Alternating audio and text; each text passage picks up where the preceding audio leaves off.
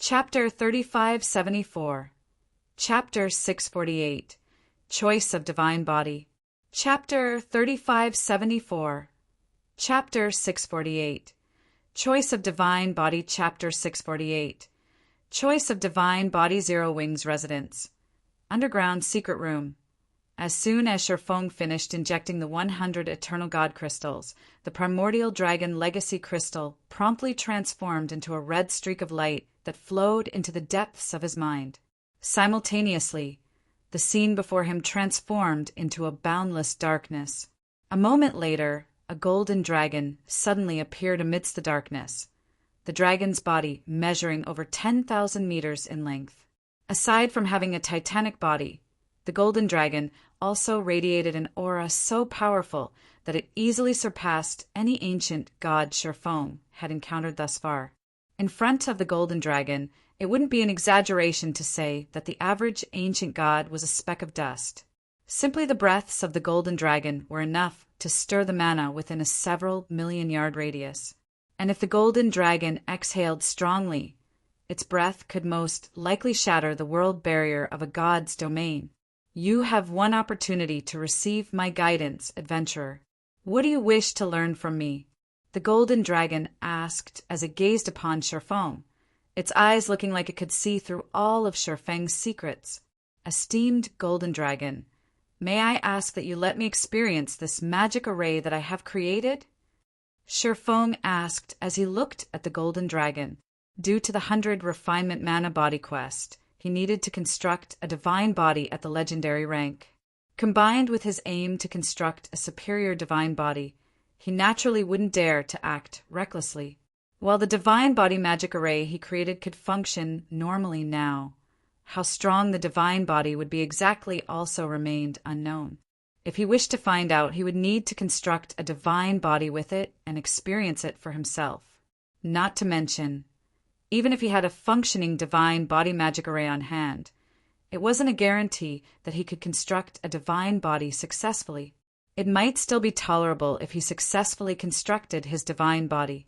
At worst, he could abandon the opportunity to get promoted to Tier 6 and wait a month before challenging his Tier 6 promotion gain. But if he failed to create one, he would need to wait for several months before he could challenge his Tier 6 promotion again. Meanwhile, if the Primordial Dragon Legacy Crystal could let him experience the divine body magic array he created, he could get a rough estimate of what rank the superior divine body he created would end up at. Moreover, the experience should also increase his construction success rate. Of course, if the Primordial Dragon Legacy Crystal couldn't provide such guidance, he could still switch to a more extravagant method to test his divine body magic array. Simple. After taking a look at Sherfeng's divine body magic array, the golden dragon held up one of its claws over Sherfong. Immediately under the golden dragon's manipulation, Sherfong started to experience the process of constructing a divine body using his divine body magic array. The process was methodical and specific, from engraving the necessary magic arrays to the guidance of mana into the engraved magic arrays. Every step was also executed flawlessly and without any fanfare. When the divine body's construction ended, Sherfong felt himself becoming vastly stronger than before. If he were to return to the outside world in such a state, he could easily devastate a large area with his every move. But this feeling of power quickly disappeared, indicating the end of the legacy guidance. It's still slightly weaker than my last superior divine body. After carefully analyzing his experience, Sherfong felt that although his new superior divine body allowed him to exhibit strength much greater than he could exhibit in his previous life, it was mainly due to the mana purification technique he had mastered. Not to mention, the world power he felt the instant he completed his new superior divine body was slightly weaker than when he completed his former superior divine body. In other words, his new superior divine body's upper limit should be inferior to that of an epic superior divine body. Subsequently, after his consciousness returned to the secret room, Sherfong carefully made some minor adjustments to the nodal magic array's arrangement. Fortunately, the divine body magic array was also activated successfully this time. So, he promptly spent 100 eternal God crystals for another trial. According to Kalisha, the primordial dragon legacy crystal could be used up to 10 times, each use costing 100 God crystals. So he had 10 chances to try. Once he expended all 10 uses of the legacy crystal, he would need to conduct his experiments via actual construction attempts. And if he couldn't produce satisfactory results within a certain period of time, he would have no choice but to forego constructing a superior divine body and settle for an ordinary legendary divine body to complete his quest. Meanwhile, Shifeng was rather fortunate on his second attempt, as he constructed a superior divine body slightly stronger than the epic superior divine body in his previous life. The new superior divine body had evidently exceeded the epic standard already. However, for safety's sake, Shifeng still chose to expend all 10 legacy guidance opportunities, consuming 1,000 eternal God crystals in the process. This was a cost that could cause any power to suffer a heart attack. Only the second, fifth, and 10th attempts managed to surpass my past life's divine body. Shifeng couldn't help but grow hesitant as he looked at the 10 successful divine body magic arrays he had drawn. The outcome of his 10 attempts was better than he anticipated, as 3 of the 10 attempts had yielded a superior divine body stronger than what he had in his previous life. But what rank these 3 superior divine bodies could achieve remained uncertain, because he could only experience each divine body for a brief instant after it was completed. There was very little information he could base his judgment on. Firstly, if he were to rank the 3 superior divine bodies by the world power he sensed, the 5th attempt would be the strongest, while the 10th attempt would rank second, and the 2nd attempt would rank last. Though, in reality, the difference between the 3 was tiny. Secondly, if he were to judge the strength of their mana, the 2nd attempt would be the strongest, while the 10th attempt would rank second, and the 5th attempt would rank last. The rankings were essentially flipped. Lastly, if he were to judge them by the density of their mana, the 10th attempt carried the densest mana, while the 2nd and 5th attempts were tied for second place. It seems a gamble is inevitable. After hesitating for a moment, Shifeng decided to construct the 10th attempt's divine body. While the amount of world power influenced was a good indicator of a divine body strength, Shifeng also understood that mana was the foundation of everything in God's domain. Furthermore, his understanding of his divine body magic array had grown with each passing attempt. This, in turn, allowed him to continuously perfect the magic array. Meanwhile, even the tiniest improvements were noteworthy when it came to divine body construction. Logically, no matter how bad his 10th attempt turned out to be, it shouldn't be worse than his first attempt. Not to mention, the 10th attempt's divine body possessed significantly denser mana than the 2nd and 5th attempts. It wasn't a minute difference like in the world power influenced. After making his decision, Shifeng followed the step-by-step instructions he learned through the primordial dragon legacy crystal and began earnestly engraving the divine body magic array with 7 luminaries crystals. And because he already had experience engraving the magic arrays, while he didn't manage to replicate the legacy guidance's perfection, he still managed to engrave all 2,000 plus Grandmaster magic arrays without error. After Shifeng engraved the magic arrays, he took a few deep breaths to calm his nerves. Then, using the 2 advanced world laws he had mastered, he began guiding the 7 luminaries crystals mana into the divine body magic array, powering it and using it to create a complete miniature world. The process of guiding mana into the divine body magic array and activating it was much more challenging than the engraving process. Not only was it more time-consuming, but it also placed a huge toll on his concentration and tested his control over mana.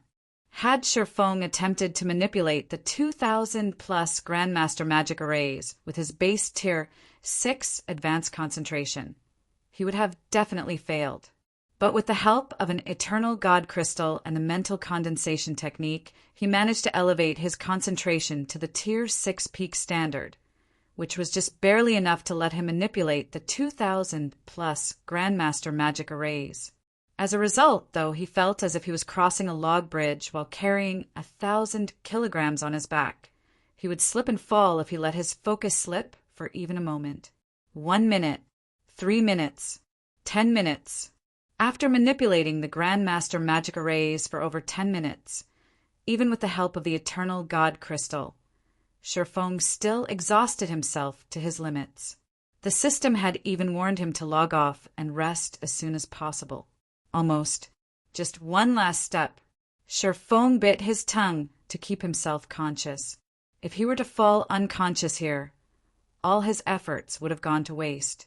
The advantages he had accumulated in the eternal realm would also vanish. Fortunately, most of the divine body's core magic arrays had already been activated, and there were only 5 more to go. 5, 4, 3. Just as Shifeng was about to black out, the sound of a system notification rang in his ears. If you find any errors, broken links, non-standard content, etc., please let us know, report chapter, so we can fix it as soon as possible. Chapter 3575. Chapter 649. Star Soul. Chapter 3575. Chapter 649. Star Soul. Chapter 649. Star Soul System. Congratulations! You have successfully constructed a superior divine body. The constructed superior divine body's completion rate is at 96% and has reached the Tier 6 standard. The constructed superior divine body is evaluated to be at the legendary rank. Do you wish to get promoted to Tier 6? Legendary? Shifeng was both shocked and pleasantly surprised when he saw the system notification. He didn't think he would actually make the right choice. System warning. Your concentration has fallen to a dangerous level. You will be forcibly logged out and prohibited from logging in for 12 hours. Promote. When Shifeng noticed his vision gradually darkening, he chose to be promoted to Tier 6 without hesitation.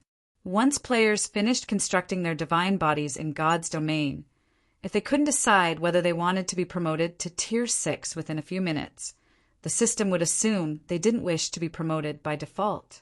Meanwhile, once players abandoned the opportunity to get promoted to Tier 6, not only would they need to spend another 100,000 units of 7 Luminaries crystal when they wished to be promoted in the future, but they would also have to wait for a month before they could challenge their Tier 6 promotion again. In the ever-changing Eternal Realm, a month's time was enough for any expert to be disqualified from the front lines. Not to mention, only by reaching Tier 6 could players truly start to explore the Eternal Realm's many vital regions. Currently, many powers already had experts who were qualified to get promoted to Tier 6. The only reason they still didn't have any Tier 6 players was because they feared their experts might encounter failure during their promotion. After all, the penalty for a failed promotion was many times more severe than the penalty for abandoning a successful promotion. Hence, the various powers forbade any of their experts from challenging their Tier 6 promotion until they were 100% confident in success. Meanwhile, after Shifeng gave his response, he promptly logged out of God's domain. Star Lake City, Zero Wing Training Center, top floor living quarter. After climbing out of his gaming cabin, Shifeng dragged his exhausted body over to the fridge, took out a small bottle, and consumed the drop of stardew inside. Immediately, his tired expression started to recover. Now, all that's left is to hope Snow and the others can succeed, Shifeng thought as he looked out the window at the long line of people waiting outside the Zero Wing Training Center. Although Zero Wing had acquired unimaginable wealth from the Nameless City's treasury, most of this wealth couldn't be used immediately. Meanwhile, Zero Wing had recruited many guild members in both Star Lake City and the Eternal Realm's Crystal City of Secrets recently. This, in turn, had increased Zero Wing's expenditure significantly. It was especially so on Star Lake City's side. Currently, members recruited in the Crystal City of Secret could enjoy all of the benefits Zero Wing had to offer. They even had fifth-floor experts, leading them on expeditions to the underground Crystal Palace and dungeons out in the fields. They didn't have to worry about money or equipment in the slightest. In comparison, as most of the internal members recruited in Star Lake City were scattered across the Starlight Realm's various kingdoms and empires. Zero Wing couldn't even offer them a proper place to train in God's domain, let alone provide them with a stable supply of weapons and equipment. To make matters worse, most of them were only Tier 4 players. For the sake of developing these internal members, Zero Wing had no choice but to purchase items from the Eternal Chamber of Commerce at a high price before letting these members exchange for these items at a low price. With the revenue Zero Wing was currently generating via the secret crystal trading firm and the sale of common secret treasures, it could still afford to provide for a few thousand internal members using such a method.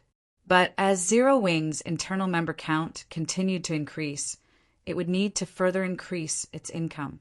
Meanwhile, if Zero Wing wished to make more money to sustain its development, securing territory in the World Arc would become imperative.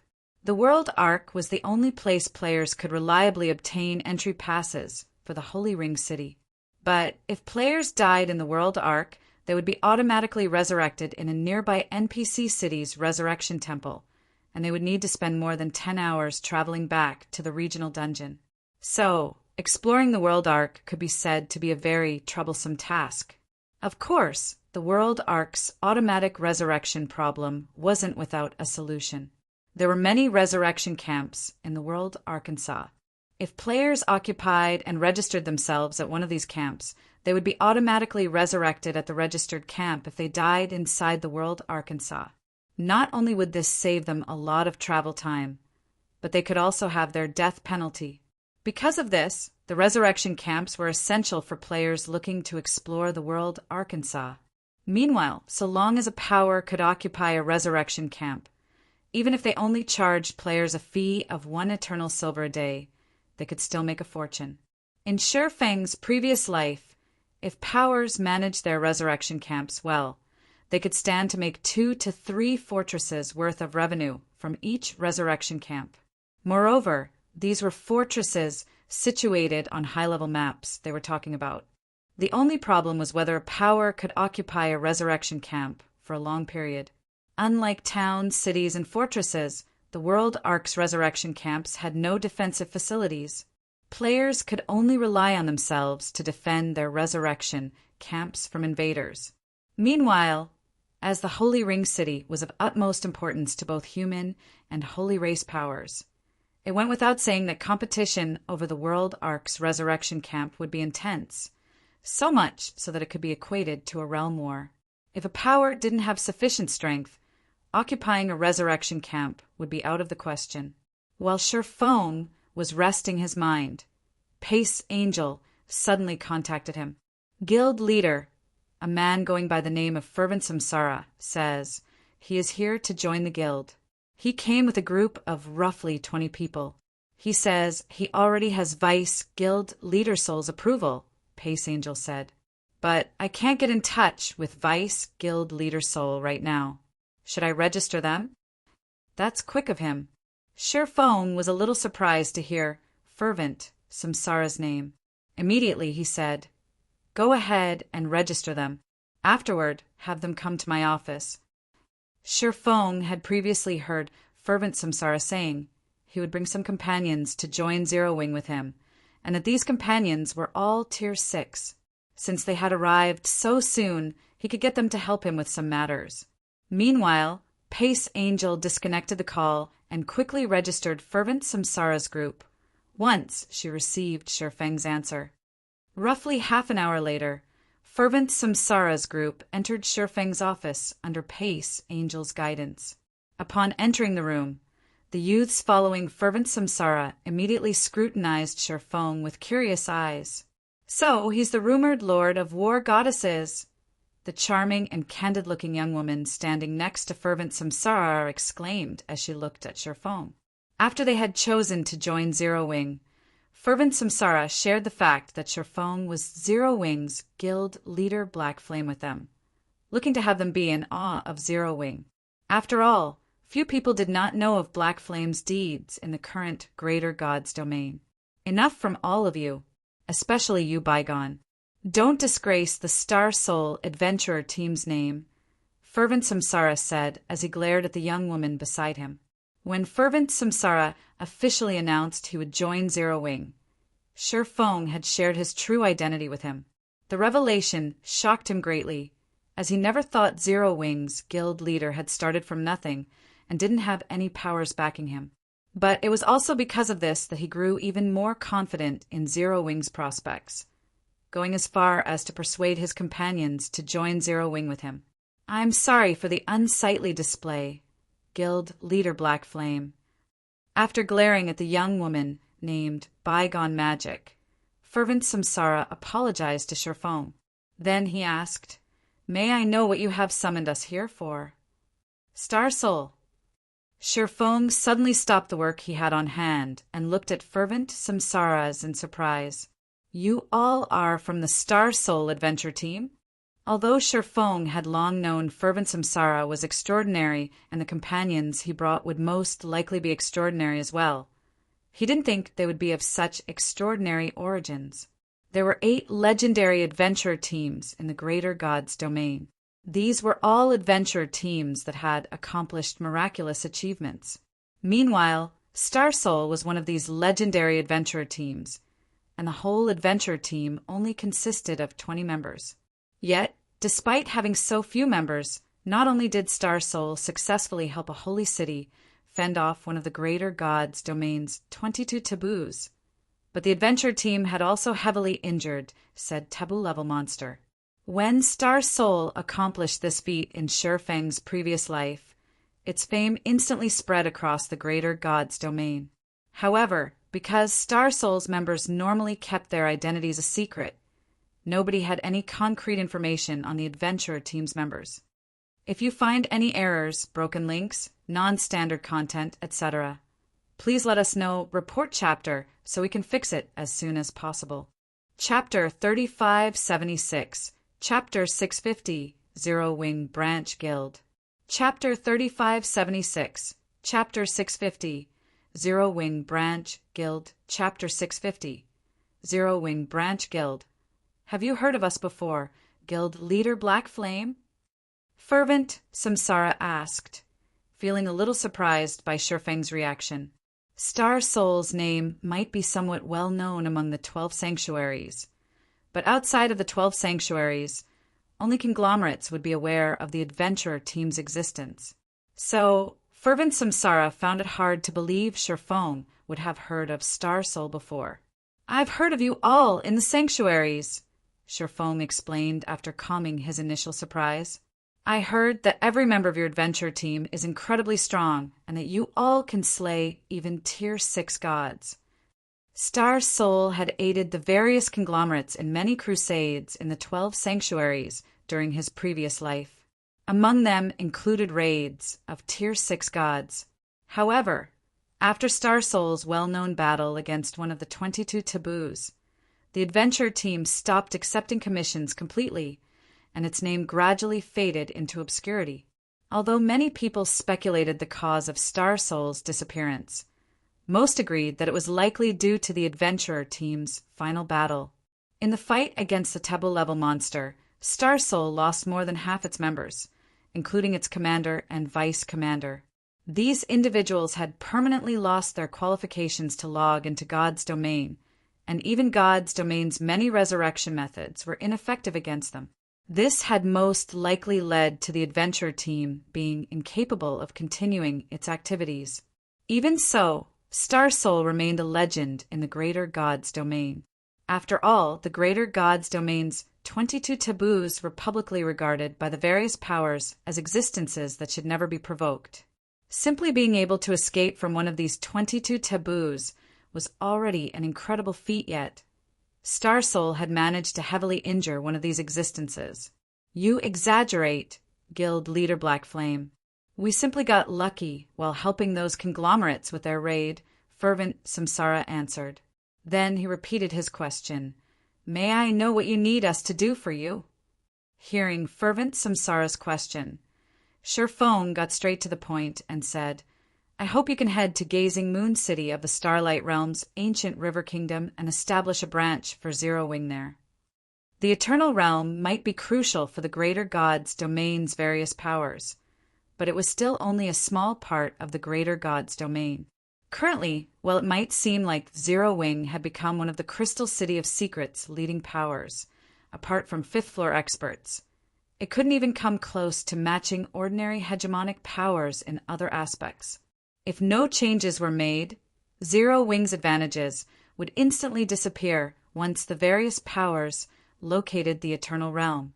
It might even have difficulty protecting its current territories. Hence, Zero Wing needed to expand its development in the greater God's domain. It was especially so now that there wasn't much time before the world passage of his home God's domain opened. Once the world passage was fully opened, whether it was the ancient river kingdom or the surrounding kingdoms and empires, all of the powers based in these countries would invade his home God's domain and occupy the resources there. Every God's domain was the foundation of development for the world it was tied to. If a world were to lose its God's domain, all of its inhabitants would face much greater difficulty surviving in the greater world in the future. The reason for this was that the inhabitants of each world could only create a God's domain account in their own God's domain. If a world lost its God's domain, it would mean that future generations could no longer create a God's domain account easily. Not to mention, every God's domain had some unique legendary and inferior divine artifact rank materials. The world bosses that periodically spawned was also a stable source of fragmented legendary weapons and equipment. And, while not a reliable source, the occasional legendary quest that emerged was also an opportunity for players to obtain legendary weapons and equipment. These were all items crucial to a guild's development. Guild Leader Blackflame, it might not be difficult for Star Soul to establish a foothold in the ancient River Kingdom, but I'm afraid developing a branch guild there isn't going to be easy. Bygone Magic, who was Star Soul's vice commander and the young woman standing next to Fervent Samsura, said, "Even if we have the necessary resources and offer attractive benefits to recruit members, the local powers won't just stand by and watch as we take a cut of their profits. They will try to drive us out at all costs. We simply don't have the ability to keep guild members safe out in the fields with only so few of us." While it was important for a guild to recruit new members, it was even more important for the guild to have the ability to help these new members level up. While Star Soul was strong enough to fight against hegemonic powers, it simply didn't have the necessary manpower to protect guild members grinding out in the fields from ambushes. Not to mention, Star Soul's members needed to level up themselves as well. They couldn't afford to play nanny around the clock. "You don't have to worry about this," Sherfong said, chuckling. "Once you arrive, just focus on recruiting members. You won't have to participate in low-tier battles. All you need to do is protect the guild's residents and one particular building. In return, your GCP compensation will be 3 times higher than the Eternal Realms members.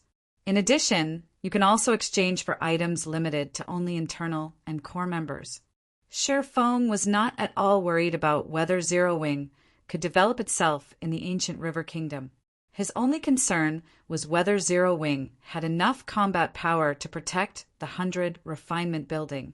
The 100 Refinement Building in his previous life was famous throughout the Starlight Realm. Not only did it generate a tremendous amount of wealth each day, but it was also a paradise for nurturing low-tiered newcomers. Because of this, many powers sought to acquire it, with some even aiming to destroy it to prevent others from obtaining it.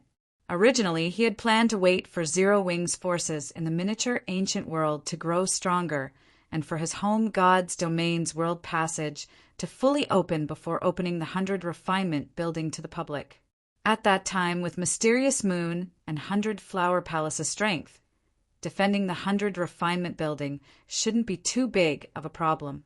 But now that the Star Soul Adventure team had come to join Zero Wing, there was no longer a need to wait. With the Adventure team's 19 Tier 6 experts, defending the 100 Refinement Building definitely wouldn't be a problem. Items exclusive to internal and core members. Bygone Magic had her interest piqued when she heard Sherfang's words. She knew that Zero Wing's internal members had access to incredible items. Not only could they exchange for the Behemoth set, a combat-ranked secret treasure set, but they could also exchange for mana purification techniques, items which were incredibly rare even in the Eternal Realm. These items were also one of the reasons they had followed Fervent Samsara to Zero Wing. Here is the exchange list. You can take a look for yourselves, Sherfong said as he shared with everyone present information on the extraordinary secret treasure sets and bronze mana purification techniques that only Zero Wing's core members could exchange. Then he smiled and continued, "If you don't have any more questions, you can head to Gazing Moon City right away. If you find any errors, broken links, non-standard content, etc., please let us know report chapter so we can fix it as soon as possible." Chapter 3577. Chapter 651, Tier 6, Sword Law Saint. Chapter 3577. Chapter 651, Tier 6, Sword Law Saint. Chapter 651. Tier 6, Sword Law Saint. Zero Wing Training Center. Internal Members Lounge. The lounge was half the size of a sports stadium, and its walls were fully covered by holographic screens that vividly depicted tall mountains, flowing waterfalls, and lingering mist. There was also a restaurant, various training equipment, and many of the latest virtual gaming cabins prepared in the lounge. After leaving Sherfang's office, the members of Star Soul were led to this lounge by Pace Angel, many of them wearing shocked faces. Of course, the reason for their shock wasn't the lounge's environment, but something else entirely. What kind of origin does Zero Wing have exactly, Big Brother Samsara? Those items are simply terrifying, Bygone Magic asked Fervent Samsara immediately after seeing Pace Angel leave. Following Bygone Magic's question, everyone else from Star Soul also looked at Fervent Samsara. At this time, all of the contempt they previously held towards Zero Wing had vanished without a trace. After all, the items made available to Zero Wing's core members were simply too frightening. Even now, secret treasures remained incredibly precious in the Eternal Realm. According to their intelligence, the various powers elites would be fortunate to have a full set of common secret treasures at this stage of the Eternal Realm, and it was only the main force members of upper-ranking hegemonic powers who could get their hands on a couple of combat secret treasures. As for the mana purification technique, it was something completely outside the reach of most upper-ranking hegemonic powers. Only conglomerates and pseudo-apex powers could get their hands on some. The fact that Zero Wing could let their internal members exchange for combat secret treasure sets and common mana purification techniques was already highly unbelievable. Originally, when they heard about this from Fervent Samsara, their immediate reaction was to doubt him. After all, such an act of generosity was outside the capabilities of even pseudo-apex powers. It didn't make sense an upstart guild could afford such a feat, however. When they saw the item exchange list exclusive to Zero Wing's core members, they couldn't help but wonder if they were hallucinating because of jet lag. The Dragon's Fury set, an extraordinary secret treasure set, bronze mana purification techniques. These were items that they doubted even Apex powers could afford to share with their executives, let alone core members. "I don't know," Fervent Samsara said, shaking his head. Then, in a definitive tone, he continued, "But I can tell you one thing, and that is if you become an executive of Zero Wing, your future achievements should be no less than that of the various pseudo-apex powers' chosen ones." Fervent Samsara knew very clearly that be it the Dragon's Fury set or the bronze mana purification techniques, neither of these things was Zero Wing's biggest trump card. Instead, the primordial chaos body was the true killer. The primordial chaos body was directly related to the strength of primordial gods. It was a godly relic that could change a player's divine body. It might even have something to do with the rumored superior divine body, which, according to rumors, could only be constructed with the help of a complete primordial god legacy. Meanwhile, once a player constructed their divine body, it wasn't as if they couldn't change it. So long as they were willing to pay the price, they could reconstruct their divine body. Only under normal circumstances, nobody would be willing to do so. After all, if a player's divine body didn't undergo a qualitative transformation, it wouldn't affect their strength much. However, it would be a different story if a player could upgrade their ordinary divine body to a superior divine body. If Bygone Magic and the others could become Zero Wings executives, it was entirely possible that Sherfong would allow them to experience the primordial chaos body. At that time, if they could successfully construct a superior divine body, it wouldn't be out of the question for them to match ancient gods of the same level in strength. Achievements no less than the pseudo-apex powers, chosen ones. The eyes of Bygone Magic and the others lit up when they heard fervent Samsara's words. In the first-tier mobile city they came from, the various pseudo-apex powers, chosen ones, were existences that ordinary citizens like themselves could never hope to reach. After all, every pseudo-apex powers chosen one was slated to take over the management of their respective guilds' divine artifacts and become a Tebu-level existence in the future. At that time, they would be tasked with safeguarding the resources of an entire realm. They were also the reason the special-tier mobile cities' powerful families got to enjoy the status they currently enjoyed. All right, enough talking. Quickly log back into God's domain and head to Gazing Moon City, fervent Samsara said, smiling when he saw the yearning looks on Bygone Magic and the others. The sooner you complete the guild leader's assignments, the sooner you'll become an executive of Zero Wing. Hearing this, Bygone Magic and the others promptly borrowed one of the virtual gaming cabins in the lounge and logged into God's domain. They also secretly vouched to perform well in the ancient River Kingdom and earn as many GCPs as they could. As for fervent Samsara, he also logged back into God's domain to prepare for his eventual experience of the primordial chaos body. He did not wish to waste this once-in-a-lifetime opportunity. Meanwhile, after Sherfong rested for 6 hours, he returned to his room and logged into God's domain once more. Crystal City of Secrets, Zero Wings residence, underground secret room. When Sherfong came back online, he could feel a tremendous change in his surroundings. However, he quickly realized that it wasn't his surroundings that had changed. Instead, it was the sensitivity of his 5 senses being amplified dozens of times. Meanwhile, following this change, he no longer felt like an insignificant ant when he perceived the world around him.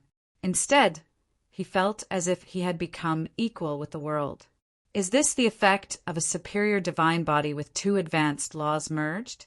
Sherfong was greatly shocked when he sensed the rich mana radiating from his body. Its density and purity were already on par with the mana of 7 luminaries crystals. Although he had previously gotten to experience a complete, superior divine body with the primordial dragon's help, those experiences only lasted for a brief moment.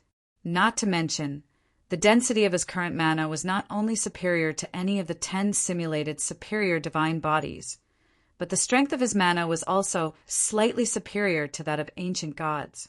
However, after Sherfong looked at the bonuses he received from his Tier 6 promotion, the improvement to his mana suddenly felt inconsequential. System, congratulations. You have become a Tier 6 Sword Law Saint, Sword God. All basic attributes plus 12,000. All resistances plus 1,000. Mana recovery rate increased by 500%. Mana strength increased by 200%. Concentration increased by 200%. Stamina recovery speed increased by 100%. HP recovery speed increased by 100%. Concentration recovery speed increased by 100%. All physical, magical, and mental attacks received that are below the Tier 6 peak standard will be weakened by 60%. All basic attributes increased by 270%, and reaction speed improved by 200%. Rewarding 500 legacy skill points. System. The God of Time's curse has been weakened. There will no longer be an experience gain penalty. The curse will only double the gravity you experience now. System, congratulations. You have completed the 3rd phase of the legendary Quest 100 Refinement Mana Body. You have obtained the qualifications to be the 100 Refinement Buildings owner, and all of the 100 Refinement Buildings functions will now become available to you, rewarding 100 free legacy skill points. With my current strength, even soloing a level 170 god shouldn't be a problem, Shifeng thought when he finished reading the system notifications. Even though he wasn't fully equipped with legendary weapons and equipment right now, he was confident he could suppress a tier 6 god of the same level. Moreover, it would be without the use of law projection. Meanwhile, after looking at his attributes, Shifeng turned his sights to the tier 6 legacy skills he could learn. Tier 6 skills and spells were of utmost importance to tier 6 players. Every additional tier 6 skill or spell players learned would increase their overall strength by a large margin. Meanwhile, the stronger a player's class in God's domain, the stronger the legacy skills and spells they could learn at each tier.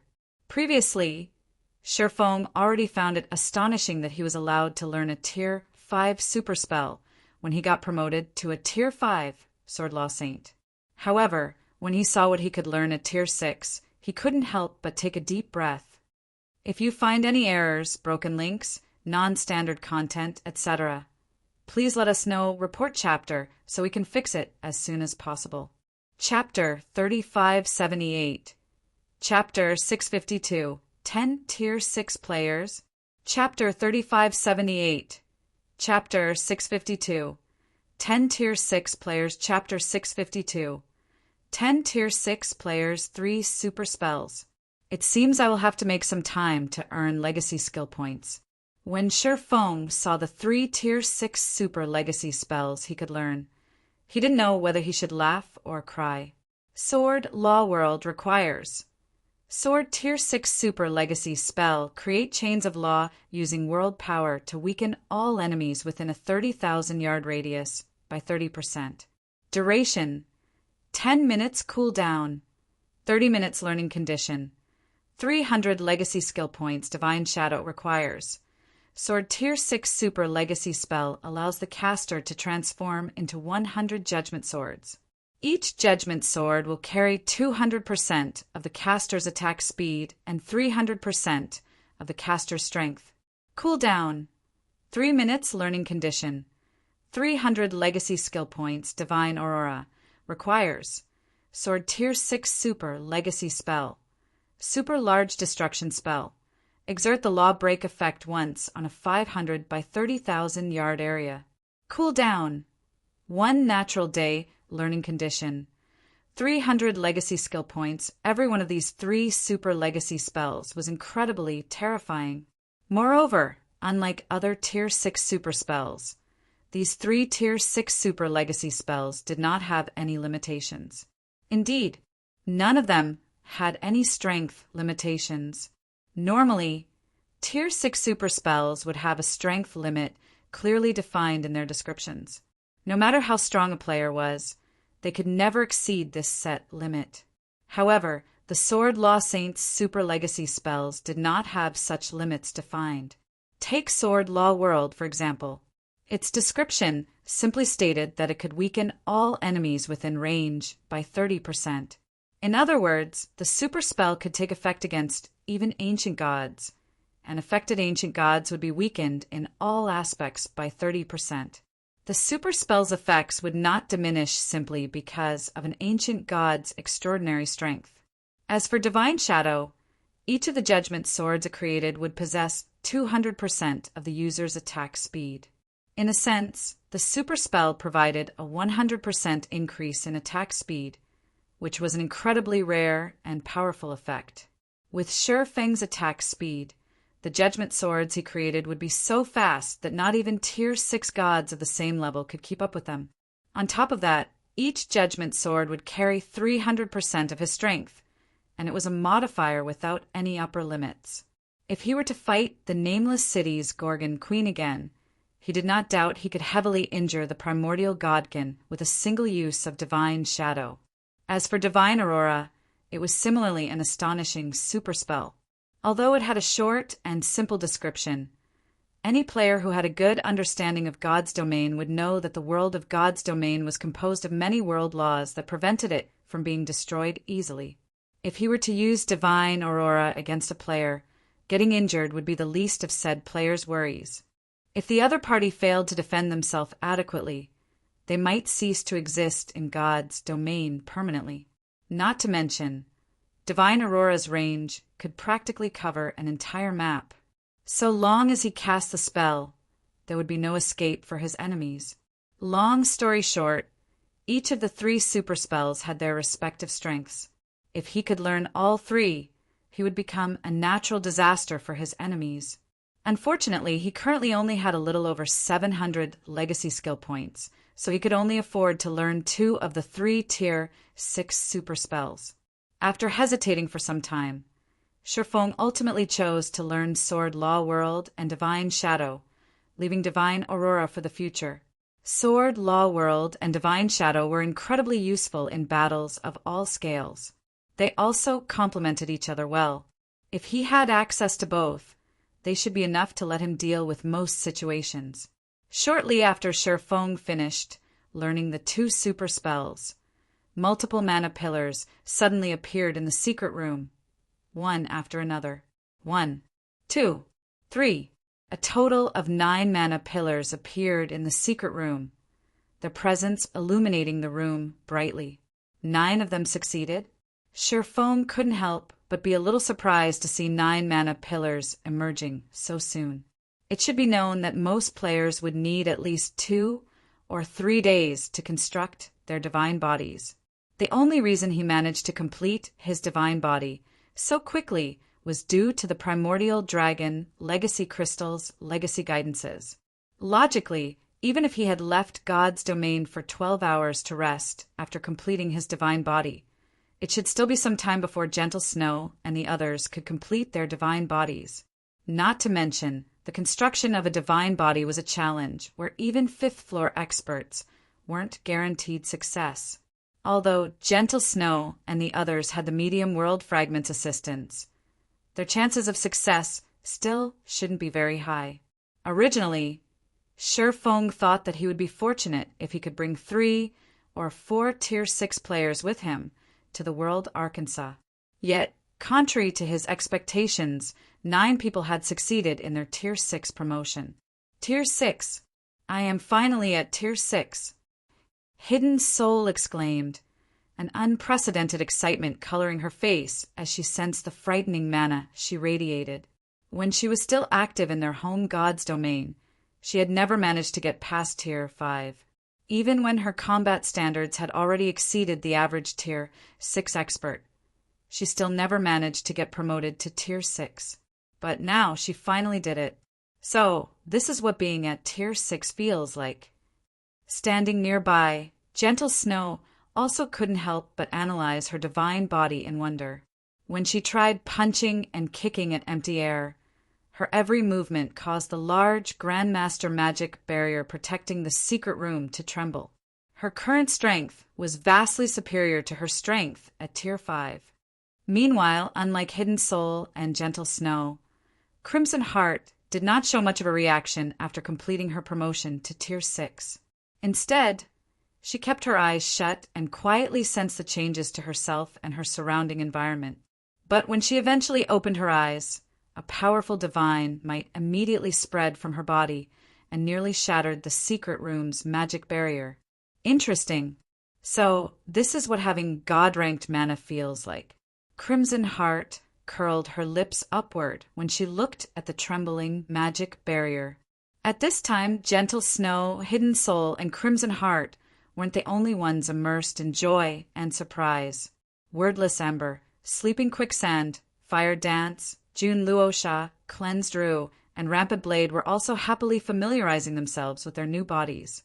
Meanwhile, as none of these 9 individuals did anything to suppress their divine might, it felt as if 9 tier 6 gods currently stood in the secret room.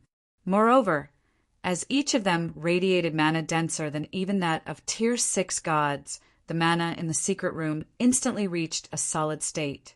If not for the Grandmaster magic barrier protecting the others in the room, this mana would have definitely suffocated them. While Gentle Snow and the others were busy researching their newfound strength, Sherfong suddenly received a call from someone he hadn't heard from in quite a while. "Long time no see, Miss Fry. What made you remember me all of a sudden? Do you have some good news for me?" Sherfong joked when he saw Frey's smiling face through the screen. "As a matter of fact, I do," Fry said, nodding with a smile. "I wish to procure your help with something, Guild Leader Black Flame. Might you be interested?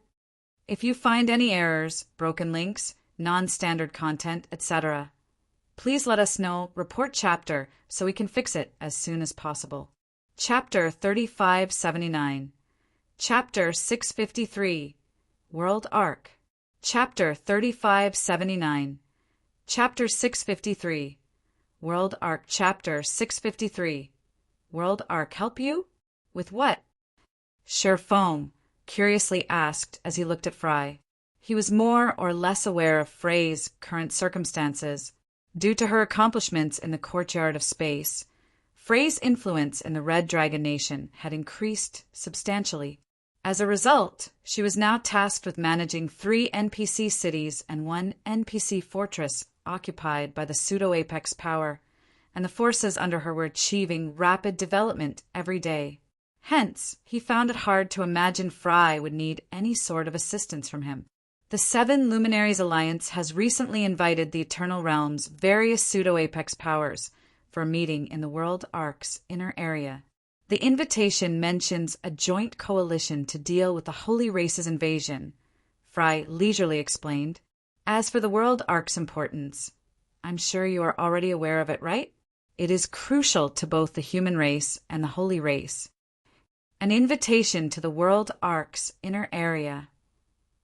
Sherfong had his interest piqued. The 7 Luminaries Alliance might be an apex power, but it would rarely interfere with other powers' affairs. Most of the time, it would take a neutral stance in the greater God's domain, and the only times it would call for collaboration with other powers were usually for major events. Of course, even when such rare events occurred, not just anyone could participate in them. Without an official invitation from the 7 Luminaries Alliance, anyone who tried to get a cut of the action should be prepared to face severe consequences.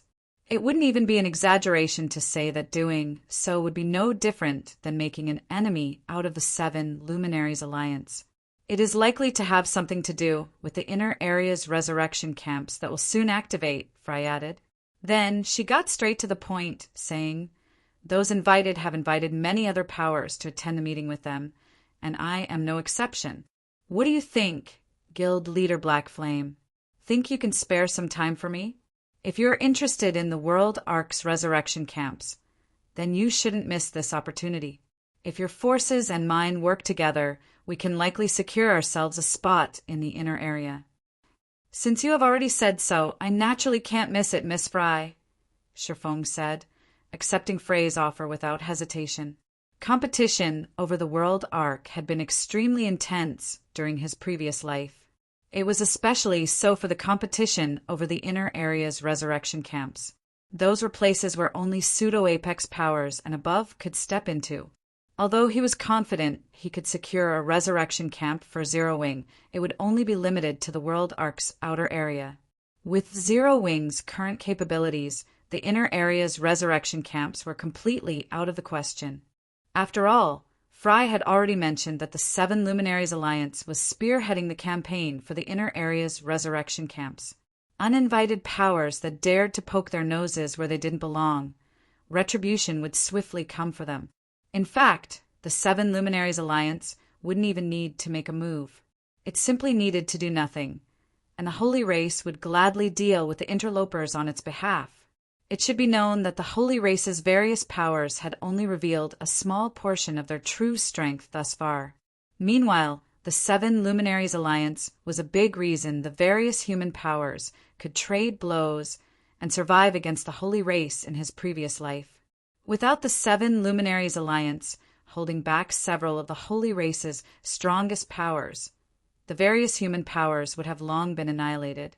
Now that Fry was inviting him to join the 7 Luminaries Alliance's campaign, Sherfong naturally couldn't miss it. Great. We'll meet outside the World Ark's Horizon Mountain Range, Fry said, nodding before disconnecting her call with Sherfong. Meanwhile, after seeing Fry finishing her call, Unrestrained Lionheart, the Grand Wizard standing beside Fry, worriedly said, "The competition this time isn't going to be simple, Vice Guild leader. Zero Wing might have secured itself a place in the Crystal City of Secrets, but I heard it provoked that person from the Skylight Association. If we come across the Skylight Association at the World Ark, the other party will definitely cause trouble for us." The Skylight Association's rise in the Eternal Realm was extraordinary, so much so that it had been invited to the Seven Luminaries Alliance's meeting this time. This proved that the Seven Luminaries Alliance recognized the Skylight Association to be at the level of a pseudo-apex power. While the Red Dragon Nation might be a pseudo-apex power as well, Fry could only mobilize a portion of the guild's forces this time. Compared to the forces the Skylight Association had mobilized to the World Ark thus far, her forces were much more inferior. I know. Looking at Unrestrained Lionheart, Fry faintly smiled and said, "I invited Zero Wing precisely because it has offended the Skylight Association." "You did it on purpose." Unrestrained Lionheart was confused. "You should know of the intense competition in the guild, right? If I want to compete for the top 3 Vice Guild leader positions, I must have sufficiently strong allies," Fry explained. "Although Zero Wing is still not strong enough, it has incredible potential. It is especially so now that Black Flame can command so many Tier 5 War Goddesses. If he can progress further, he might even rival the various pseudo-apex powers' chosen ones. It will benefit me greatly if I can receive Zero Wing's and Black Flame support at that time. Also, while Black Flame might have provoked the Skylight Association, does that make the Red Dragon Nation a pushover?" Upon hearing Frey's reasoning, Unrestrained Lionheart more or less understood her decisions. Zero Wing's overall strength might be inferior to even upper-ranking hegemonic powers right now, but the guild had a high-end combatant like Black Flame. Even alone, Black Flame's strength could greatly help them in raiding World Mode regional dungeons and world bosses. Now that Zero Wing was in danger, it was the perfect time for them to get the guild to owe them a favor. As for the matter with the Skylight Association, it wasn't a big problem at all. After all, the Red Dragon Nation was also a pseudo-apex power. The Skylight Association wouldn't dare to recklessly provoke or go to war with it.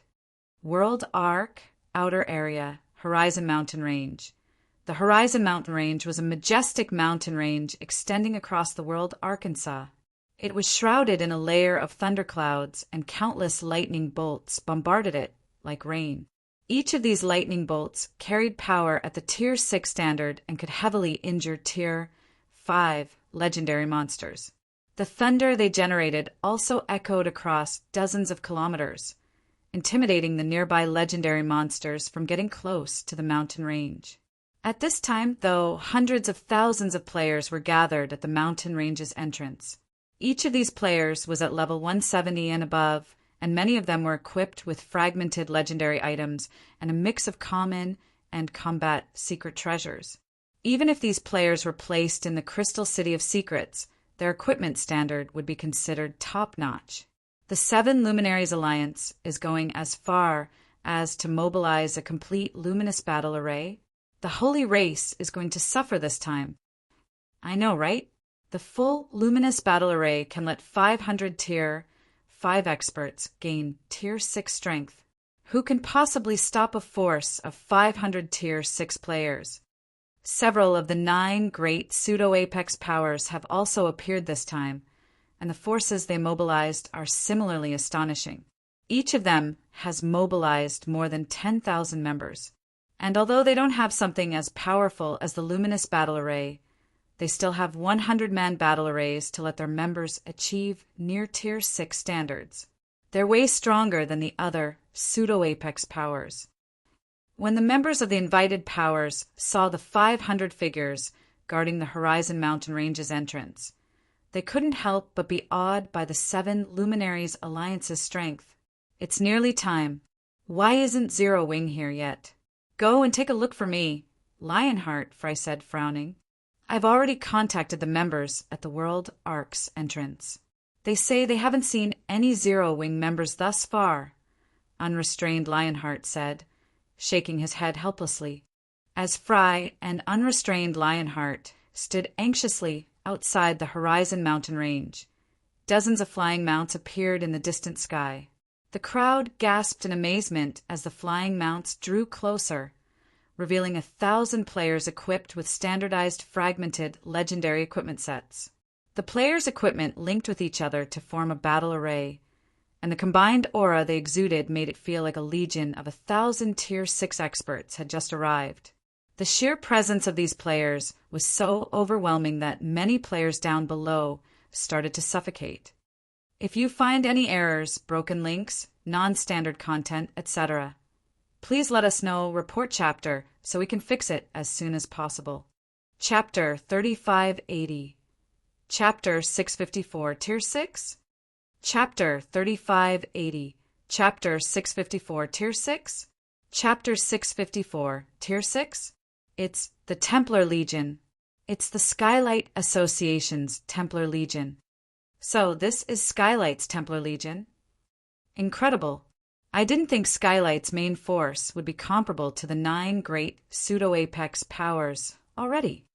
When the crowd in front of the Horizon Mountain Range's entrance saw the approaching Skylight Association members, they experienced a mix of shock and awe.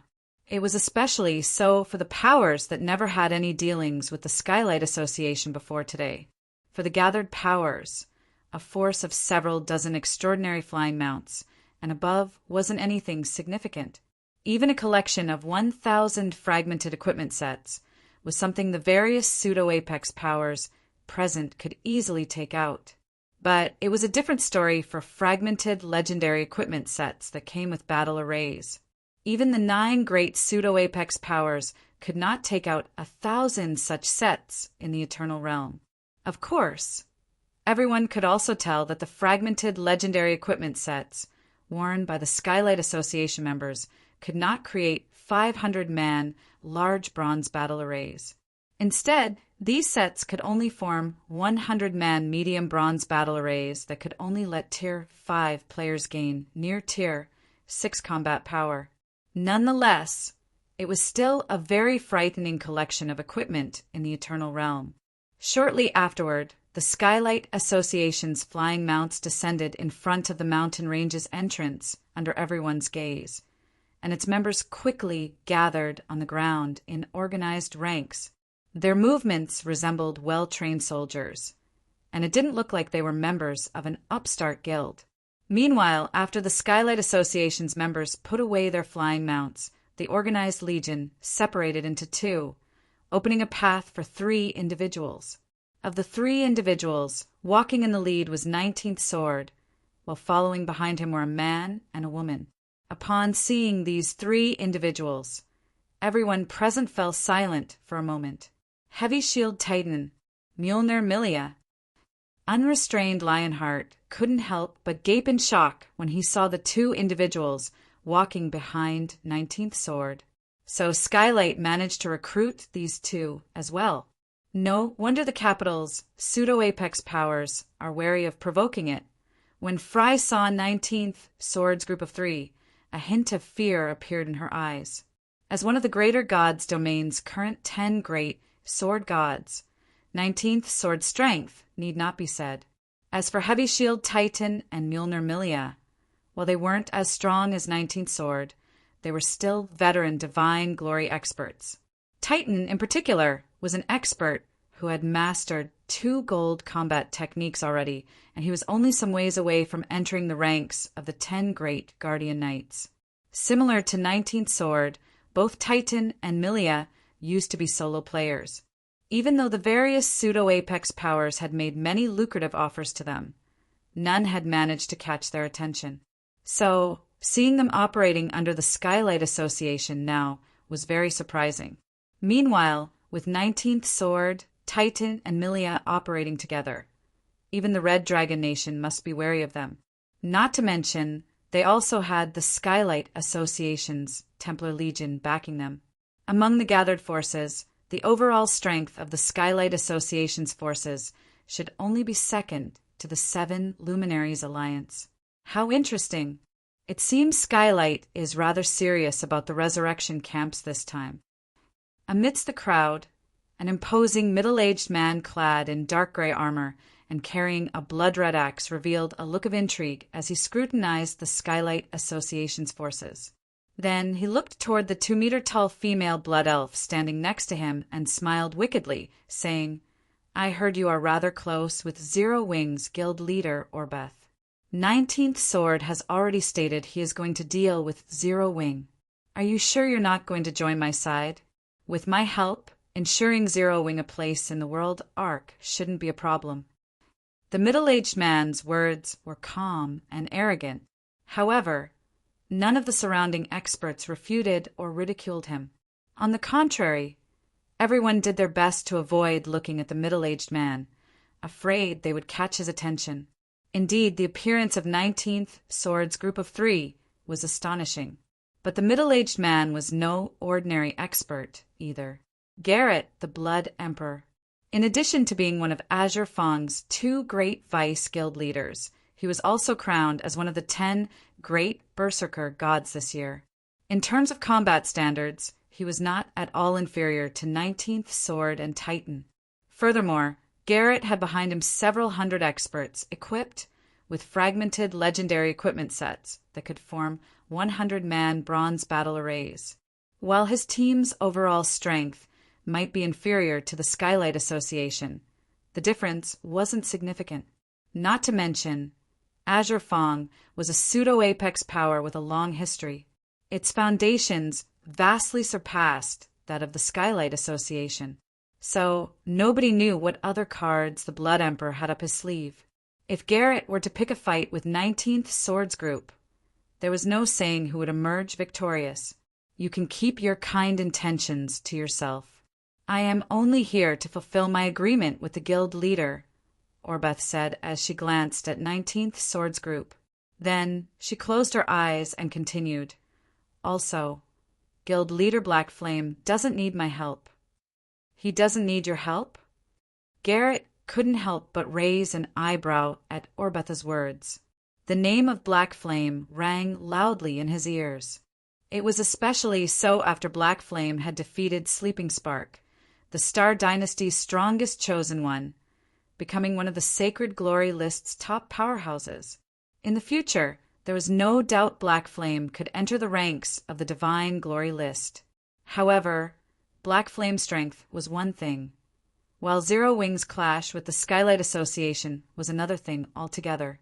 Simply a comparison in numbers would put Zero Wing far behind the Skylight Association, let alone a comparison in overall strength.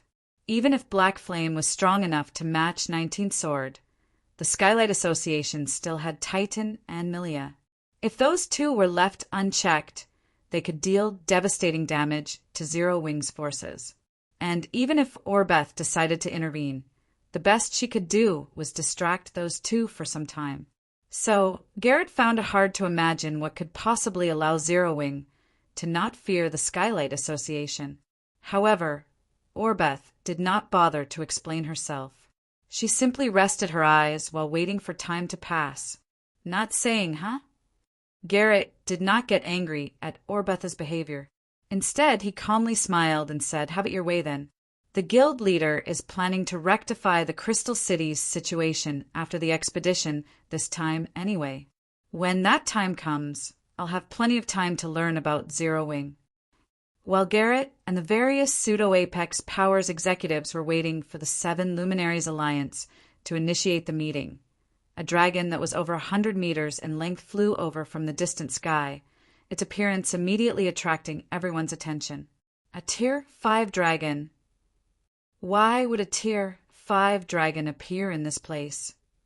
Wait, there are people riding on that dragon.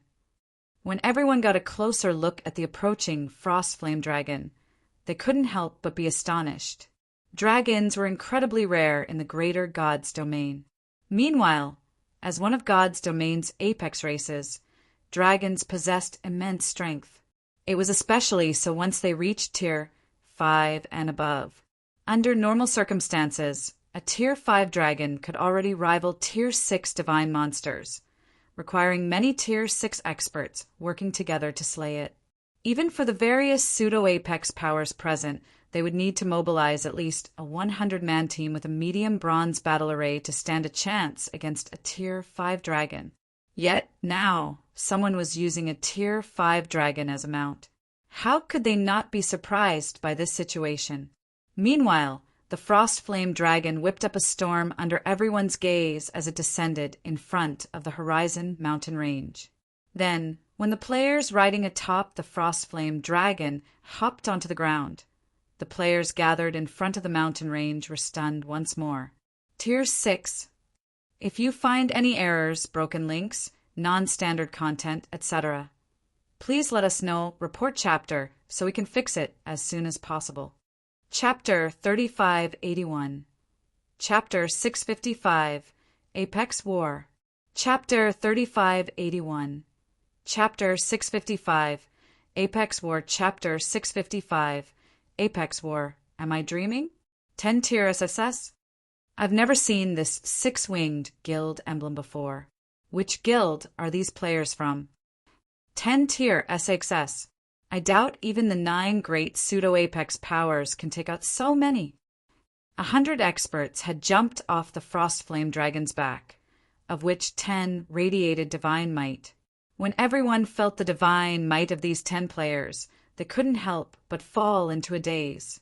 It was very easy to distinguish Tier 6 players from Tier 5 players, so long as they weren't trying to hide the fact that they were at Tier 6. It was especially so if they did not restrict their divine might. Any player below Tier 6 would experience immense mental suppression when standing in the presence of a Tier 6 player's divine might. Even if a Tier 5 player's concentration had reached the Tier 6 standard, they would still feel strong oppression, and they must divert some of their attention into resisting it. Guild Leader Black Flame. Shock-colored Frey's beautiful eyes as she watched Sherfoam put the Tier 5 Frost Flame dragon away. As for unrestrained Lionheart, he couldn't help but doubt his eyes as he looked at Zero Wing's members. Tier 6 was currently the primary goal of the Eternal Realm's various powers. However, achieving it wasn't easy, as the Tier 6 promotion required a significant amount of 7 Luminaries crystal and had an unreliable success rate. Before the various powers could ensure a higher promotion success rate, they wouldn't dare let their experts challenge their Tier 6 promotion. Otherwise, they would risk throwing away the precious advantages they had built up through their head start in the Eternal Realm. Moreover, even if the various powers had some experts capable of reliably completing their Tier 6 promotion, the best they could hope for was a few players successfully getting promoted to Tier 6 in the near future. A force of 10 Tier 6 players was something not even the Red Dragon Nation would dare think of having in the near future, let alone now. It should be known that there was a qualitative difference between Tier 5 and Tier 6 players. Even though the various pseudo-apex powers present had experts equipped with fragmented legendary battle array equipment sets, these experts could only achieve near Tier 6 combat power. In a situation where the difference in combat standards wasn't significant, a Tier 6 player could easily go up against dozens of Tier 5 players in a battle array. Only with the help of a large bronze battle array would it be possible for several Tier 5 players to distract a Tier 6 player. Moreover, this was under the assumption that the Tier 6 player in question was only equipped with fragmented legendary items. If the Tier 6 player was equipped with a legendary weapon, it would take dozens, if not 100, Tier 5 experts to resist them, even with the help of a large bronze battle array. Currently, if Zero Wing's 10 Tier 6 experts work together, after factoring in Sherfang's extraordinary capabilities, they could probably match even the 7 Luminaries Alliance's complete 500-man luminous battle array. While Fry and everyone else were immersed in shock, 19th Sword couldn't help but frown as he gazed at Sherfang's group. I'm afraid we're going to have difficulty dealing with Zero Wing, Elder Sword, Titan, carrying a thorny shield on his back, whispered to 19th Sword as he watched Fry approach Shurfeng's group. If they were outside the Eternal Realm, a force of 10 Tier 6 players would be trivial. After all, even ordinary hegemonic powers would have dozens of Tier 6 players, let alone pseudo-apex powers. But in the current Eternal Realm, it wouldn't be an exaggeration to say that Tier 6 players were one-man legions. Even as a Divine Glory expert who had mastered 2 gold combat techniques, Titan could, at most, go up against 1 or 2 Tier 6 players equipped with only fragmented legendary items. If the other party was equipped with a legendary weapon, and at the 5th floor standard, the best he could hope to accomplish was to distract one of them. If all 10 of Zero Wing's Tier 6 experts were to fight together, the Skylight Association's chances of victory would be slim. That wasn't to say the Skylight Association was made up of unskilled players. It was just that the difference between Tier 5 and Tier 6 players was just that big. Otherwise, the Greater God's domain's various powers wouldn't determine a guild's strength based on the number of Tier 6 experts it had. I know. Our current priority is to occupy a resurrection camp. Everything else comes later, 19th Sword said as he took a long look at Shurfeng. Then he turned away and stopped paying attention to Zero Wing's team. The resurrection camps of the World Ark's inner area were vital for the Skylight Association to enter Holy Ring City. Therefore, before securing a resurrection camp, he had never intended to do anything else. Meanwhile, over at Azure Fong's team, Garrett looked astonished as he scrutinized Zero Wing's team. It seems I have really underestimated Zero Wing. No wonder it dares to go against Skylight, Garrett commented with a smile. It's a pity that even Tier 6 players would have limited effect on the upcoming battle. Otherwise, I would have really liked to partner with them. Hearing Garrett's comment, Orbeth, Azure Fong Saintess, remained quiet, though a hint of astonishment still flashed in her eyes when she took a glance at Shurfeng. Shortly after Zero Wing's team arrived, an elderly Grand Wizard emerged from the World Ark's inner area and stood before the 7 Luminaries Alliance's forces. The Grand Wizard looked considerably old, having white hair and a white beard. Even the aura he gave off felt decrepit. Apologies for the long wait. I am Grey Eagle, an elder of the 7 Luminaries Alliance. After surveying the crowd gathered in front of the mountain range, the old man spoke in a voice that resonated across the skies. As some of you may have guessed, apart from the matter regarding the inner area's resurrection camps, another reason the 7 Luminaries Alliance has invited you all here today is to discuss forming a joint resistance against the Holy Race's various powers. When Grey Eagle started to speak, the various powers representatives promptly perked up their ears, wondering what kind of plan the 7 Luminaries Alliance was concocting this time. The Holy Race is incredibly strong. I am sure those of you who have fought in the World Ark should know this by now, Grey Eagle continued when he saw that everyone was paying attention. According to our investigations, the Holy Race has 10 royal powers, and each is as strong, if not stronger than our apex powers. Previously, as you have only been competing in the outer area, none of the Holy Race's royal powers have bothered to intervene. But the activation of the inner area's resurrection camps has garnered the attention of one of them. Before Grey Eagle even finished speaking, the various powers members were already in shock. It was especially so for those who had experienced clashing with the Holy Race in the World Ark's outer area. Each royal power is as strong as our apex powers, and there are 10 of them. Is this going to be an apex war? Fry and the other pseudo-apex powers representatives had difficulty digesting the information Grey Eagle shared. Although they had long known the Holy Race was powerful, they didn't think it was this strong. It should be known that their Greater God's domain only had several apex powers. Yet the Holy Race had 10 apex power equivalents. Moreover, one of these apex power equivalents would even be participating in the battle over the World Ark this time. An apex war. This was a taboo in the Greater God's domain, and it was a battle that non-apex powers should never think of interfering in. The last time an apex war occurred, countless powers faced permanent elimination, and among them was a pseudo-apex power and 5 upper-ranking hegemonic powers. If the battle over the World Ark's resurrection camps turned into an apex war, how were they supposed to compete? If you find any errors, broken links, non-standard content, etc., please let us know, report chapter, so we can fix it as soon as possible. Chapter 3582. Chapter 656. 7 Luminaries Alliances Foundation. Chapter 3582. Chapter 656. 7 Luminaries Alliances Foundation. Chapter 656. 7 Luminaries Alliances Foundation World Arc. Horizon Mountain Range. Following Grey Eagle's words, the hundreds of thousands of experts gathered before the mountain range fell silent. Even Sher Fong couldn't help but be surprised by the old man's revelation. Even a royal power has gotten involved? Sher Fong experienced a mild headache as he tried to digest Grey Eagle's words. Currently, the various human powers still knew very little about the Holy Race's might, and even the 7 Luminaries Alliance was no exception. The 7 Luminaries Alliance might have uncovered the existence of the Holy Race's royal powers, but it still didn't understand the true extent of these royal powers' strength. When the war between the 2 races officially began in his previous life, the strength the Holy Race's royal powers exhibited could easily be described as horrifying, with even the weakest royal power being able to rival the 7 Luminaries Alliance.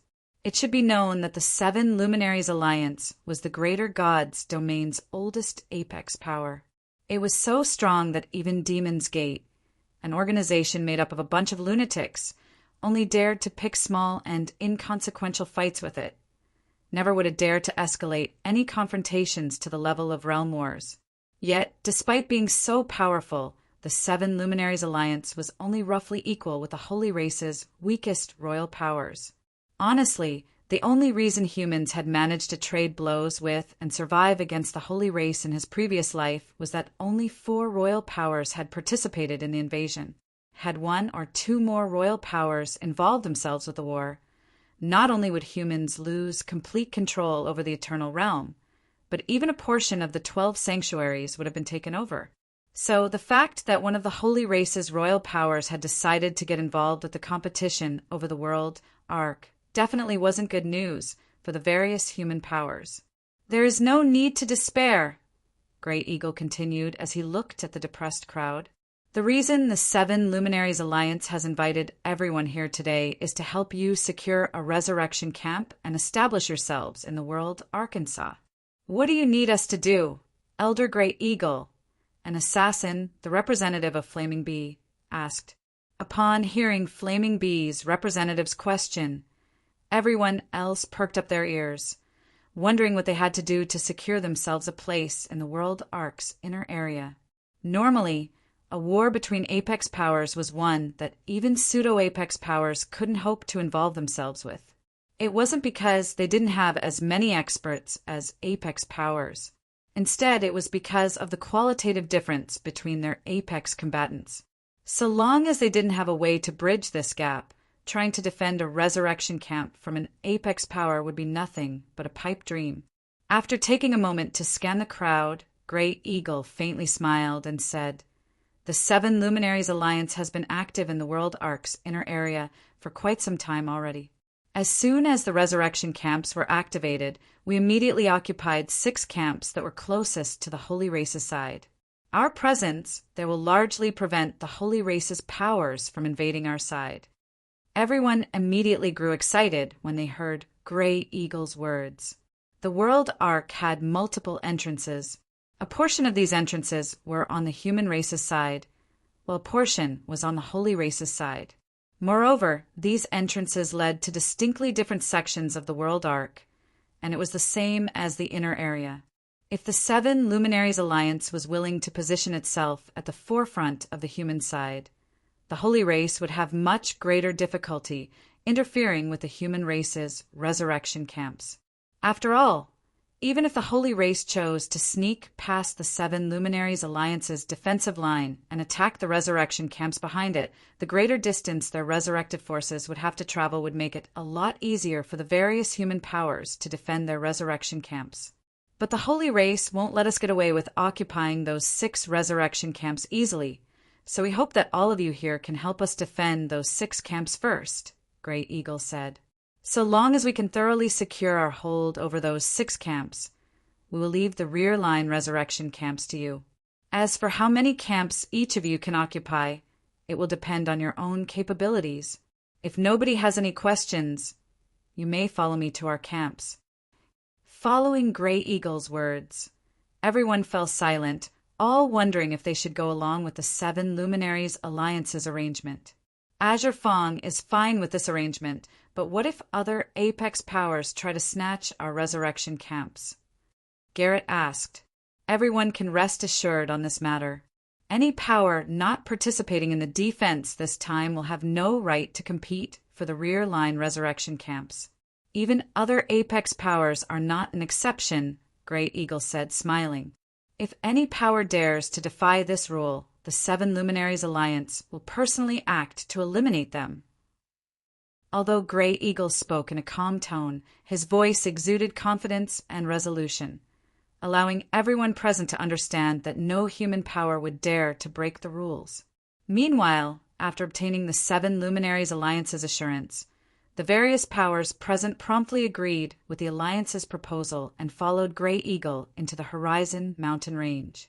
Immediately, over 10,000 of flying mounts flew toward the 6 frontmost resurrection camps on the human side of the World Ark's inner area. World Ark, Dead Zone Forest. The World Ark was a level 170 to level 200 world mode regional dungeon. It covered a massive area, and it was separated into many map zones of varying levels. Among them, the Dead Zone Forest was a level 180 to level 190 map, situated in the World Ark's inner area. Even though Shurfeng's team rode on the Tier 5 Frostflame Dragon, many level 180-plus legendary rank soul monsters in the Dead Zone Forest still chased after them. All of the Dead Zone Forest soul monsters were made up of death energy and couldn't be damaged by normal physical attacks.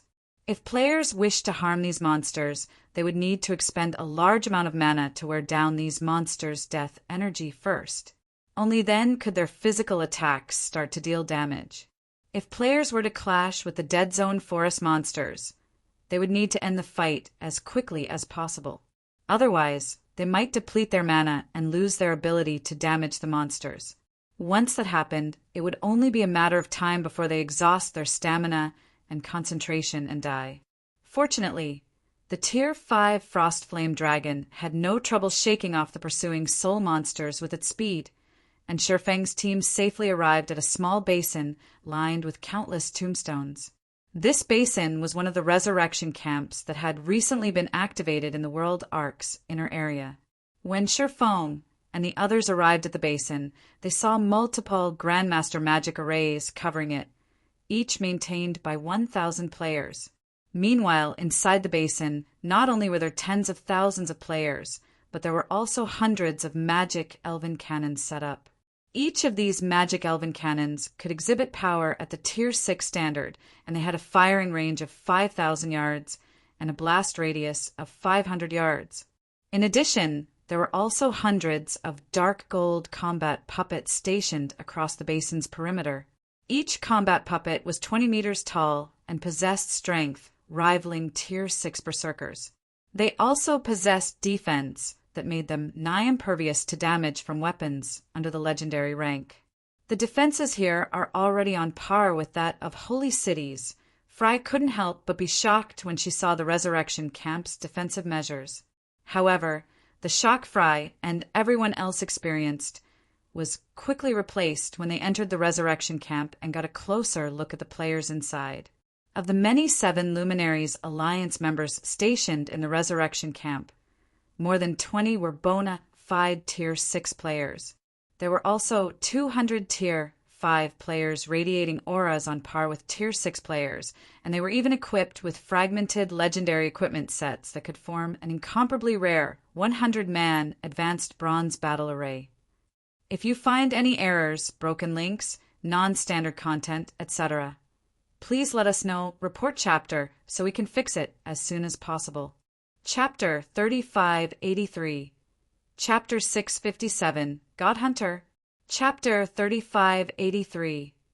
Chapter 657, God Hunter. Chapter 657. God Hunter, is that the rumored sacred glory battle array? Unrestrained Lionheart couldn't help but be awed as he looked at the 200 Tier 5 players radiating auras on par with Tier 6 players. No wonder so few powers can survive after getting dragged into an apex war. The 7 Luminaries Alliance had 3 mighty battle arrays in its possession, of which the one with the greatest renown was the 500-man Luminous Battle Array. When used at full capacity, the Luminous Battle Array could strengthen Tier 5 players to a point where they could match Tier 6 players. In other words, the complete Luminous Battle Array could be used to create a force of 500 Tier 6 players. However, while the Luminous Battle Array might be the most famous of the 3 battle arrays, it wasn't the strongest. Instead, the Sacred Glory Battle Array, an advanced bronze battle array, ranked above it. Although the Sacred Glory Battle Array was only a medium battle array and could only accommodate up to 100 players, it could let each Tier 5 player in the battle array to create a powerful law projection superior to that of the average Tier 6 player. Besides that, the battle array also gave players a tremendous boost in basic attributes, putting them on par with Tier 6 players fully equipped with fragmented legendary equipment and one piece of legendary equipment. With the help of the Sacred Glory Battle Array, a Tier 5 player could overwhelm an ordinary Tier 6 player in battle. Moreover, unlike the Luminous Battle Array, the Sacred Glory Battle Array's effects weren't limited to Tier 5. Tier 6 players could also benefit from the Sacred Glory Battle Array, albeit much less than Tier 5 players. According to rumors, if 100 Tier 6 players activated the Sacred Glory Battle Array, each would gain a 10% increase in physique and basic attributes. And although Tier 6 players wouldn't even get to share their senses, these bonuses were still significant improvements for Tier 6 players nonetheless. Currently, although the Sacred Glory Battle Array wasn't being used by Tier 6 players, it still allowed the 7 Luminaries Alliance to gain an additional 200 experts capable of overpowering the average Tier 6 player. This was an overwhelming advantage that no pseudo-apex power could overcome in the current Eternal Realm. Does the 7 Luminaries Alliance even need our help? They can easily defend this place with the forces they have. Fry muttered and sighed dejectedly when she saw the difference between the 7 Luminaries Alliance's forces and the various powers that had come to assist with the Resurrection Camp's defense. The 7 Luminaries Alliance had occupied 6 Resurrection Camps, so the various powers' forces were split into 6 legions and sent to assist each camp. Among them, the legion sent to reinforce the Dead Zone Forest Resurrection Camp consisted of 80,000 players, with the weakest member being a titled expert. In addition, 3,000 of these players could employ the help of 100-man medium bronze battle arrays. On paper, the various powers' forces outnumbered the 7 Luminaries Alliance's forces. However, in terms of overall combat power, the 7 Luminaries Alliance's forces wouldn't even need to break a sweat to obliterate them. Is this the strength of an apex power? Fire Dance similarly couldn't help but be shocked when she saw the 7 Luminaries Alliance's defensive forces. Ever since she joined the Green God Corporation, she had participated in many battles across the Greater God's domain, and she felt that she had already learned much of what there was to learn. But after coming to the Eternal Realm, she had her worldview shattered time and again, and it was especially so this time. Even without including the 7 Luminaries Alliance's experts, the several hundred dark gold combat puppets in this resurrection camp were probably enough to eradicate any realm empire. Yet these dark gold combat puppets were only one of the defensive measures prepared for the resurrection camp. Moreover, this was only one of 6 resurrection camps occupied by the 7 Luminaries Alliance. At this time, Fire Dance wasn't the only person from Zero Wing stunned by the 7 Luminaries Alliance's might. Everyone else was in a similar situation, and they were once again made to realize how far of a path Zero Wing still needed to travel to reach the apex. Of everyone present, Shi Feng was the only one unfazed by the resurrection camp's defensive measures. The 7 Luminaries Alliance was the Greater God's domain's oldest power. Its foundations far surpassed the other apex powers. In his previous life, the human race could have never withstood the Holy Race's invasion if it wasn't for the 7 Luminaries Alliance shouldering the front line. Shortly after the various powers' forces arrived, a young woman from the 7 Luminaries Alliance approached them and stood on an elevated platform. The young woman had a silver ponytail reaching down to her waist, and she had a gaze that was as sharp as a knife. She was a level 173, Tier 6 Ranger, and she was equipped with exquisite mail armor and carried a strange longbow made entirely out of crystals. I am Verdant Rainbow, the Commander-in-Chief of this resurrection camp. Since you all have agreed to the 7 Luminaries Alliance's conditions, you should know of the camp's significance. Once the battle begins later on, the 7 Luminaries Alliance will take on the brunt of the enemy forces. You all simply need to take care of any rabble that manages to slip by, the young woman stated loudly as she surveyed the crowd before her. Personally, I only have one condition for you all. Do not let any Holy Race players set foot into the core circle. If any manages to do so, chase them out at all costs. You can also earn contribution points from the 7 Luminaries Alliance for every Holy Race player you kill. Once the battle is over, you can spend these points to exchange for weapons and equipment. The top 5 contributors of this camp will also get to exchange for 1 legendary weapon or equipment. So, I hope you do not disappoint me. Upon hearing Verdant Rainbow's words, apart from a few ignorant youngsters, everyone else couldn't help but be awed by the 7 Luminaries Alliance's generosity. The value of 1 or 2 legendary items might not be significant to the various pseudo-apex powers, but it was a different story for 30 legendary items. If it were them, they would definitely hesitate to give away 30 legendary items for a single battle. After all, legendary items were incredibly rare, and it was especially so in the Eternal Realm. Rumor has it that the 7 Luminaries Alliance's warehouse has the biggest and most complete collection of legendary weapons and equipment in the Greater God's domain, and any class can find a corresponding weapon or equipment in it. Blood Emperor Garrett licked his lips as he looked at Verdant Rainbow. It seems I can't afford to take it easy in this battle. Besides Garrett, Orbeth also couldn't help but look at Verdant Rainbow, a hint of interest flashing in her eyes. For experts of their caliber, weapons and equipment were of utmost importance. However, getting their hands on highly compatible legendary items wasn't easy because every legendary item had different compatibility with different classes. Generally, the best way to obtain legendary items of high compatibility would be to get them custom-made. The only problem was that very few individuals could enjoy such a service, even among the various pseudo-apex powers. Meanwhile, if custom-made items weren't an option, the next best option would be to find non-general legendary items, also known as class-specific legendary items, to actually open up its warehouse. It seems the 7 Luminaries Alliance is serious this time. Shi Feng was also tempted by Verdant Rainbow's words. In the hands of the right class, class-specific items would usually perform 10% to 20% better than general items, even if both possessed the same attributes. This was because class-specific items could not only enhance and make it easier to use the skills and spells of their corresponding classes, thereby increasing their users' skill and spell completion rates. However, compared to the 7 Luminaries Alliance's rewards, what surprised Shi Feng even more was that the ranger named Verdant Rainbow had appeared in this place.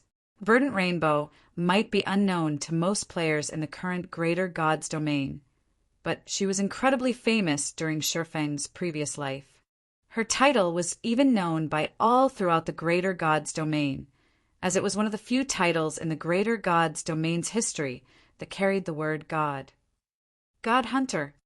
If you find any errors, broken links, non-standard content, etc., please let us know, report chapter, so we can fix it as soon as possible. Chapter 3584. Chapter 658, First War. Chapter 3584. Chapter 658. First War. Chapter 658. First War. Is that woman strong, guild leader? Hidden Soul asked out of curiosity when she saw Shifeng scrutinizing Verdant Rainbow. Hidden Soul understood Shifeng to a certain degree, so she knew that most experts couldn't catch his attention. Even when the other party was a powerful and influential person in the Greater Gods domain, Shifeng would, at most, take a few extra glances at them. He would never bother to scrutinize them. Normally, those who could gain Shifeng's scrutiny would be individuals of extraordinary strength, or, more specifically, individuals who could threaten his life. Yes, very much so, Shifeng quietly said and nodded. I dare say she's among the top 10 strongest players in the current Eternal Realm. Top 10. Hidden Soul couldn't help but take a closer look at Verdant Rainbow upon hearing Shifeng's evaluation. Then, she skeptically continued. Although she is currently at Tier 6, her mana and aura still feel weaker than Azure Shadows group. The various Apex powers should have also sent some of their old monsters into the Eternal Realm. Even if she is slightly stronger than the various Apex powers' younger generation, I doubt any one of the younger generation can rank among the Eternal Realm's top 10. Hidden Soul was no longer as ignorant regarding the Greater Gods domain as she was when she was still operating under the Flower of Seven Sins. While she might not know how many experts the various Apex powers had under their command, she knew every major power operating in the Greater Gods domain had a group of old monsters operating behind the scenes. In terms of age, even the youngest of these old monsters were probably over a century old, while the older ones had mingled in the Greater Gods domain for centuries already. Meanwhile, because of the combat experience they had accumulated and the foundation they had built for themselves, they had a vast advantage over players of the younger generation, and it would take the younger generation a lot of time and effort to catch up to them. Moreover, the stronger power was, the more so this would be. After all, most of these old monsters had similarly been regarded as paragons and chosen ones during their younger days. The talent they possessed was not at all inferior to the current younger generation. Admittedly, not many powers and players were currently present in the Eternal Realm, but even in this limited population of players, it would still be incredibly difficult to rank among the top 10 in strength. In Hidden Soul's opinion, even Shifeng couldn't necessarily accomplish this feat, so the odds of a woman younger than Shifeng accomplishing it should be even lower. It might be impossible for others, but not for her, Shifeng said, shaking his head and wryly smiling when he saw the skeptical look on Hidden Soul. As for why that is the case, it is because she currently possesses the World String, a divine artifact. It wouldn't even be an exaggeration to regard her as a taboo. Verdant Rainbow was a legendary name in Shifeng's previous life.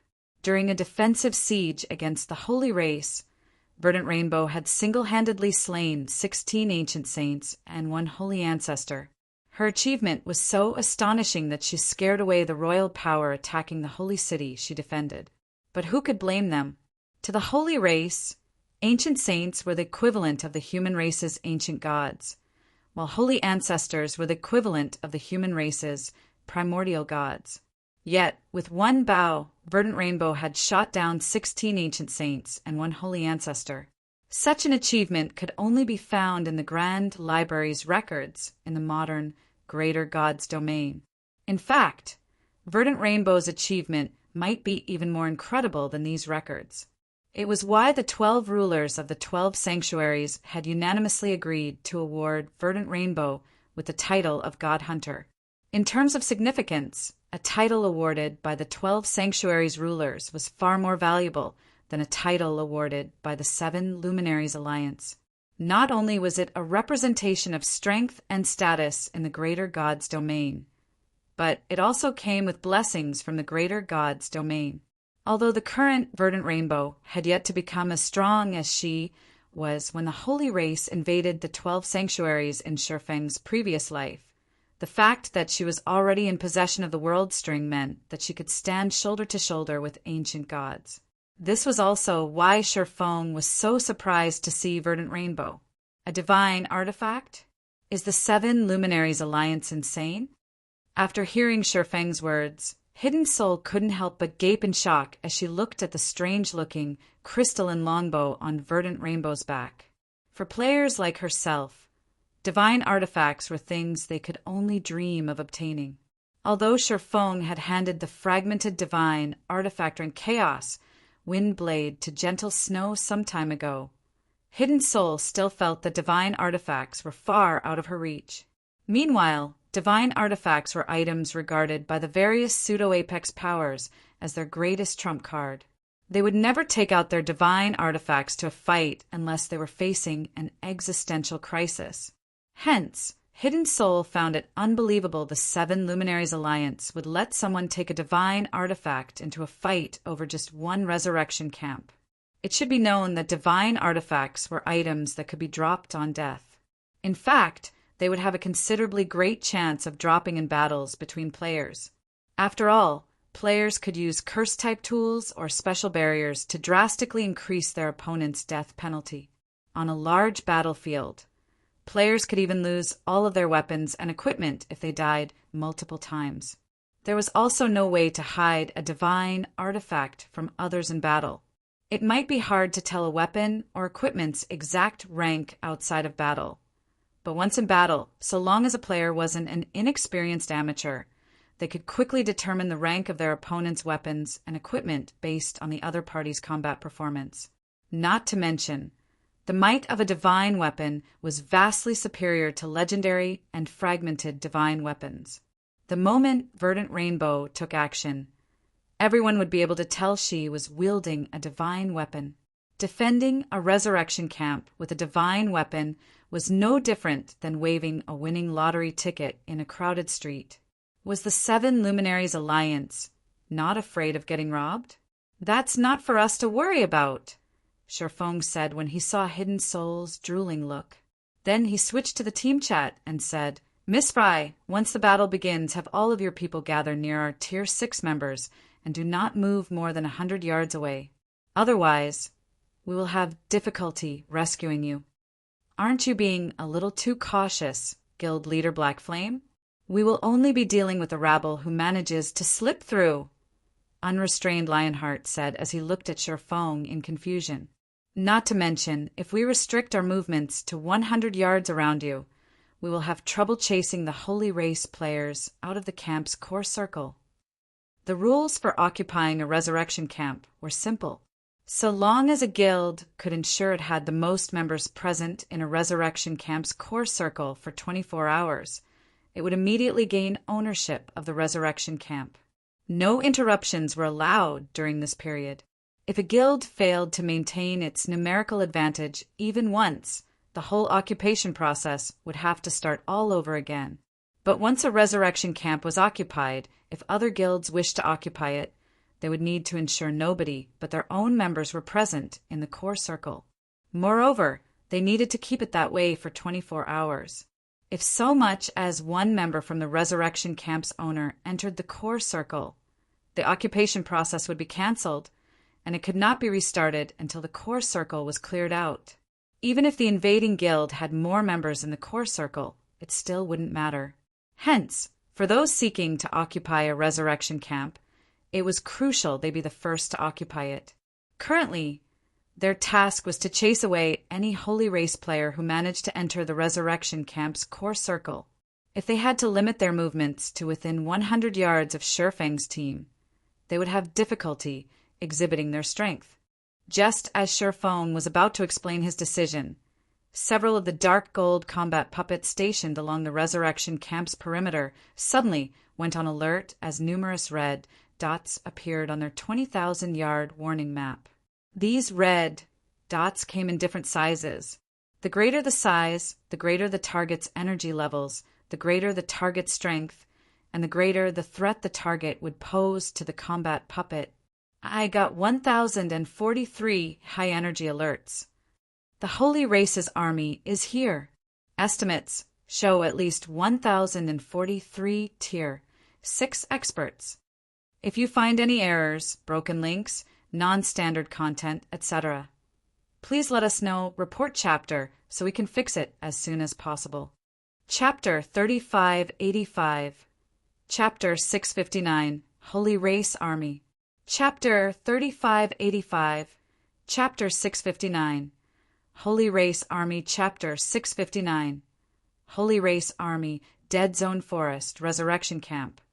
Following the Dark Gold Combat Puppets alert, the several large Grandmaster magic barriers protecting the Resurrection Camp seemingly came to life as they lit up with numerous magic patterns. Immediately afterward, the several thousand Tier 5 magical class experts presiding over the magic barriers each took out an ancient scroll.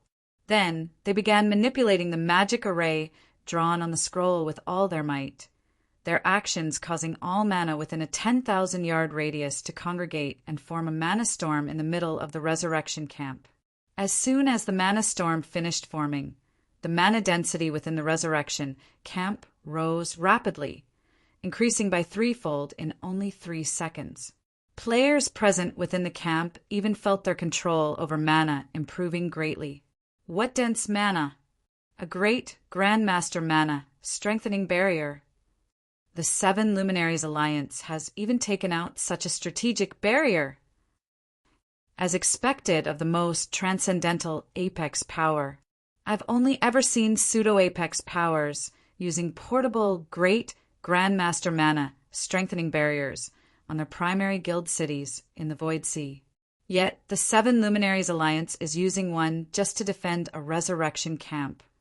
When the various powers experts saw that the Resurrection Camp's magic barriers and mana had been greatly strengthened, they promptly recognized the ancient scrolls the Seven Luminaries Alliance's members had taken out, and they couldn't help but be amazed. Great Grandmaster magic arrays were extremely precious in the greater God's domain. It was especially so for large, Great Grandmaster magic arrays that required 1,000 players to maintain. Meanwhile, the rarity of portable large, Great Grandmaster magic arrays was even greater, and even pseudo-Apex powers would have difficulty getting their hands on a full set.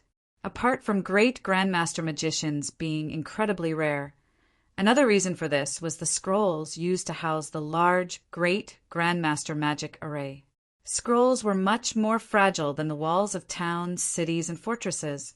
If players wished to engrave something as powerful as a Great Grandmaster magic array onto a set of scrolls, the scrolls in question would need to be of very high quality. At the very least, they must be made from legendary materials. Meanwhile, the average large Great Grandmaster magic array would need at least 1,000 scrolls to house it completely.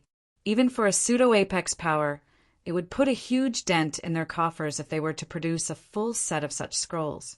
Because of this, the various pseudo-Apex powers only had a very limited number of portable, large, Great Grandmaster magic arrays.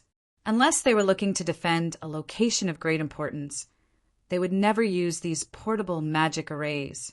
They're here?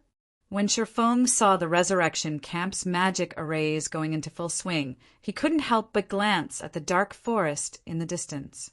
While Sherfong was gazing at the distant forest, the various powers' executives started to prepare their forces for battle. As for the Seven Luminaries Alliance's side, Verdant Rainbow flew straight to the edge of the magic barriers with the rest of the Alliance's Tier 6 experts and quietly gazed at the distant sky. Not long after, in the direction Verdant Rainbow was looking at, a train that was 30 meters wide and 2,000 meters long appeared. The train traveled across the sky rapidly, and following behind it was a dense swarm of Holy Race experts. These Holy Race experts flew with the help of wings made up of holy patterns, the glowing wings brightly illuminating the gloomy sky. Shortly after its appearance, The sky train arrived within a few thousand yards of the resurrection camp and directed its side toward the camp. At the same time, numerous barriers made of holy patterns lit up across the train's entire length, protecting the 300-plus energy cannons and 1,000-plus holy race experts within the train's carriages. When the human players within the resurrection camp saw the holy race experts aboard the sky train, they couldn't help but be dumbfounded. After all, of these holy race experts, over 1,000 radiated aura stronger than Tier 6 divine monsters despite being only at Tier 5, and over 50 were at Tier 6. That was more than twice the number of Tier 6 experts the Seven Luminaries Alliance had stationed in this resurrection camp. No need to fret. The holy race's legacies are more comprehensive than ours, making it easier for them to advance to Tier 6. But we humans are superior when it comes to strength utilization. The combined might we can exhibit also far exceeds them, Verdant Rainbow calmly stated to everyone, unfazed by the sky train and the holy race experts aboard it. We will deal with the holy race's Tier 6 experts. The rest of you only need to focus on the others, Verdant Rainbow continued. Once gaps start to appear in the barriers, all forces are to barricade them immediately. Do not let any of the holy race's pseudo-Tier 6 experts inside. The various powers members felt slightly relieved when they heard Verdant Rainbow's words. The situation was still manageable if they only needed to deal with the holy race army's pseudo-Tier 6 experts. After all, they had teams assisted by bronze magic arrays. They might not be a match for the holy race's pseudo-Tier 6 experts in one-on-one combat, but they had the numerical advantage. If several of them fought against one of the holy race's pseudo-Tier 6 experts, combined with the help of a bronze battle array, they could still achieve victory. But it would be an entirely different story if they were to face the holy race's bona fide Tier 6 experts. Aside from a difference in basic attributes, Tier 6 players had access to Tier 6 skills and spells that Tier 5 players did not. The effects of the combat techniques they used would also be stronger. Even with the help of a bronze battle array, Tier 5 players would have difficulty mitigating these differences. It looks like a tough battle is inevitable.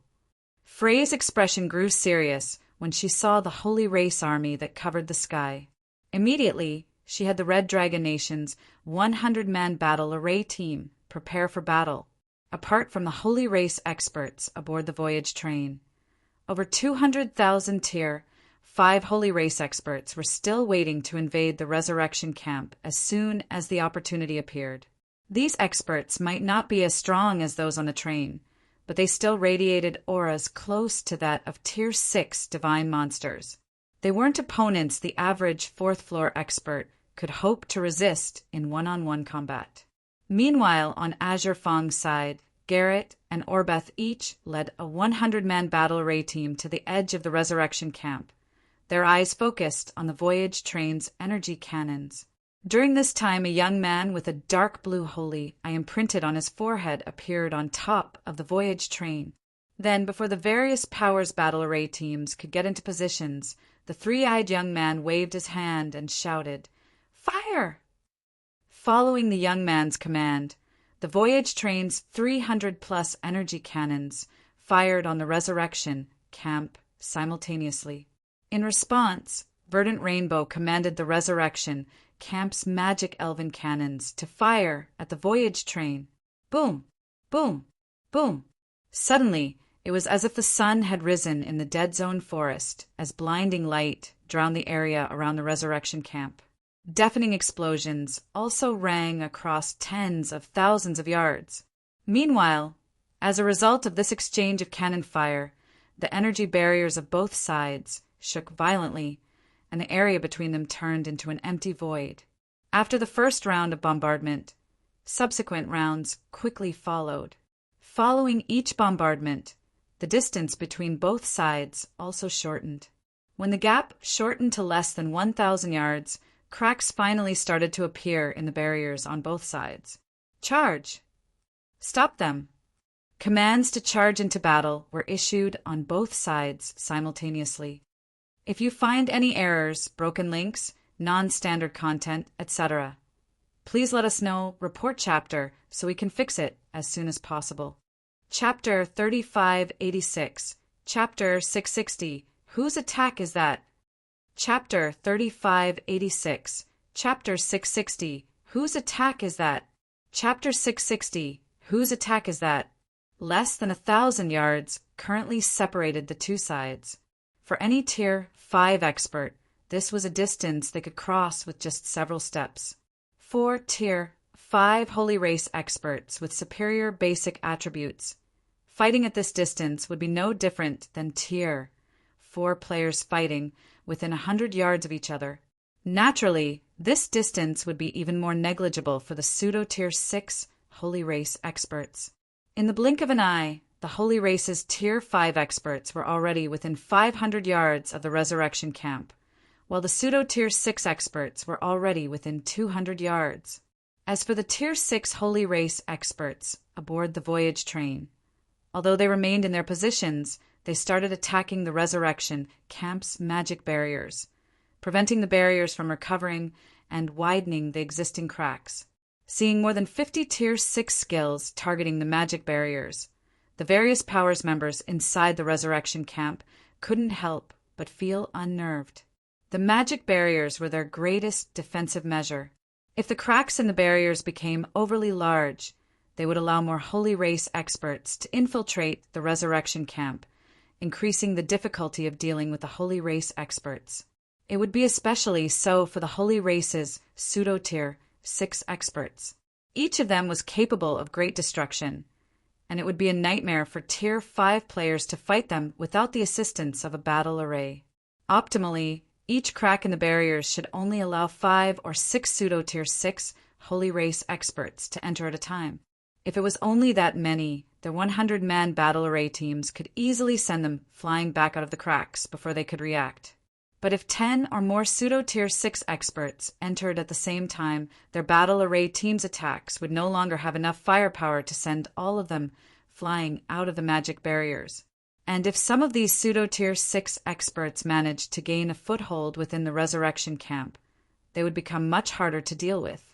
When the Tier 6 skills were about to connect with the magic barriers, though, Verdant Rainbow suddenly drew her longbow to its limit and fired a glowing silver arrow into the sky.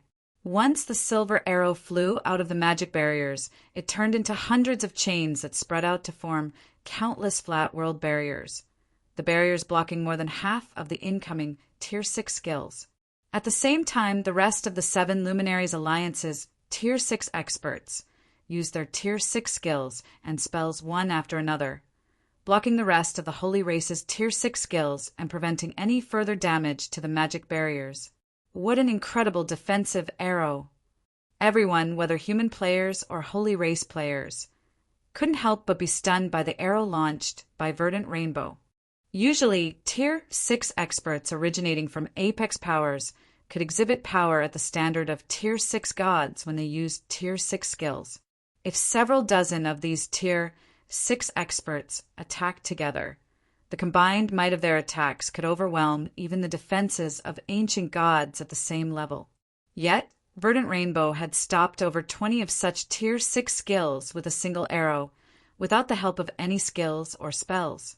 If speaking solely in terms of defensive capabilities, Verdant Rainbow was definitely at the standard of ancient gods. Is that woman, Verdant Rainbow, the 7 Luminaries Alliance's chosen one of this generation?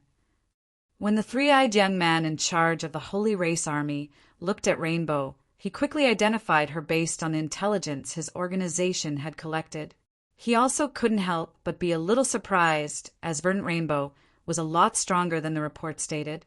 However, the three-eyed young man's surprise lasted only briefly before he resumed commanding the Tier 6 experts on his side to attack the magic barriers for a second time.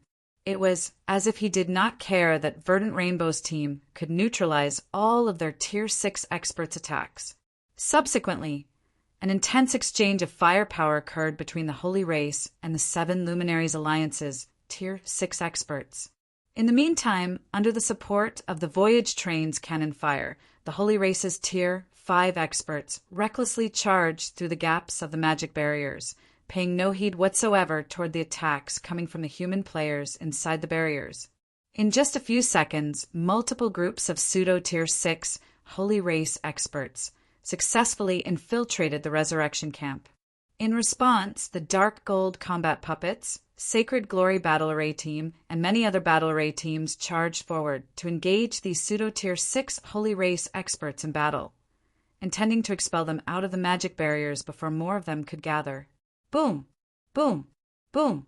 Because of their massive numerical disadvantage, even though the pseudo-Tier 6 Holy Race experts had superior basic attributes, they failed to react to all of the attacks directed at them and ended up getting hit numerous times.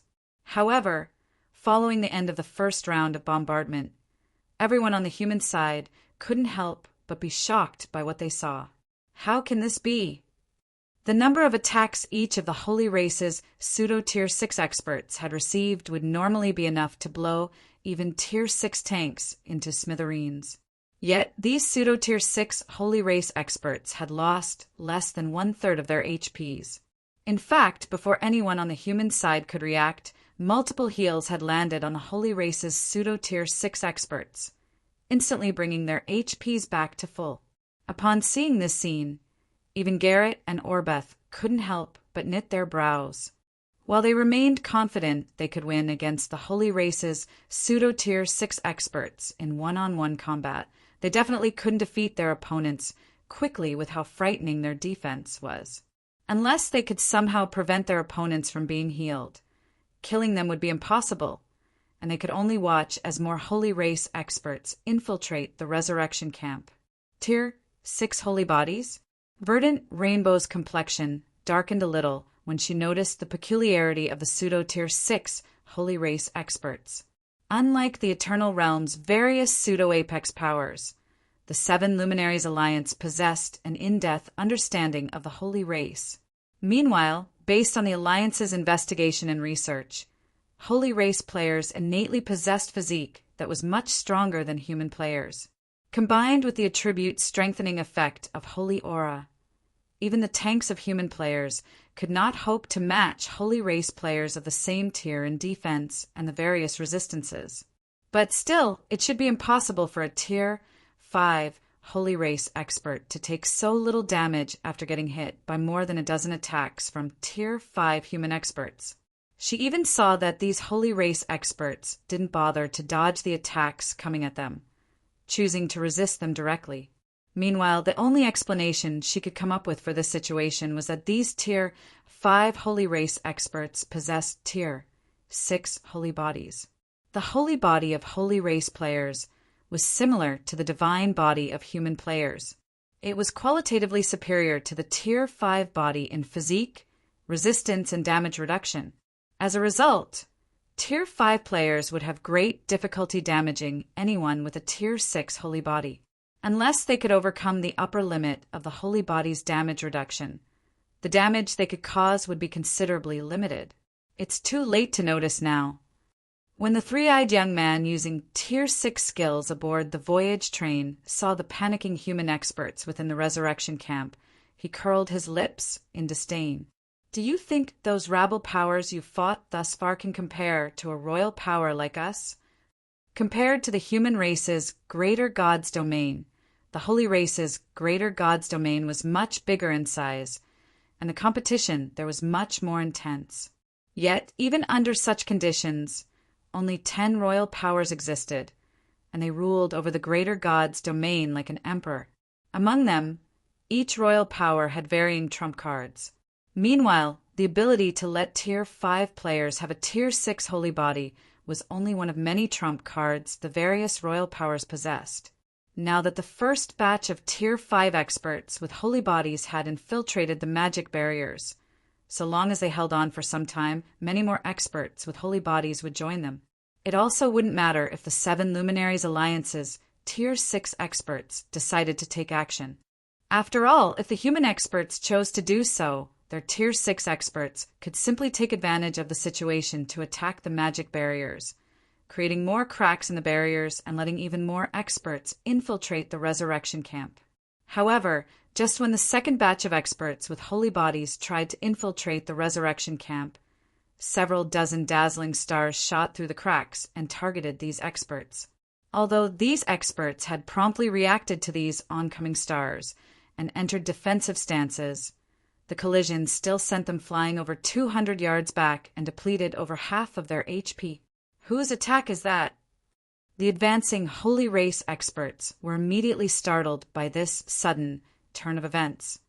If you find any errors, broken links, non-standard content, etc., please let us know, report chapter, so we can fix it as soon as possible. Chapter 3587. Chapter 661. God-Ranked Expert. Chapter 3587. Chapter 661. God-Ranked Expert. Chapter 661. God-Ranked Expert. Dead Zone Forest, Resurrection Camp. Immediately after several dozen Holy Race experts with Tier 6 holy bodies were sent flying, the other Holy Race experts present couldn't help but turn to look at the origin of the dazzling stars, a hint of panic appearing in their eyes. The various human powers experts also turned toward the origin of the stars, their hearts filled with shock and curiosity. The first batch of pseudo-Tier 6 Holy Race experts that had infiltrated the Resurrection Camp had already thoroughly displayed the strength of a Holy Race expert with a Tier 6 holy body. Even when struck by over a dozen attacks from Tier 5 human experts, they barely lost 1/3 of their HP. It should be known that the Tier 5 human experts in question weren't ordinary Tier 5 players. Not only did they possess basic attributes at the Tier 6 standard, but even the weakest among them could use advanced silver combat techniques. They could probably already exhibit power at the Tier 6 peak standard in all their attacks. If over a dozen of these attacks landed on a Tier 6 human tank, they would absolutely perish if they did not activate a life-saving skill. Simply put, the reason the pseudo-Tier 6 Holy Race experts had lost only 1/3 of their HP definitely wasn't because the human players attacking them were weak. Meanwhile, the several dozen dazzling stars clearly originated from one attack. Yet, each of those stars had managed to deprive a pseudo-Tier 6 Holy Race expert of more than 50% of their HP. The might they displayed was simply unfathomable. After everyone turned to look at the origin of the dazzling stars, the first thing that caught their attention was a cloaked young man carrying a long sword by his waist and wielding a black long sword with crimson patterns in his right hand. Black Flame. Guild Leader Black Flame. A God-ranked expert. Many of the human experts present recognized Sherfong immediately. It was especially so for those familiar with him, such as Fry, Unrestrained Lionheart, and Orbeth. And, without exception, everyone couldn't help but be shocked and confused as they looked at him. The name of Black Flame was no longer a stranger to the Greater Gods Domain's players. As one of the Sacred Glory list's top powerhouses, many powers and experts felt that Black Flame had a strong chance of entering the Divine Glory list in the future. Previously, when Black Flame revealed his status as a Tier 6 player, he had also caused quite a huge commotion. However, compared to his current feat of sending several dozen pseudo-Tier 6 Holy Race experts flying, the commotion he previously caused was insignificant. Tier 6 players might currently be considered apex existences in the Eternal Realm, but there also existed significant differences between Tier 6 players.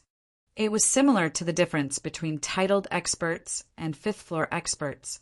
If they were only talking about a single realm, titled experts could indeed be considered apex existences and mainstays of the various powers. However, if the scale was expanded to cover the entire Greater Gods domain, titled experts would seem ordinary, and the various powers would consider only 5th floor experts as core members. Meanwhile, Black Flame's attack had undoubtedly reached the standard of Tier 6 gods. Moreover, it wasn't just a normal attack from a Tier 6 god. After all, the attack was much stronger than that of the 7 Luminaries Alliance's Tier 6 experts, and it should be known that they were all equipped with legendary weapons. The 7 Luminaries Alliance's Tier 6 experts would probably have to use Tier 6 taboo skills or curses to match Black Flame's attack. And if the attack was at that caliber, it was already enough to heavily injure level 180 divine monsters. Furthermore, as everyone present was not an ordinary expert, they could tell that Black Flame's attack was only a normal attack, as it did not exhibit any mana fluctuations. The only players capable of achieving such a feat in the greater God's domain would be the rumored God-ranked experts. God-ranked experts. Typically, Tier 6 players must be fully equipped with legendary weapons and equipment to achieve this standard. But after reaching this standard, players would become capable of trading blows with Tier 6 gods, and upper-ranking hegemonic powers would have to start to treat them seriously. It also wouldn't be an exaggeration to say that one such individual could be equated to an entire pseudo-upper-ranking hegemonic power. As for pseudo-apex powers, they would also do their best to recruit such individuals. A god-ranked expert, huh? Verdant Rainbow's eyes lit up with joy as she looked at Sherfong, who stood close to the Resurrection Camp's core circle. She never expected Zero Wing to give her such a surprise. Just now, Verdant Rainbow was very close to commanding the 7 Luminaries Alliance's Tier 6 experts to expel the Holy Race's pseudo-Tier 6 experts. After all, the camp's magic barriers were designed to defend against external attacks. If too many pseudo-Tier 6 Holy Race experts infiltrated the Resurrection Camp, not only could they cause devastating damage to the Tier 5 experts inside the camp, but they could also sabotage the magic barriers from the inside, causing them to fail before they reached the end of their 24-hour duration. Good. With a god-ranked expert here, none of those pseudo-Tier 6 Holy Race experts should think of infiltrating the camp. A black-clad, elderly man casting a Tier 6 defensive spell said, sighing in relief. At this rate, we should have no trouble holding on until we occupy the camp. The other 7 Luminaries Alliance members nodded in agreement, their tense expressions loosening significantly. The forces the Sun Dynasty, the royal power attacking them, dispatched had far exceeded their expectations, so their chances of successfully defending the Resurrection Camp were originally very low. However, things were different now that they had a god-ranked expert. Setting aside whether they could defeat the Sun Dynasty's army, they should have no trouble defending the Resurrection Camp until the end of the occupation process. At that time, they would have completed the mission assigned to them by the higher-ups.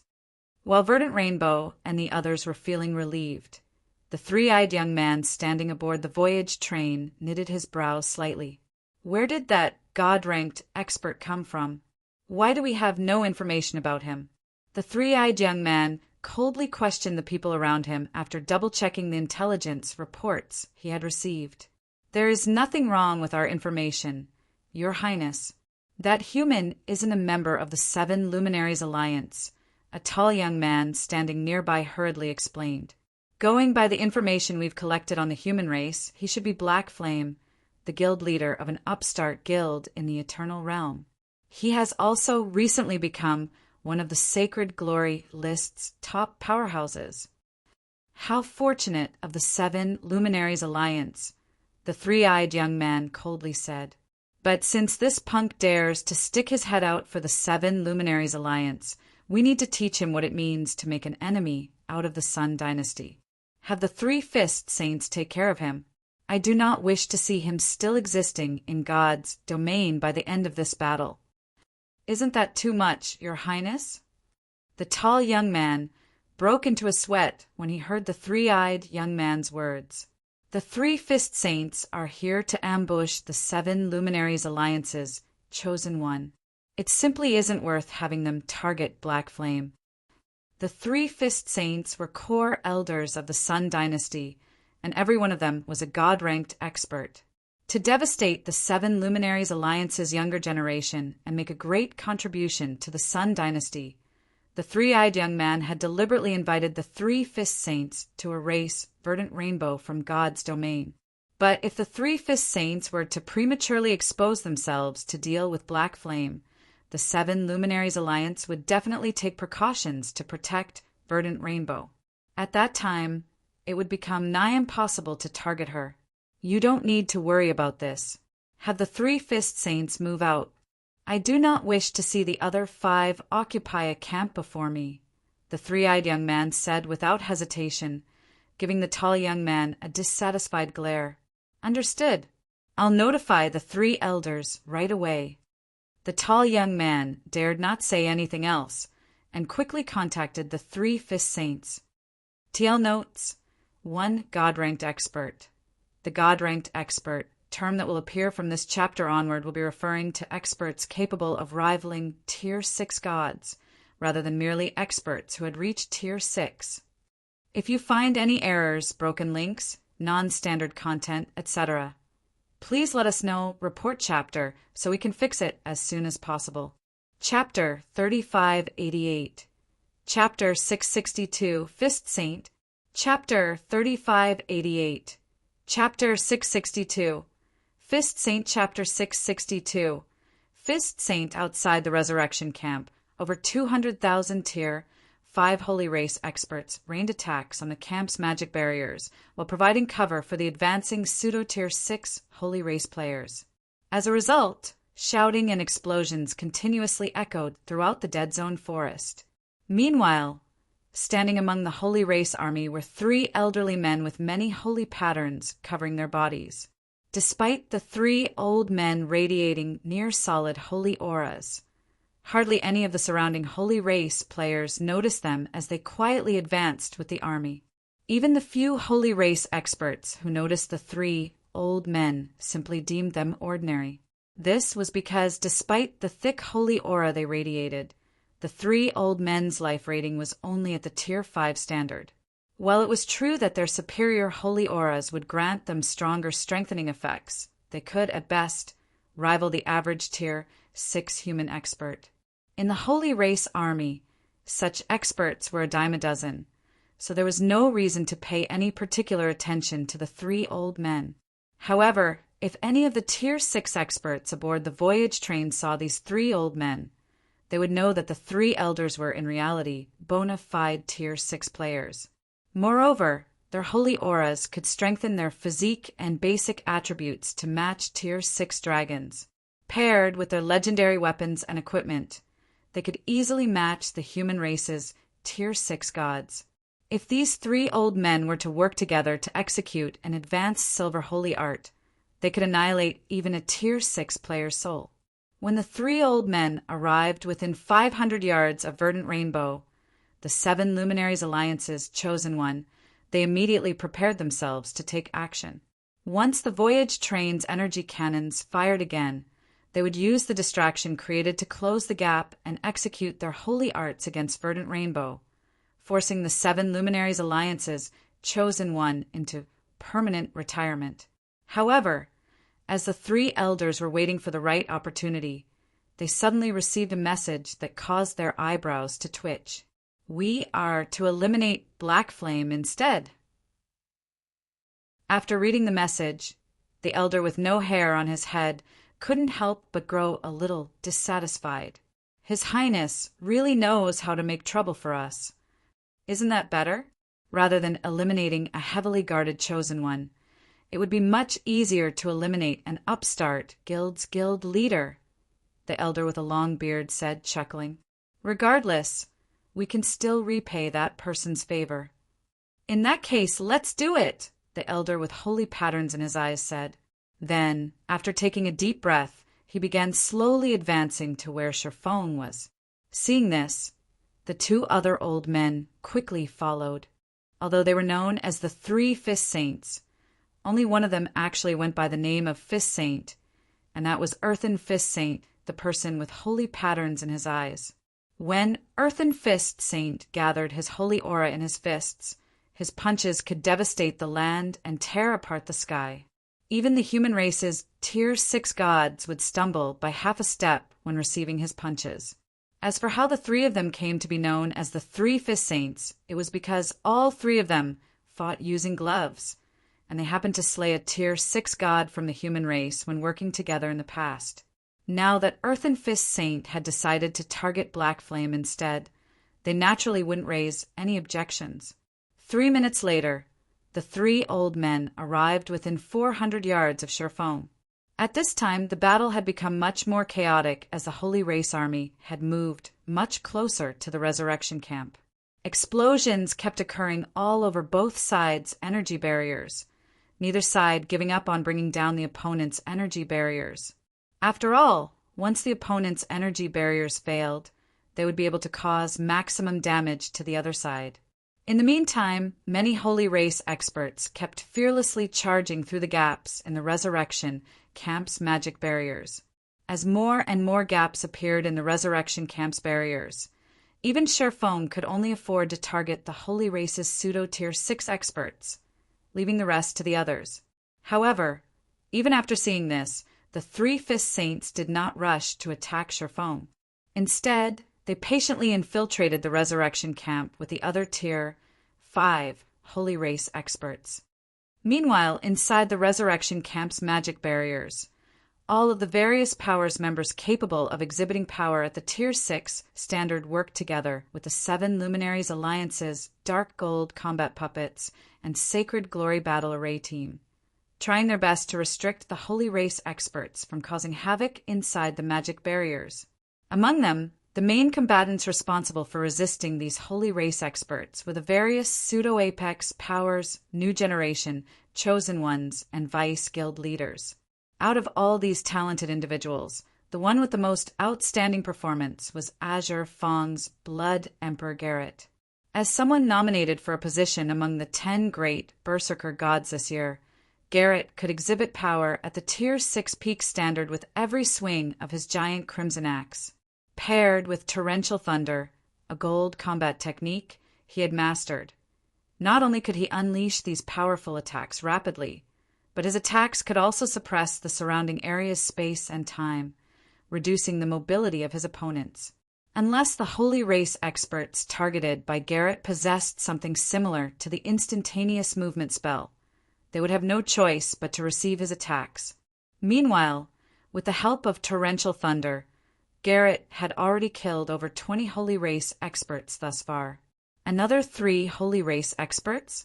When Garrett saw 3 elderly Holy Race experts crossing the magic barriers through a gap near him, he charged at the trio and swung his axe at them without hesitation. Torrential Thunder. Immediately, Garrett's Crimson Axe transformed into a huge thunderbolt that threatened to wash over the 3 elderly Holy Race experts. However, the instant Garrett executed his attack, his 6th sense immediately warned him of danger. Although initially confused by this unexpected development, when Garrett saw that the 3 elderly Holy Race experts remained unaffected by his Torrential Thunder's space-time suppression, he instantly broke out in a cold sweat. He also couldn't fathom how this situation could have happened. While he might only be at Tier 5 right now, he was in possession of the peak hidden class Dragon Blood Warrior and the Demi-Dragon Bloodline. In addition, he was equipped with the legendary rank Blood Axe and a full set of legendary equipment. Even if he were to face off against a true Tier 6 player, he could still put up a good fight. Not to mention, when he executed Torrential Thunder against the pseudo-Tier 6 Holy Race experts previously, he managed to immobilize all of them and send them stumbling several steps backward, without exception. Yet, when he used the same attack against the 3 elderly Holy Race experts, the trio didn't get immobilized in the slightest. This led him to think of one frightening possibility: God-ranked experts. If you find any errors, broken links, non-standard content, etc., please let us know, report chapter, so we can fix it as soon as possible. Chapter 3589. Chapter 663. Experts Meet. Chapter 3589. Chapter 663. Experts Meet. Chapter 663. Experts Meet 3 God-ranked experts? Garrett's eyes twitched when he saw that the 3 elderly men were unaffected by his gold combat technique. He retreated almost instinctively, not daring to be anywhere near the 3. Most players in the Greater Gods domain only knew that the term God-ranked expert represented players capable of rivaling Tier 6 gods, and that they shouldn't try to offend these existences. They didn't know exactly why they should fear and try to avoid offending God-ranked experts. However, it was a different story for the various upper-ranking hegemonic powers and pseudo-apex powers. They had a much better understanding of God-ranked experts, and they knew exactly why players shouldn't offend these existences. Soul annihilation. Once a player reached the standard of Tier 6 gods, they would become strong enough to annihilate even the immortal souls of Tier 6 players. While there wasn't a 100% success rate, the fact that the possibility existed was more than enough to instill fear into the various upper-ranking hegemonic powers and pseudo-apex powers. It was not easy for the various powers to nurture their talented newcomers. The resources spent were one thing. A more crucial problem was finding talented individuals to recruit and nurture. If their young talents suffered soul annihilation, they could no longer log into God's domain for the rest of their lives. Their talent would also become meaningless. If a power had all of its mainstays eliminated from God's domain one after another, it would only be a matter of time before it faced destruction. Unless, of course, it was willing to pay an astronomical price to resurrect the dead players. But the price of resurrecting players who had suffered permanent deaths was incredibly costly even to the various apex powers, let alone the various pseudo-apex powers and upper-ranking hegemonic powers. Currently, as Garrett was only a Tier 5 player, even one God-ranked expert would be enough to annihilate his soul, let alone 3. If he tried to fight these 3 God-ranked experts, his retirement from God's domain would be virtually guaranteed. You reacted quite quickly. It seems you should also be a power's chosen one, the old man with the long beard commented when he saw Garrett abruptly retreating. In that case, die. Ignoring the effects of Garrett's torrential thunder, the bearded old man punched out with his right fist, his movements slow and silent. However, when Garrett saw the seemingly ordinary punch, he immediately felt the approach of death, and he had no idea how he should even resist it. The bearded old man's punch might seem ordinary to the average person, but as an expert who had mastered 2 basic laws, Garrett could tell that the old man's punch was anything but ordinary. This was because the old man's fist was actively disrupting and scattering the magic elements around it. It should be known that skills and spells relied on the flow of magic elements to form, so the bearded old man's punch could essentially nullify any skills and spells it came into contact with. Am I going to die just like that? When Garrett saw the energy fist that came from the bearded old man, he couldn't help but feel a little depressed. In reality, with his strength and talent, he could already challenge his Tier 6 promotion and complete it without fail. Meanwhile, so long as he was at Tier 6, even if he were to face off against a God-ranked expert, he was confident he could trade many blows with the other party. He could even escape with his life if needed. However, for the sake of creating a better divine body, he had chosen to delay his promotion. Because of that, he was now going to have his soul annihilated. But just as the energy fist was about to connect with Garrett's retreating figure, a tall and lithe figure suddenly appeared between them. The figure belonged to a female blood elf, and as soon as she appeared, she swung the long sword she wielded at the energy fist. Subsequently, it was as if time had stopped flowing in the Dead Zone forest, and all mana within a several thousand-yard radius disappeared, causing everyone to experience a sense of suffocation. Then, a speck of scorching white light formed at the tip of the blood elf's long sword as it collided with the bearded old man's energy fist. Boom!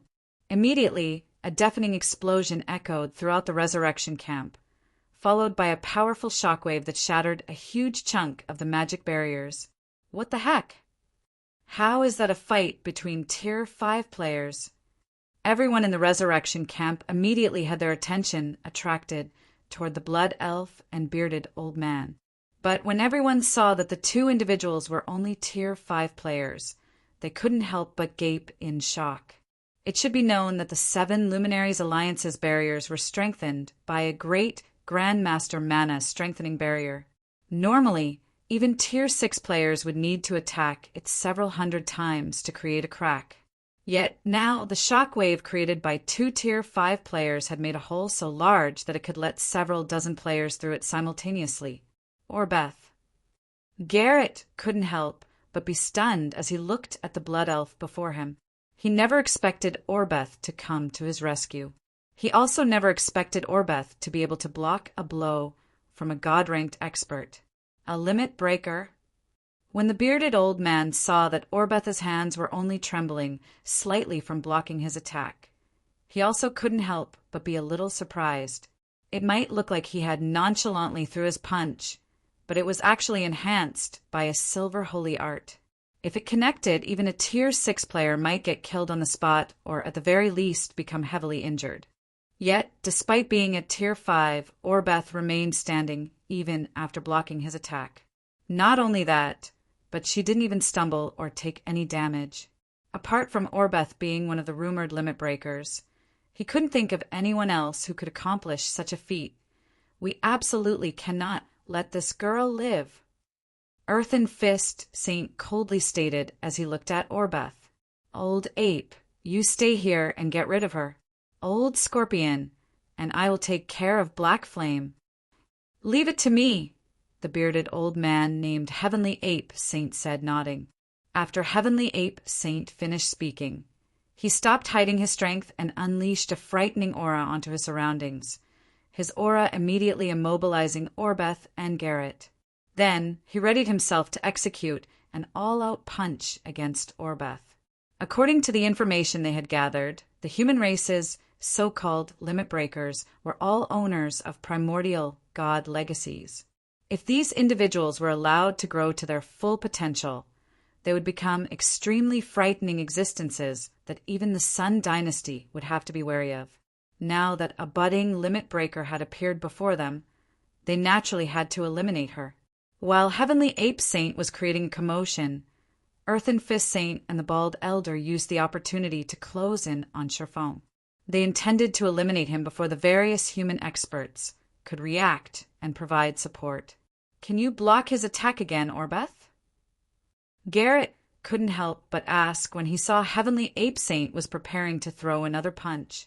Now that the 3 elderly Holy Race experts had exposed themselves, the 7 Luminaries Alliance definitely wouldn't let them run rampant in the Resurrection Camp. So long as Orbeth could stop Heavenly Ape Saint's second attack, the 2 of them would have a much greater chance at survival. Do you really think I'm a Tier 6 sword god? Orbeth answered as she kept her eyes on the bearded old man before her. I had to exhaust myself completely just to use that attack. I can't even move right now, let alone fight. It seems we're doomed, then. When Garrett saw that Orbeth indeed couldn't move, he understood that Orbeth had truly exhausted herself and their fates were sealed. Just as Garrett was thinking of putting up a final struggle, though, a peerless beauty suddenly appeared in front of them. At the same time, several figures also appeared around Earthen Fist Saint and the Bald Old Man. A Tier 6 player? When Heavenly Ape Saint saw the female berserker who had appeared before Orbeth and Garrett, a hint of contempt appeared in his eyes. Do you think you can block my attack? After saying so, Heavenly Ape Saint immediately punched out with his fist, sending a gigantic fist flying forward. How would I know if I don't try? In response, the female berserker simply smiled and raised the great sword she wielded. Then, while stirring up a chaotic storm around her, she swung the heavy weapon down at the approaching fist. If you find any errors, broken links, non-standard content, etc., please let us know, report chapter, so we can fix it as soon as possible. Chapter 3590. Chapter 664, Snow Goddess. Chapter 3590, Chapter 664. Snow Goddess, Chapter 664, Snow Goddess Boom. When fist and sword collided, the resulting shockwave destabilized the space within the magic barriers and caused the Tier 5 experts within a several hundred-yard radius to stumble backward. She blocked it? Looking through the smoke clouds, Orbeth couldn't help but be astonished when she saw the great sword-wielding, peerless beauty standing firmly. The others nearby might not be aware of how frightening Heavenly Ape Saint's strength was, but Orbeth, who had clashed once with the bearded old man, knew of it very well. Heavenly Ape Saint's punch might seem inconspicuous, but there was no doubt it carried the power of Tier 6 gods. If the average Tier 6 expert tried to block it, they would die on the spot unless they were a tank with a life-saving skill activated. This was also why Garrett had felt he would face certain death if he received Heavenly Ape Saint's punch. If Orbeth hadn't previously used the primordial god-ranked mana technique, Dark Moon, she would have died when she tried to block Heavenly Ape Saint's punch. As for the female berserker, while she might be a Tier 6 berserker god, even if Heavenly Ape Saint's punch didn't outright kill her, it should have still caused her substantial damage. After all, she had only blocked the punch with a normal attack. She never used any combat techniques or skills. Yet the female berserker was unscathed, displaying unbelievable strength. Another god-ranked expert? Apart from Orbeth, Garrett was similarly shocked by the Peerless Beauty's performance. He was especially shocked to see the six-winged emblem the woman wore. God-ranked experts were exceedingly rare in the Greater God's domain. Each stood at the very apex of the Greater God's domain, and their existences were few and far between, even among the various apex and pseudo-apex powers. Naturally, because of their extraordinary strength, most God-ranked experts were well-known individuals in the Greater God's domain. It was one thing for Zero Wing's Black Flame to be a God-ranked expert. After all, Black Flame's name had already been known across the Greater God's domain for quite some time, and many people acknowledged that he could most certainly become a God-ranked expert. But how in the world did another God-ranked expert emerge from Zero Wing? What Garrett found even more unbelievable was that, despite being a vice guild leader of the pseudo-apex power Azure Fong, he had never even heard of the Peerless Beauty before him. How interesting! No wonder you dare to come forward. Standing in midair, Heavenly Ape Saint couldn't help but be a little surprised when he saw another God-ranked expert appearing. However, his surprise lasted for only a moment before he retracted his fist and took a step forward. Immediately afterward, Heavenly Ape Saint vanished from where he stood, leaving behind hundreds of afterimages as he threw one punch after another at Gentle Snow from varying directions. Since he couldn't overpower Gentle Snow in strength, he would overwhelm her with speed. Heavenly Ape Saint might be of the holy race, but he knew that the human race's berserker class was a strength-focused class that lacked dexterity. It was unlike the holy race's fistfighter class, which was balanced in all basic attributes. Not to mention, Gentle Snow was a berserker armed with a greatsword, a weapon with obvious pros and cons. The large weapon might give her attacks a lot of power, but its attack speed was at least 10% to 20% slower than other berserker weapons. Meanwhile, the usual tactic a berserker, like Gentle Snow, would employ against an opponent with high attack speed would be to move around constantly to reduce the number of attacks she needed to face. It was a tactical retreat, so to speak. However, if Gentle Snow did that, she would fall right into his trap. As a God-ranked expert himself, Heavenly Ape Saint understood there was no easy way to conclude a battle between God-ranked experts quickly. Even if he managed to overwhelm Gentle Snow with his high attack frequency and land some attacks on her, there was no way he could kill her in a short time. In that case, rather than waste his time against Gentle Snow, the smarter thing to do would be to annihilate the souls of the human race's chosen ones, particularly limit breakers like Orbeth. Limit breakers were usually individuals with primordial god legacies, and they would become incredibly tough opponents to deal with once they advanced to Tier 6. If Orbeth was allowed to develop, she would definitely become a thorn in the Sun Dynasty's side when it came time to occupy Holy Ring City. However, contrary to Heavenly Ape Saint's expectations, Gentle Snow did not choose to kite him. Instead, she calmly held up the Chaos Wind Blade horizontally before swinging it at the several hundred afterimages around her. Silver combat technique, 12 extreme slashes. Immediately, 12 sword lights flew toward the oncoming energy fists. Is she crazy? Heavenly Ape Saint couldn't help but be confused when he saw Gentle Snow standing her ground. While it might be incredible for a berserker to execute 12 attacks instantaneously, Gentle Snow would have to be crazy if she thought she could stop several hundred of his punches with just 12 slashes. She would be fortunate if she could even block half of them. As for the rest, they would most certainly connect with her body. It should be known that each of his punches carried the power of a Tier 6 god. If over 100 of them connected, it wouldn't even be strange if Gentle Snow got eliminated on the spot. Orbeth and Garrett were similarly stunned when they saw Gentle Snow's actions. They couldn't understand why, of all the methods she could have used, she would try to fight Heavenly Ape Saint in speed. What she was doing was no different than throwing an egg against a rock. However, when the 12 sword lights fanned out, Orbeth and Garrett were quickly stunned once more. This was because powerful storms could be seen stirring in the places where the sword lights had passed through, and these storms generated wind blades that collided with the surrounding energy fists, causing them to melt away like snow. Meanwhile, these wind blades were none other than the result of the Chaos Wind Blade's hidden ability, and this hidden ability was what gave Gentle Snow the confidence to stand her ground against Heavenly Ape Saint's rapid attacks. By the end of Gentle Snow's 12 extreme slashes, not only did all of Heavenly Ape Saint's afterimages and energy fists disappear, but Heavenly Ape Saint himself had also reappeared 500 yards away from Gentle Snow with his right arm trembling slightly. Die. Before Heavenly Ape Saint could even process what had just happened, Gentle Snow promptly followed up her small victory with another attack. Bronze combat technique, Triple Sword Flash.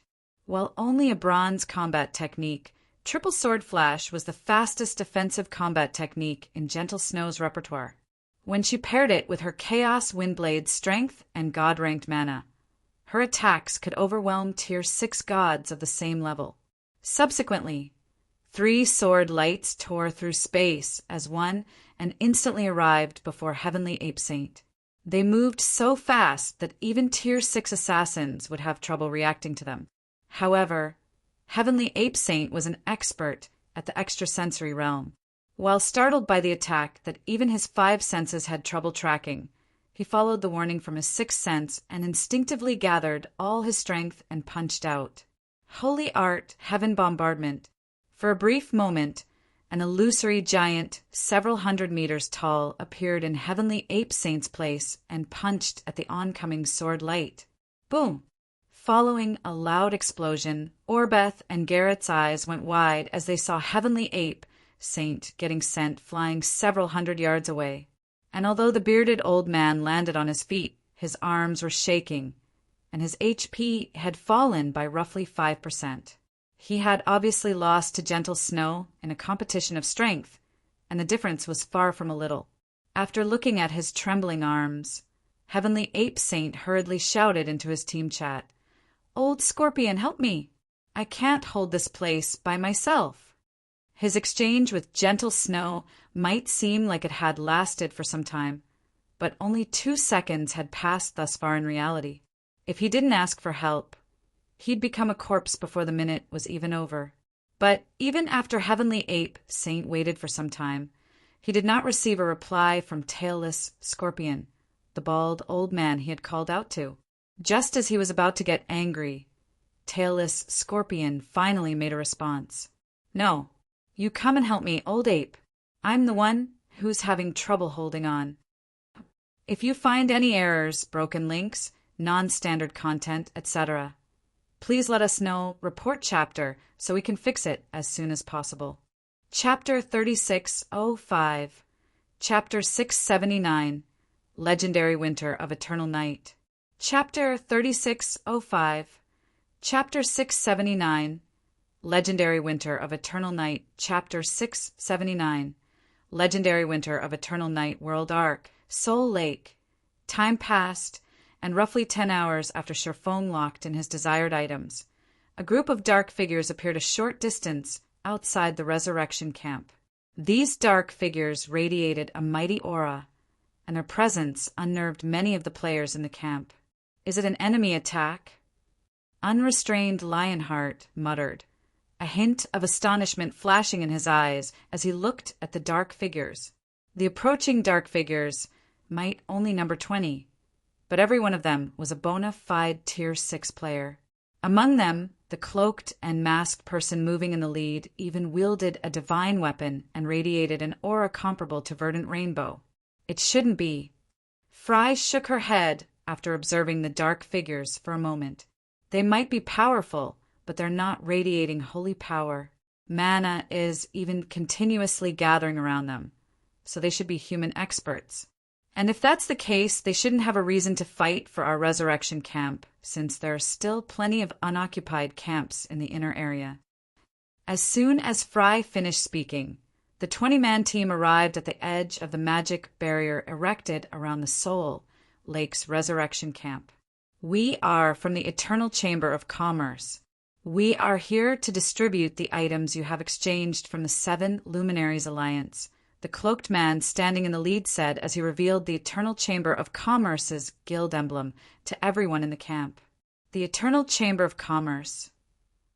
Following the masked man's words, the players in the resurrection camp sighed in relief and quickly welcomed the 20-man team inside the magic barrier. Nobody doubted the validity of these dark figures' identities, either. It was impossible to falsify guild emblems in God's domain. Every guild emblem was unique, and the Eternal Chamber of Commerce's Golden Scales emblem was widely known across the greater God's domain, as expected of an apex power. When Garrett saw that the Eternal Chamber of Commerce had mobilized 20 Tier 6 experts and 1 divine artifact just to run errands, he couldn't help but be shocked. In the current Eternal Realm, even the pseudo-apex powers would not have more than 1 or 2 Tier 6 experts under their command. Yet the Eternal Chamber of Commerce could afford to have 20 Tier 6 experts run errands for the 7 Luminaries Alliance. This was something no pseudo-apex power could think of accomplishing. Of everyone in the resurrection camp, only Shirfong remained unfazed by the Eternal Chamber of Commerce's show of strength. The Eternal Chamber of Commerce's existence might be a mystery to many, but Shirfong knew that Eternal's foundations were only slightly inferior to the 7 Luminaries Alliance. When it came to facilitating transactions across the greater God's domain, Eternal was even vastly superior to the 7 Luminaries Alliance. After entering the resurrection camp, the leader of Eternal's delivery team approached Shirfong and handed him 2 crimson metal cubes, saying, "Here are the items you have requested, Guild Leader Black Flame."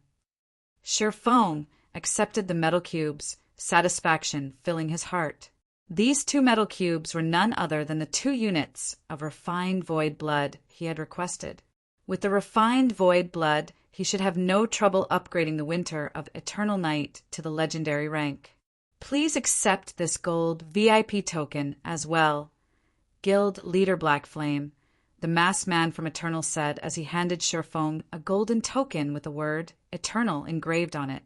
With this token, you can participate in any of the auctions taking place on the Dark Star Auction House's 300th floor or above.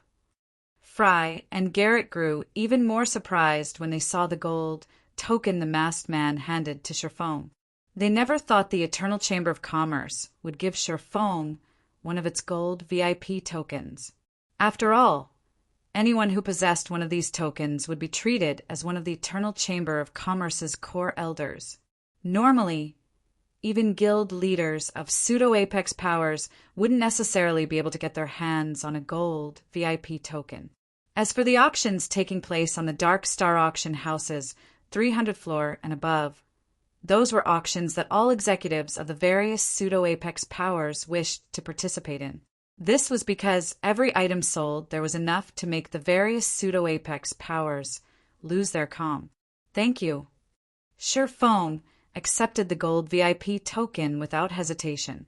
Although he did not know why the Eternal Chamber of Commerce was willing to give him such a privilege, the gold VIP token would help him out significantly in the future.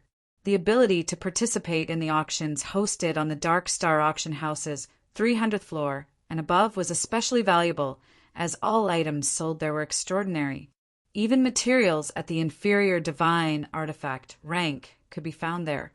Meanwhile, after seeing off the Eternal Chamber of Commerce's members, Shifeng entered one of Zero Wing's temporary camps and carefully took out the Winter of Eternal Night and the 2 units of refined void blood. System: 2 world sources detected. Do you wish to have the Winter of Eternal Night absorb them all? Absorb them all. Shifeng agreed to the prompt without hesitation. Immediately, as if it had just sensed the most delectable delicacy in the world, the Winter of Eternal Night released 2 clouds of dark blue mist and used them to envelope the 2 units of refined void blood. Roughly 15 minutes later, several streams of crimson mist appeared around the Winter of Eternal Night's dark blue blade. At the same time, the weapon also started to radiate a powerful divine might. Winter of Eternal Night, one-handed sword, legendary rank, equipment requirement. Strength 45,000, agility 30,000, tier 4 attack power, 500% of strength, attack speed, 3% of strength plus agility. All attributes increases according to the user's level. When equipped, attacks gain the extreme frost effect, inflicting the spatial freezing effect within a 10 by 50 yard area of the attack. Attacks have a 60% chance to deal 400% damage. Attacks have a 20% chance to deal 1000% damage and weaken the effectiveness of all mana and holy defenses by 70%. Increases strength by 280%. Agility by 200%, intelligence by 140%, endurance by 100%, and attack speed by 80%. Ignore levels plus 80. Effect of all sword type skills improved by 100%.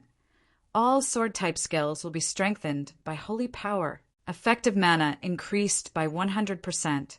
Additional passive skill 1. Winter's Body. Winter of Eternal Night will absorb its user's mana to strengthen its user's physique. The higher the mana's quality, the greater the improvements. Improvement limited at 200%. Additional passive skill 2. Holy Power Destruction. Achieve a destructive effect against all forms of holy power. Additional active skill 1. Radiant Night, tier 6. Adds the power of erosion to all of the user's attacks and forcibly increases the user's attack by 1 tier. Duration: 30 seconds cooldown. 10 minutes additional active skill 2. World of Frost, tier 6. Casts the shadow of a world around the user, enveloping an area of a 5,000 yard radius. The user may summon up to 100 frost swords within the enveloped area. Each frost sword will carry 300% of the user's strength. Duration: 5 minutes cooldown. 30 minutes additional active skill 3. Holy Mana's Shadow, tier 6. Use a combination of holy power and mana to reconstruct the user's body. Duration: 10 minutes cooldown. 1 natural day additional active skill 4. Void Barrier, tier 6. Use the void as a defensive barrier, rendering a 100 yard radius immune to all damage. Duration: 30 seconds cooldown. 1 hour additional profound inheritance 1. Formless Sword. Converts any object into a temporary sword. The quality of the sword created depends on the object used and the magic array constructed by the user. Duration: 1 hour cooldown. 1 natural day additional profound inheritance 2. World Sword. Devour world sources to evolve. The primordial god of thunder's final creation that has absorbed a main branch from the holy tree and refined void blood. The Winter of Eternal Night holds the power source of a primordial god, and it is capable of freezing all things. If you find any errors, broken links, non-standard content, etc., please let us know. Report chapter so we can fix it as soon as possible. Chapter 3606, Chapter 680, Sun Dynasty's Ultimatum. Chapter 3606, Chapter 680, Sun Dynasty's Ultimatum. Chapter 680. Sun Dynasty's Ultimatum, what an incredible improvement! Shifeng couldn't help but be astonished when he saw the legendary Winter of Eternal Night stats. In his previous life, apart from having a superior divine body, Another one of the key reasons he could thrive shortly after entering the greater god's domain was due to Solomon's sword, a legendary weapon he had gone through great lengths to obtain. The weapon was also regarded as one of the 10 great legendary weapons of his home, God's domain. Meanwhile, after ascending to the legendary rank, the Winter of Eternal Night's basic attributes could already rival Solomon's sword. Moreover, unlike Solomon's sword, the Winter of Eternal Night still had room for growth. When Shirfong grabbed the dark blue sword hovering before him, silver patterns lit up across the blade, and the temperature of the surrounding environment plummeted. Shirfong could also feel the flow of time in his surroundings slowing down. Is this the Winter of Eternal Night's hidden ability?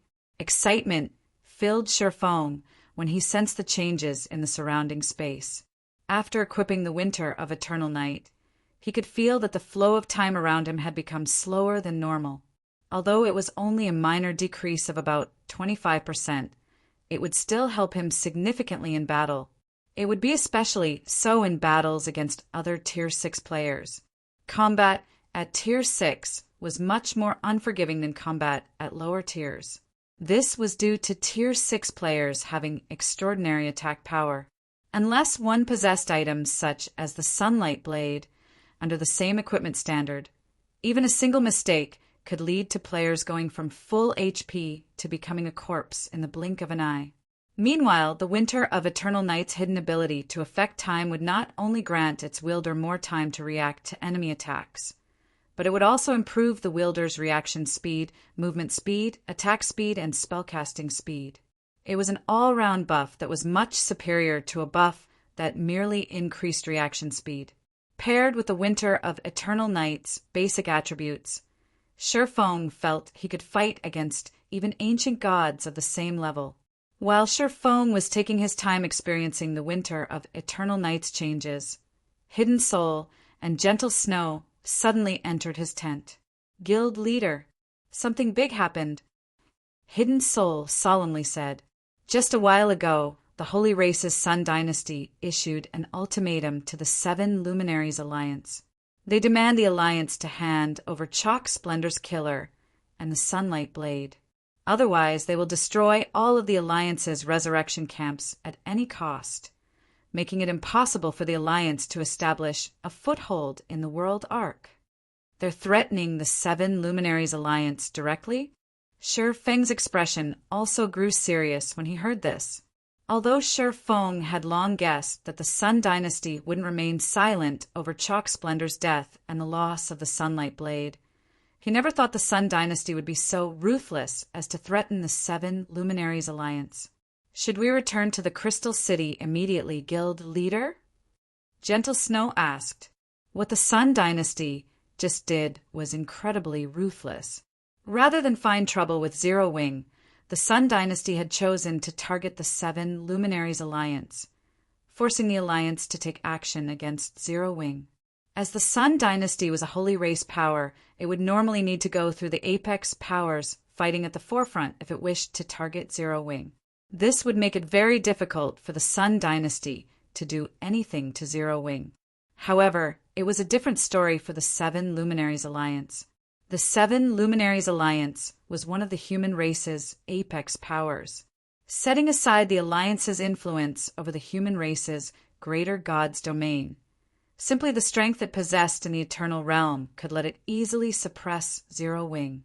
To make matters worse, the 7 Luminaries Alliance was planning to develop in the world arc, so it did have a reason to fear the Sun Dynasty's all-out targeting.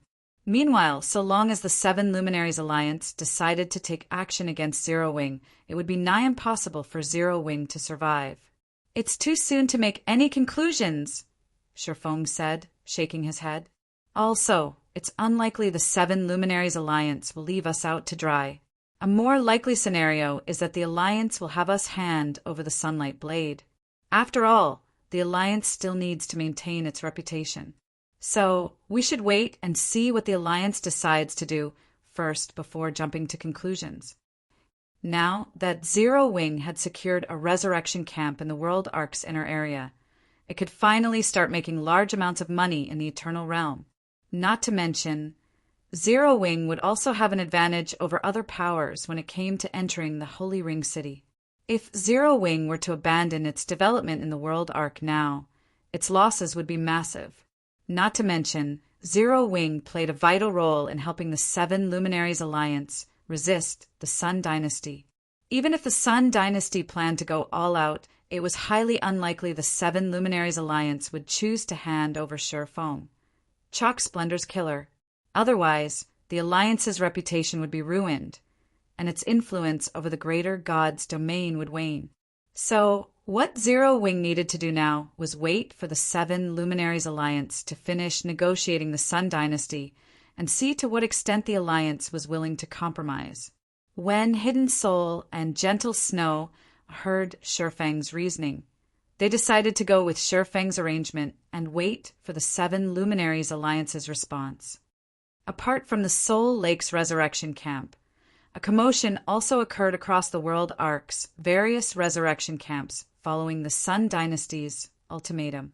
Ha ha ha. I knew the Sun Dynasty wouldn't let Zero Wing get away so easily. 19th Sword happily said after reading the report he just received. So what if Black Flame is one of the Eternal Realm's top 5 experts? In the end, he still has to withdraw from the World Arc. Zero Wing is indeed quite pitiful, Milia said, feeling a hint of sympathy for Zero Wing. When it comes to military strength, the Sun Dynasty is evidently superior to the Seven Luminaries Alliance. If the Alliance wishes to avoid tragic losses in the Eternal Realm and appease the Sun Dynasty, the least it will need to do is to have Zero Wing permanently withdraw from the World Arkansas. As for Zero Wing, the best it could hope for is some compensation from the Seven Luminaries Alliance. The World Arc was a world mode regional dungeon, and it was one of the key regions for powers to establish a foothold in the Eternal Realm. If Zero Wing could not extend its development into the World Arc, even with a mighty expert like Black Flame leading it, it would ultimately still be reduced to a second-rate power in the Eternal Realm. Subsequently, time passed quickly. While the various powers and players were discussing what decision the Seven Luminaries Alliance would ultimately make, the Soul Lake's Resurrection Camp welcomed a group of Seven Luminaries Alliance members. So they've still come in the end, unrestrained Lionheart muttered with a wry smile when he saw the Seven Luminaries Alliance members riding atop the approaching Tier 5 flying mount. Then he turned to Fry and asked with a complicated heart, "Are we really going to continue standing on the same front as Zero Wing?" "We have no choice but to take the gamble," Fry replied resolutely as she looked at the approaching flying mount. With the World Arc's current state, it was simply impossible for just 2 or 3 pseudo-apex powers to adequately defend a resurrection camp in the inner area. Without Zero Wing's help, the Red Dragon Nation would lose the ability to secure an early advantage in the World Arc's inner area. Meanwhile, even if the Seven Luminaries Alliance chose to compromise with the Sun Dynasty and Zero Wing refused to comply, the most the Alliance would do was let the Sun Dynasty fight Zero Wing without interfering. So, Fry planned to continue standing on the same front as Zero Wing. Although this would put the Red Dragon Nation directly in the Sun Dynasty's line of sight, the Red Dragon Nation would at least still have a chance at securing an early advantage in the World Arc's inner area. A short moment later, a 60-meter-tall, two-headed blaze eagle landed in the middle of the resurrection camp. Then, more than 50 Tier 6 experts wearing the Seven Luminaries Alliance's guild emblem alighted from the blaze eagle, and walking in the lead was a middle-aged man who was a level 173, Tier 6 Mage God. "Who among you is Black Flame?" the middle-aged Mage God asked as he scanned the crowd in the resurrection camp. "If you find any errors, broken links, non-standard content, etc., please let us know, report chapter, so we can fix it as soon as possible." Chapter 3607. Chapter 681. Responding in Kind. Chapter 3607. Chapter 681. Responding in Kind. Chapter 681. Responding in Kind. Soul Lake, Resurrection Camp. Following the middle-aged Mage God's words, a powerful divine might swept across the resurrection camp and everyone in the camp felt like a mountain had just fallen on their shoulders. The pressure from the divine might was so intense that all of the Tier 5 players in the camp had difficulty breathing, and even those capable of matching Tier 6 experts found themselves immobilized. A divine domain. Disbelief filled Garrett's eyes as he looked at the middle-aged mage god. In God's domain, players could typically only radiate divine might after reaching Tier 6. Meanwhile, once players developed their concentration to the extremes of the Tier 6 standard, they could mentally manipulate their divine might to form a domain, which was also known as a divine domain.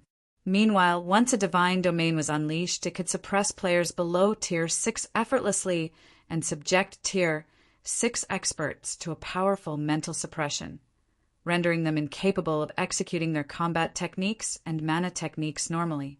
And even if they managed to execute their techniques, it would put a huge toll on their concentration. Who is this person? What kind of status does he have in the Seven Luminaries Alliance? Fry was similarly shocked as she looked at the middle-aged mage god. According to the Red Dragon Nation's intelligence, there were no more than 20 divine domain experts across the greater god's domain. However, the middle-aged mage god was never mentioned in the Red Dragon Nation's intelligence. I am. A moment after the middle-aged mage god unleashed his divine domain, a deep voice echoed throughout the resurrection camp. Immediately afterward, Sherfong stepped out of the crowd and approached the middle-aged mage god in a steady stride. He also gave off the feeling of a primordial giant, and those he walked past felt their hearts instinctively shudder. When Sherfong arrived before the Seven Luminaries Alliance's members, the terrifying aura he radiated caused even the Alliance's Tier 6 experts to lower their heads and avoid his gaze, all of them afraid to catch his attention. Incredible as expected. No wonder Little Rainbow has praised you so highly, the middle-aged mage god said, smiling as he looked at Sherfong. I am Aimless Bloodshed, a core elder of the Seven Luminaries Alliance. I am here this time to talk to you about the Sun Dynasty's matter. Guild Leader Blackflame. Aimless Bloodshed? Sherfong briefly fell into a daze when he heard the middle-aged mage god's introduction. Experts whose concentration had reached the extremes of Tier 6 were exceedingly rare in the greater god's domain. In the current timeline, the existence of the Seven Luminaries Alliance's Aimless Bloodshed was indeed unknown to the greater god's domain. However, in Sherfang's previous life, Aimless Bloodshed was incredibly famous during the war between the two races. He made his debut on the public stage in a major battle during the war, and he revealed himself as a divine domain expert as soon as he appeared. Meanwhile, with the help of his divine staff divine spirit, he could rank among the greater god's domain's top 3 when it came to mental attacks. Though, for some reason, the first time Aimless Bloodshed made a public appearance was also his last. He never participated in any subsequent battles, and nobody was able to uncover much information about him. May I know what the Seven Luminaries Alliance has decided, Elder Bloodshed? Sherfong asked. The Sun Dynasty has reacted intensely this time, but the Seven Luminaries Alliance is no pushover either. Chuckling, Aimless Bloodshed said, based on our negotiations with the Sun Dynasty, we can offer Zero Wing 2 options. 2, is it? When Sherfong heard Aimless Bloodshed's words, he could more or less guess what the other party would say next. The first option is for Zero Wing to hand over the Sunlight Blade and withdraw from the world Arkansas. In return, the Sun Dynasty will give Zero Wing 3 pieces of universal legendary equipment and let this matter slide, Aimless Bloodshed said. Should the Sun Dynasty dare renege on its promise, the Seven Luminaries Alliance will respond in kind. As for the second option, Zero Wing will similarly have to hand over the Sunlight Blade, but the Sun Dynasty won't offer any compensation. Instead, Zero Wing may continue competing in the world Arkansas. Upon hearing Aimless Bloodshed's words, many of the players present couldn't help but be surprised. They didn't think the Seven Luminaries Alliance would ultimately offer Zero Wing such lenient choices. The second option was especially lenient. Although Zero Wing would lose its spoils of war, it could still retain its advantages in the world Arkansas. This was undoubtedly the best outcome for Zero Wing. These are already the best conditions the Seven Luminaries Alliance can fight for Zero Wing, Guild Leader Black Flame, Aimless Bloodshed said in a somewhat embarrassed tone. The Sun Dynasty's combat power in the World Arc is slightly superior to the Seven Luminaries Alliance. If the Sun Dynasty tries to attack us with zero regard to cost, we will have difficulty defending our current resurrection camps. I understand. Shifeng nodded. He knew the Seven Luminaries Alliance had already taken out its greatest sincerity. The fact that the Seven Luminaries Alliance had even sent a big shot like Aimless Bloodshed to persuade Zero Wing showed how much the Alliance valued Zero Wing. May I ask you a question? Feel free to ask anything. Guild Leader Black Flame, Aimless Bloodshed answered, smiling. If Zero Wing goes to war with the Sun Dynasty, can the Seven Luminaries Alliance remain neutral? Shifeng calmly asked. Go to war with the Sun Dynasty? Aimless Bloodshed froze momentarily, his mind failing to process Shifeng's words. Yes, Zero Wing will go to war with the Sun Dynasty. Shifeng stated resolutely. The Sunlight Blade was one of the Sun Dynasty's 7 arcanas. Its value was extraordinary, and it could easily be traded with the Holy Race for 2 universal divine artifacts. The Sun Dynasty's compensation of 3 pieces of legendary equipment was nothing but a joke. In his previous life, he never got the opportunity to own even 1 divine artifact. Now that he had a chance to own 2, he naturally wouldn't abandon it easily. It was especially so now that he had upgraded the Winter of Eternal Night to the legendary rank. In the World Arc, he had no need to fear the Sun Dynasty. This, after hearing that Shifeng was serious, Aimless Bloodshed couldn't help but say, Are you really going to provoke the Sun Dynasty, Guild Leader Black Flame? That's one of the Holy Race's 10 royal powers we're talking about. It is a tough opponent, even for the Seven Luminaries Alliance. At this moment, Aimless Bloodshed felt that Shifeng must have lost his mind. After all, an upstart power in the Eternal Realm was trying to pick a fight with an opponent that even the Seven Luminaries Alliance dreaded. This was no different than having a death wish. While Zero Wing might not be a royal power, we won't capitulate just because of a few words. In a resolute tone, Shifeng said, Since the Sun Dynasty insists on using force, we will simply respond in kind. If you find any errors, broken links, non-standard content, etc., please let us know, report chapter, so we can fix it as soon as possible.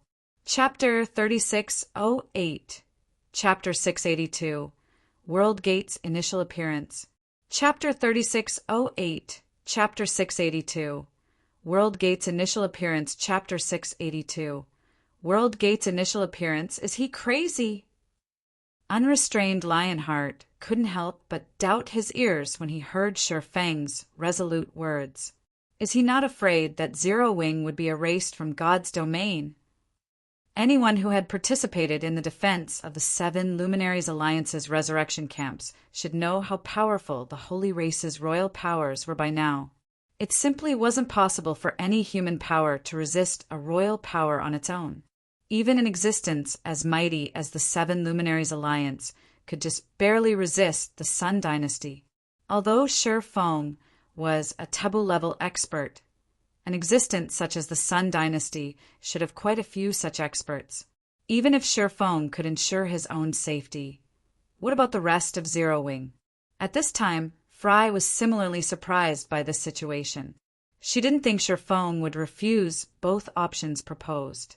The second option, in particular, could already be considered generous. All Zero Wing needed to do was to surrender the Sunlight Blade to retain its ability to develop in the world Arkansas. As for negotiating a fair deal with the Sun Dynasty, that was simply out of the question. After all, there was a huge gap in strength between both parties. Sure enough, when Hidden Soul heard Shifeng's resolute reply, She couldn't help but wryly smile, as expected of our guild leader. Battle. In the early phases of the miniature ancient world, Feng had stood strong in the face of overwhelming odds and single-handedly caused the various superpowers to suffer severe losses. Now that Zero Wing had entered the Eternal Realm and achieved metamorphosis, there was no way he would allow Zero Wing to capitulate so easily. Indeed, we will simply respond in kind. Gentle Snow nodded, fighting spirit burning in her eyes. The Sun Dynasty might be a frightening existence, but Zero Wing wasn't a pushover, either. It was especially so now that Zero Wing's guild residence had a secret room capable of increasing players' chances of getting promoted to Tier 6. As for herself, if she could fight against more experts and perfect her techniques, her strength would also increase with time. Is Zero Wing made up of lunatics? When Garrett saw the enthusiastic look on Gentle Snow and Zero Wing's other members, he couldn't help but be astonished. The Sun Dynasty had already proven itself to be superior to the 7 Luminaries Alliance in combat. Logically, all powers should be doing their best to avoid confrontations with the Sun Dynasty. Yet, even though Zero Wing was clearly presented with an opportunity for reconciliation, Feng chose to take the initiative to provoke the Sun Dynasty. Moreover, aside from Feng, the rest of the Zero Wing members also shared a similar sentiment. It was as if the entire guild was made up of lunatics. Can the 7 Luminaries Alliance remain neutral, Elder Bloodshed? Feng asked once more as he looked at the dazed middle-aged man before him. Although I haven't consulted with my superiors, I can say with certainty that the 7 Luminaries Alliance is a human power, so we will never side with the holy race, Aimless Bloodshed said confidently. If anyone dares to assist the holy race, I will be the first to object. Thank you very much, Elder Bloodshed, Feng gratefully said.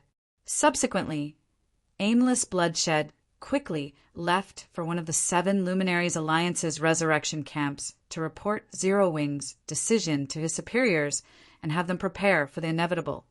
Time passed quickly.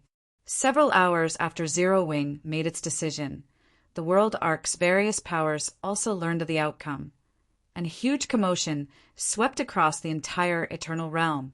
It should be known that not even the various pseudo-apex powers would dare to publicly challenge one of the Holy Race's royal powers. Yet Zero Wing, an upstart guild in the Eternal Realm, had done it.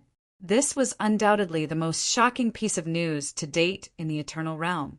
At the same time, because the 7 Luminaries Alliance had finished establishing its defenses in the World Ark's inner area, it no longer restricted players from entering the inner area.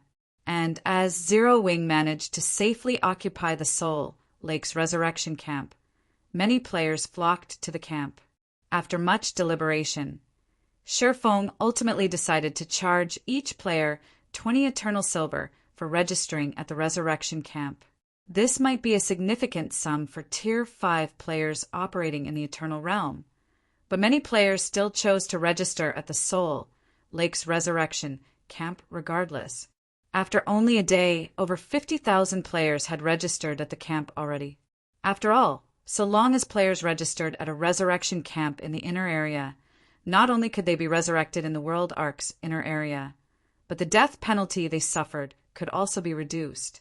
Even if this was only the fee for one registration, it was still a worthwhile trade considering the potential profits they could gain from the World Ark's inner area.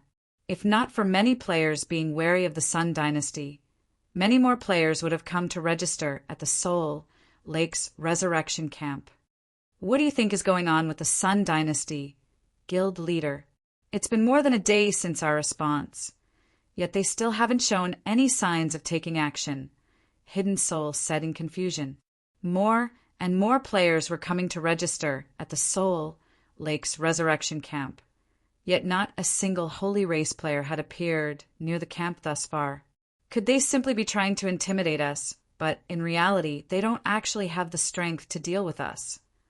Ever since the 7 Luminaries Alliance forwarded Zero Wing's rejection, the Sun Dynasty did not make a single response.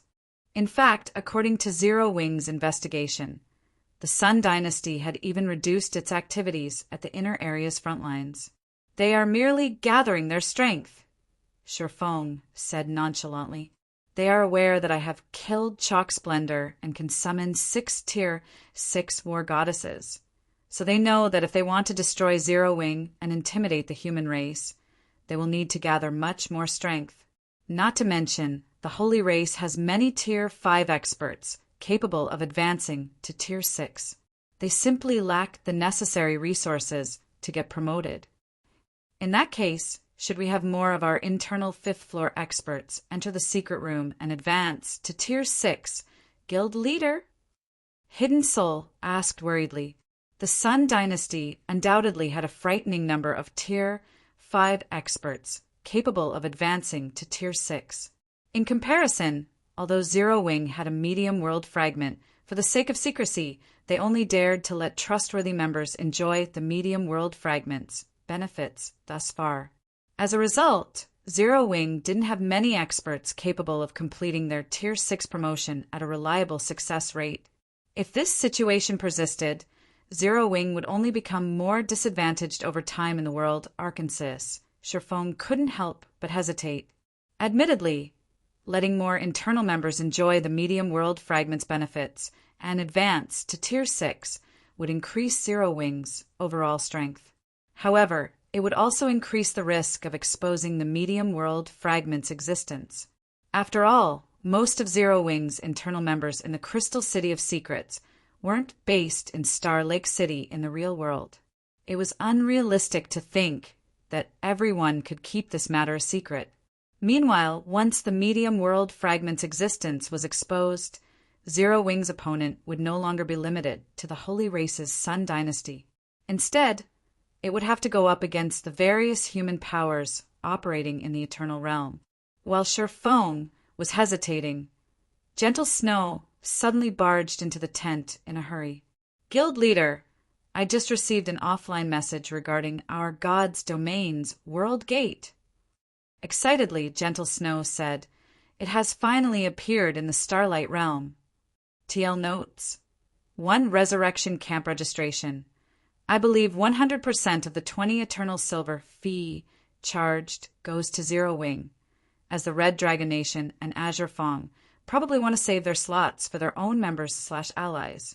Also, judging by the following, even if this was only the fee for 1 registration, each registration should only allow players to be resurrected 1 time at the camp. Once players have exhausted their resurrection chance, they'll probably have to pay the fee and register again for subsequent resurrections. If you find any errors, broken links, non-standard content, etc., please let us know, report chapter, so we can fix it as soon as possible. Chapter 3609. Chapter 683. Returning to God's Domain. Chapter 3609. Chapter 683. Returning to God's Domain. Chapter 683. Returning to God's Domain. Has it appeared already? Shurfong was pleasantly surprised by the news Gentle Snow brought him. Any God's Domain that wished to connect with the greater God's Domain would need to do so through a world gate. However, before a God's Domain was linked with the greater God's Domain, its world gate could not be seen in the greater God's Domain. Only when a God's Domain was close to being fully connected would its world gate appear in the greater God's Domain. Meanwhile, once the world gate revealed itself, it would open at varying times. Depending on the rank of the God's Domain in question, it could take as soon as several days to as late as several months for the world gate to open. In addition, unlike the world gate of miniature worlds, the world gate of a God's Domain did not have any restrictions. As soon as it opened, Tier 6 players could pass through it immediately. There was no gradual process to speak of. The situation would be completely different from the miniature ancient world, where even now its world gate only allowed Tier 5 players to pass through. For most players, whether living in the greater God's Domain or the God's Domain that was opening up, the appearance of a world gate could only be considered a pleasant surprise. At best, they would have access to more resources and business opportunities. However, for the current Zero Wing, It was an opportunity to achieve a qualitative transformation. According to the Green God Corporation, our God's Domain's world gate appeared in the Starlight Realm roughly 5 hours ago, and it is situated in the northern wasteland that's close to the ancient river kingdom, Gentle Snow said. The Green God Corporation also states that the world gate will open in 10 days at the latest, and that the powers of 2 realm empires and 6 realm kingdoms have already mobilized their armies to surround the gate. At that time, I'm afraid it is going to be difficult to enter or exit the gate. Aside from the lofty apex and pseudo-apex powers, I doubt anybody can resist the resources and experts of an entire God's domain, Shifeng said, unsurprised by Gentle Snow's report. I need to make a trip back to our God's domain immediately. I will leave the Feather of Oath with you in the meantime. With it, you should be able to defend the resurrection camp from the holy race's various powers without trouble. But if defeat is inevitable, make sure to retreat without hesitation. No need to make meaningless sacrifices. Normally, it should be impossible for players to cross a world gate before it opens. However, Shifeng was an exception. Previously, he had acquired a gray key in the miniature ancient world that allowed him to freely travel between God's domains. However, there was a precondition for using the gray key. He needed to know the exact location of the God's domain he wished to visit. Originally, he had thought of finding a sealed passage in the miniature ancient world that was connected with his home God's domain. That way, he could use the gray key to travel to the God's domain he had lived in for many years and obtain the Godslayer's legacy. However, his development speed and the opportunities he had encountered far exceeded his imagination. Not only did he get his hands on the primordial abyssal god's legacy, but he had even obtained a primordial chaos body and constructed a superior divine body with it. These opportunities completely eliminated the need for him to acquire the Godslayer's legacy. Hence, he had postponed returning to his home God's domain. But now that the world gate had appeared, it was imperative that he returned before they opened. Zero Wing had annexed many guilds in the miniature ancient world. A few examples were the Star Alliance, 100 Flower Palace, and Mysterious Moon. These first-rate guilds all possessed many Tier 5 and Tier 6 players in their home God's domain. So long as Zero Wing could absorb these experts and bring them to the Eternal Realm, Zero Wing could increase its strength without having to worry about exposing the medium world fragment's existence. Not to mention, these Tier 5 and Tier 6 experts had been operating on their home God's domain for as long as 10 years now. Even a Tier 3 player could reach level 200 when given such a long time, let alone players of higher tiers. Meanwhile, level 200 was a massive turning point in God's domain. The benefits players could receive from reaching level 200 would be no different than achieving a 1-tier promotion. Under the same tier, a level 200 player fully equipped with epic weapons and equipment could match a level 190 player fully equipped with legendary equipment. And if the opponent was a level 180 player, they would be beaten black and blue, even if they had a legendary weapon. If such a group of high-level Tier 6 players were to appear in the current Eternal Realm, it would absolutely tilt the realm's balance. Leave it to us, Guild Leader. We'll make sure the Resurrection Camp stands strong before you return. Gentle Snow assured as she accepted the Feather of Oath. Unless the Holy Race attacked the Resurrection Camp with 2 or more Tebble-level experts, 6 level 180 plus, Tier 6 War Goddesses should be enough to keep most opponents at bay. Not to mention, she, Hidden Soul, Fire Dance, and Crimson Heart had already exchanged a gold combat technique suited for themselves from the 7 Luminaries Alliance. With the assistance of Eternal God Crystals, they should have no trouble mastering their respective gold combat techniques. Most importantly, Shifeng had already summoned Azure Shadows Group to the Resurrection Camp a few hours ago. In certain aspects, the defenses of the Soul Lake's Resurrection Camp were superior to even the 7 Luminaries Alliance's Resurrection Camps. All right, I'll leave it to you all. After saying so, Shifeng activated world-breaking teleportation and left the Eternal Realm without hesitation. Starlight Realm, Northern Wasteland. The Northern Wasteland was a level 180 neutral map. Because it lacked high-level resources, apart from when the occasional world boss respawns, it was rare to see players roaming the map.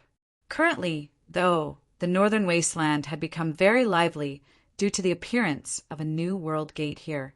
Many Tier 5 and Tier 6 players at level 180 and above were gathered around the new world gate, and they were all from the various powers based in the neighboring kingdoms and empires.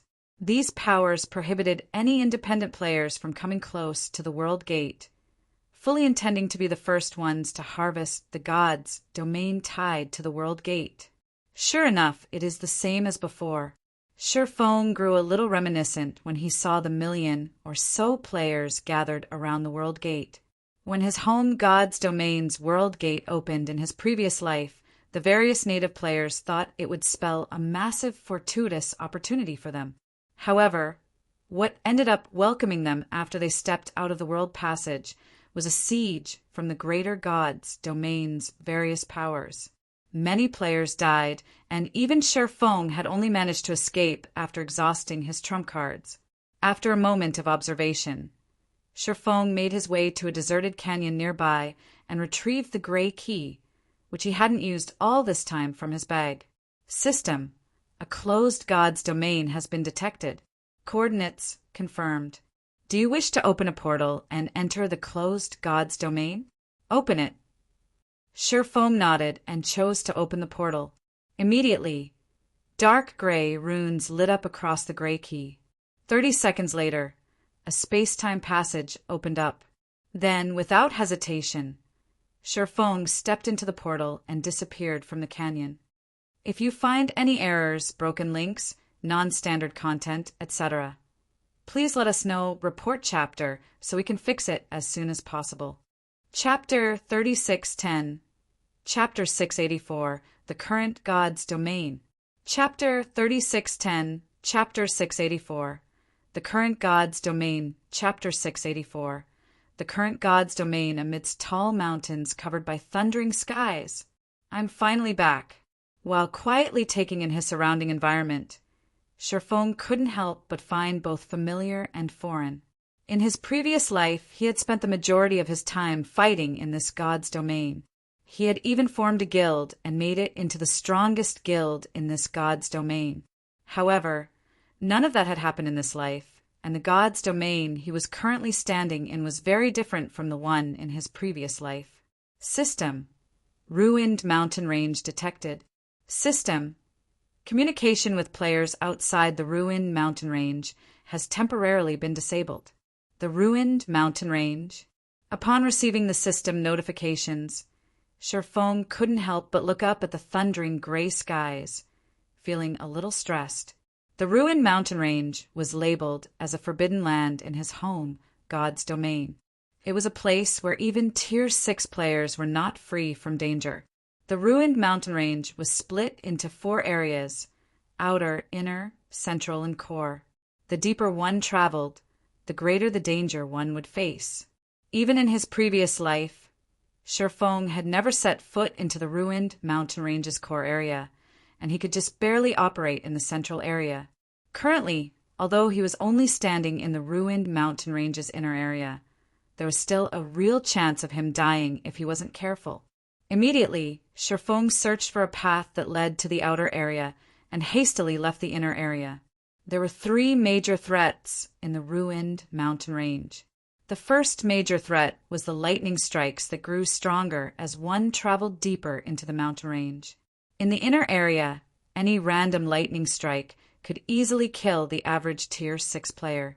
If struck by multiple lightning strikes simultaneously, even ancient gods could be killed. This made it so that even Tier 6 players would not dare to fly and could only walk on the ground. The second major threat was the powerful mysterious energy that corrodes players' bodies. Likewise, this energy grew stronger the deeper one traveled. Meanwhile, once a player was fully corroded, they would be forcibly logged out of the game, and their in-game character would die on the spot. The third major threat was the ruined mountain ranges monsters. Unlike most monsters in God's domain, the ruined mountain ranges monsters could grow as they fought against players. However, their growth wasn't just limited to levels and intelligence. As they fought against players, they would also learn the various techniques and tactics applied by players. On top of that, they also knew how to flee when outmatched. Due to these traits, the ruined mountain ranges monsters would continuously grow stronger over time. As a result, when exploring the ruined mountain range, many Tier 5 players would find themselves incapable of soloing even Tier 4 mythic monsters of the same level, while Tier 6 players could just barely suppress a Tier 5 legendary monster by themselves. In Shifeng's previous life, many experts kept exploring the ruined mountain range in large teams, and their actions led to the monsters inside growing to a frightening degree. At that time, if a Tier 6 expert entered the ruined mountain range without a team and encountered a Tier 6 divine monster, their death would be practically guaranteed. Multiple Tier 6 experts needed to move together to stand a chance at surviving. So, one could simply imagine how frightening those monsters were. Although Shifeng didn't know to what extent the various powers experts had trained the ruined mountain ranges monsters in this life, based on his experience, those monsters should have already grasped bronze combat techniques and mana techniques at the very least. They should have also grasped many combination techniques. With his current strength, Shifeng was confident he could kill lone divine monsters by himself. However, if he got caught up in a fight against multiple divine monsters or one divine monster and numerous legendary monsters, they could easily occupy him until he died from mysterious energy corrosion. As his primary goal in returning to his home god's domain was to absorb the various first-rate guild's experts into Zero Wing and send them to the Eternal Realm, he naturally couldn't afford to waste time in the ruined mountain range.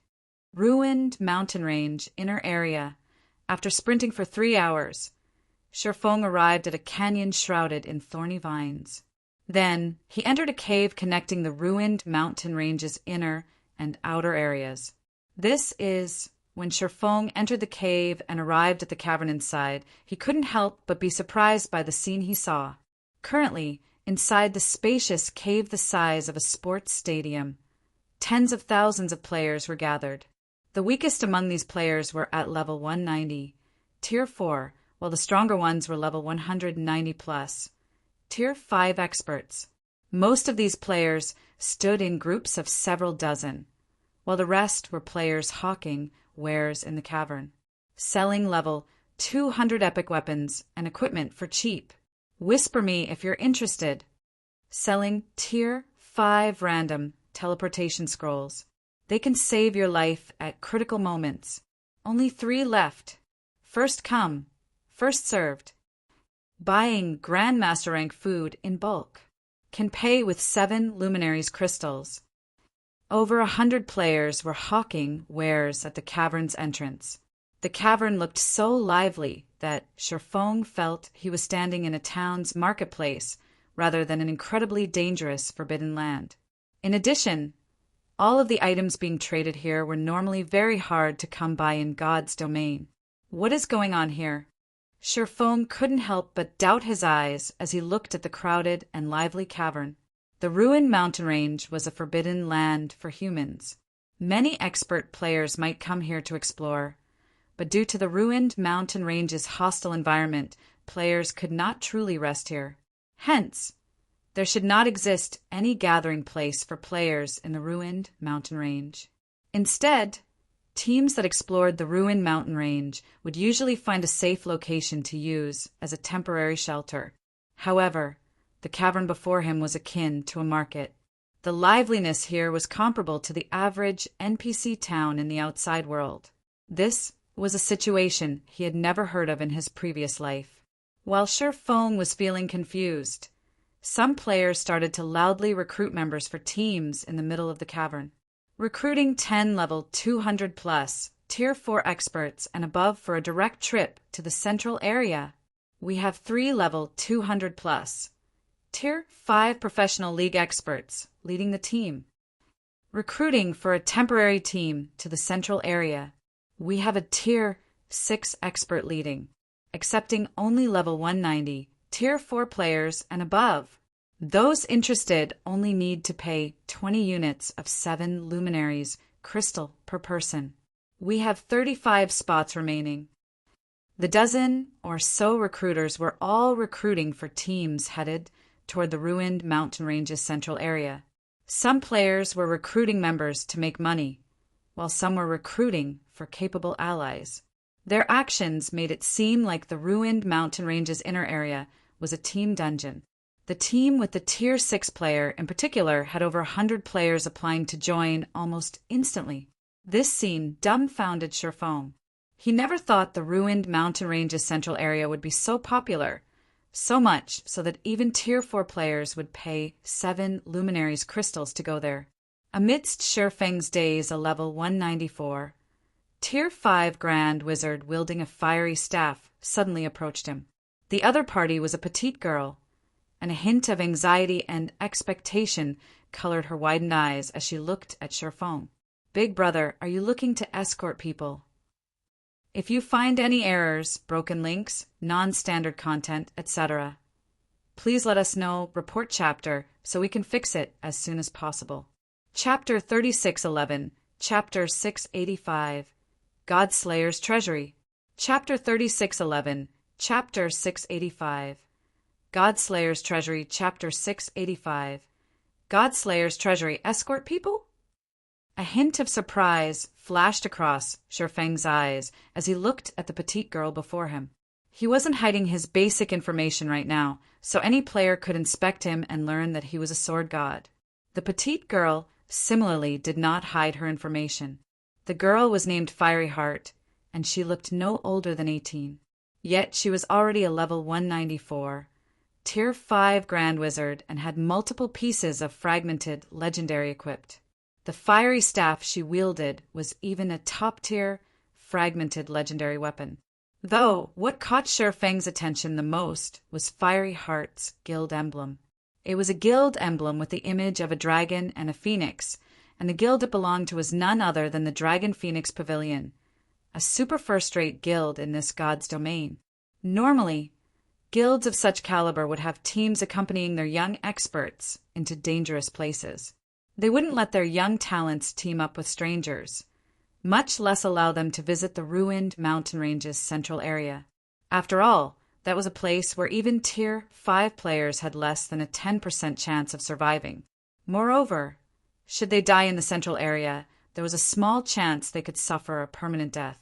Not to mention, judging by Fiery Heart's age and tier, she was no doubt one of the Dragon Phoenix Pavilion's core members. There only existed a small number of Tier 6 experts in this god's domain. A superpower would be fortunate to have 4 or 5 Tier 6 experts. So, Tier 5 experts remain the main combat power of the various powers, and the loss of even one Tier 5 expert would be significant. This was something Fiery Heart should understand. Yet, Fiery Heart had not only appeared in the ruined mountain range, but she was even asking Sherfong, a stranger, to escort her to the central area. This situation confused Sherfong greatly. While the monsters in the ruined mountain ranges central area might have good loot, the dangers that came with exploring the central area simply weren't worth it for Tier 5 experts. Rather than take such a risk, it would be better if Fiery Heart explored the inner and outer areas. "If you are willing to escort me and my team, we will compensate you adequately, big brother," Fiery Heart hurriedly said when she saw that Sherfong didn't seem willing to entertain her offer. "Our team has 45 members, and we'll pay 25 units of 7 luminaries crystal for each member. Even if some of us accidentally die midway, we will still pay 15 units per person." "That is quite a generous offer." Sherfong nodded. Then, out of curiosity, he asked, "But can you tell me why you want to head to the central area, young lady?" 7 luminaries crystals were regarded as a hard currency everywhere. Many transactions involving fragmented legendary items and above were usually conducted using 7 luminaries crystals. It was especially so in this god's domain, where 7 luminaries crystals remained the biggest hurdle for most Tier 5 players in advancing to Tier 6. Meanwhile, Fiery Hearts offered to pay 1,125 units of 7 luminaries crystal just to escort 45 players to the ruined mountain ranges central area was a lucrative offer even Tier 6 players would find hard to resist. Not to mention, she was even offering to pay 15 units for those who died midway. However, rather than the payment, Sherfong was more interested in finding out why so many players were trying to get to the central area. Do you not know? Fiery Heart couldn't help but look at Sherfong in shock. She didn't think there would be someone who still didn't know about the matter regarding the ruined mountain ranges central area. Don't be surprised. Regarding Fiery Heart's question, Sherfong had long come up with an excuse. So he calmly said, I fell into a miniature world some time ago, and it took me a while to come back. So that's why you didn't seem interested. For a second there, I thought you only planned to escort friends and allies. Realization dawned on Fiery Heart. Then she explained, well, the matter regarding the central area isn't much of a secret. A few days ago, an ancient ruin called the Ruined Temple appeared in the central area. So many people are going there to explore it, hoping to reap a big harvest. Fiery Heart did not doubt Sherfeng's reasoning. After all, many players would abruptly disappear from time to time in God's domain, and most of these disappearances were due to players entering various miniature worlds. It was also very common for players to be trapped in these miniature worlds for months and even years. The Ruined Temple? Sherfong fell into a daze when he heard this name. In his previous life, the Ruined Temple had caused a huge wave in both his home god's domain and the greater god's domain. This was because the Ruined Temple wasn't just your average ancient ruin. Instead, it was a treasury left behind by the Godslayer. To the players of his home god's domain, the Godslayer was inconspicuous. This was because the Godslayer only created a few achievements in this god's domain. The ancient gods slain by the Godslayer were also rather average. However, it was a different story in the greater god's domain. According to the greater god's domain's historical records, the Godslayer was responsible for the death of the last ancient demon god, an existence rivaling primordial gods. Meanwhile, it goes without saying that the treasury left behind by such a frightening existence would be a great temptation to the greater god's domain's various powers. However, the timing of the Ruined Temple's appearance in this timeline was different. In his previous life, the Ruined Temple only appeared 1 year after the World Gate fully opened. Of course, following its appearance, many players flooded the ruined mountain ranges central area, all of them hoping to obtain the Godslayer's legacy and become an existence capable of rivaling primordial gods. There are many treasures in the Ruined Temple. Big brother, Fiery Heart continued when she noticed the look of interest on Sherfeng's face. From what I heard, several temporary teams have already found loose pieces of fragmented legendary equipment sets there. With Big Brother's tier, as long as you go there, the various powers' main forces will definitely try to recruit you. Even if you gain nothing from the Ruined Temple, the pay you can get from those powers should still be worth your time. All right, I'll take you all there, Sherfong answered after giving the matter some thought. Have your team get ready. We'll set out right away. The Ruined Temple was an opportunity he could not miss. It was especially so since its exploration reward could only be claimed once. In his previous life, because he was stuck dealing with enemies in the greater god's domain, he never got the opportunity to explore the Ruined Temple himself.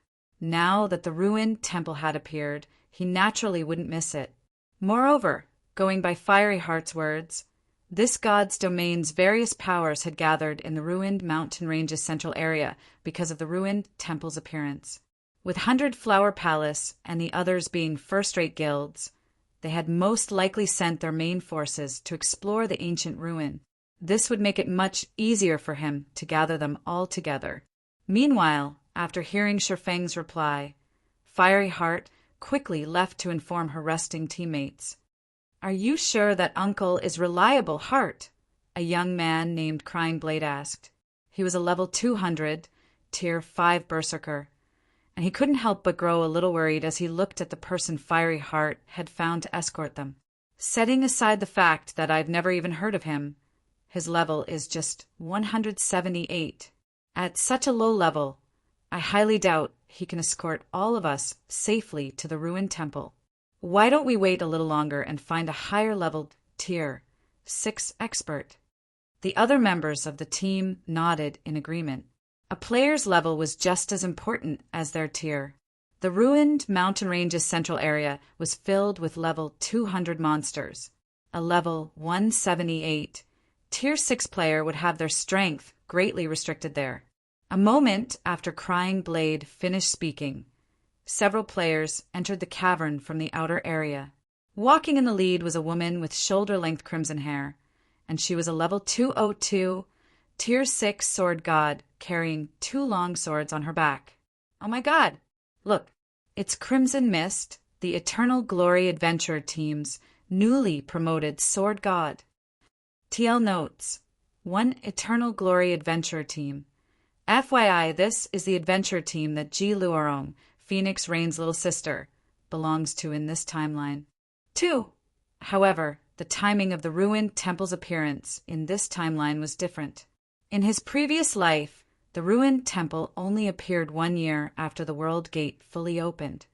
Going by these 2 sentences, my theory is that Shi Feng's God's domain fully connected with the greater God's domain at the same time as it did in this timeline.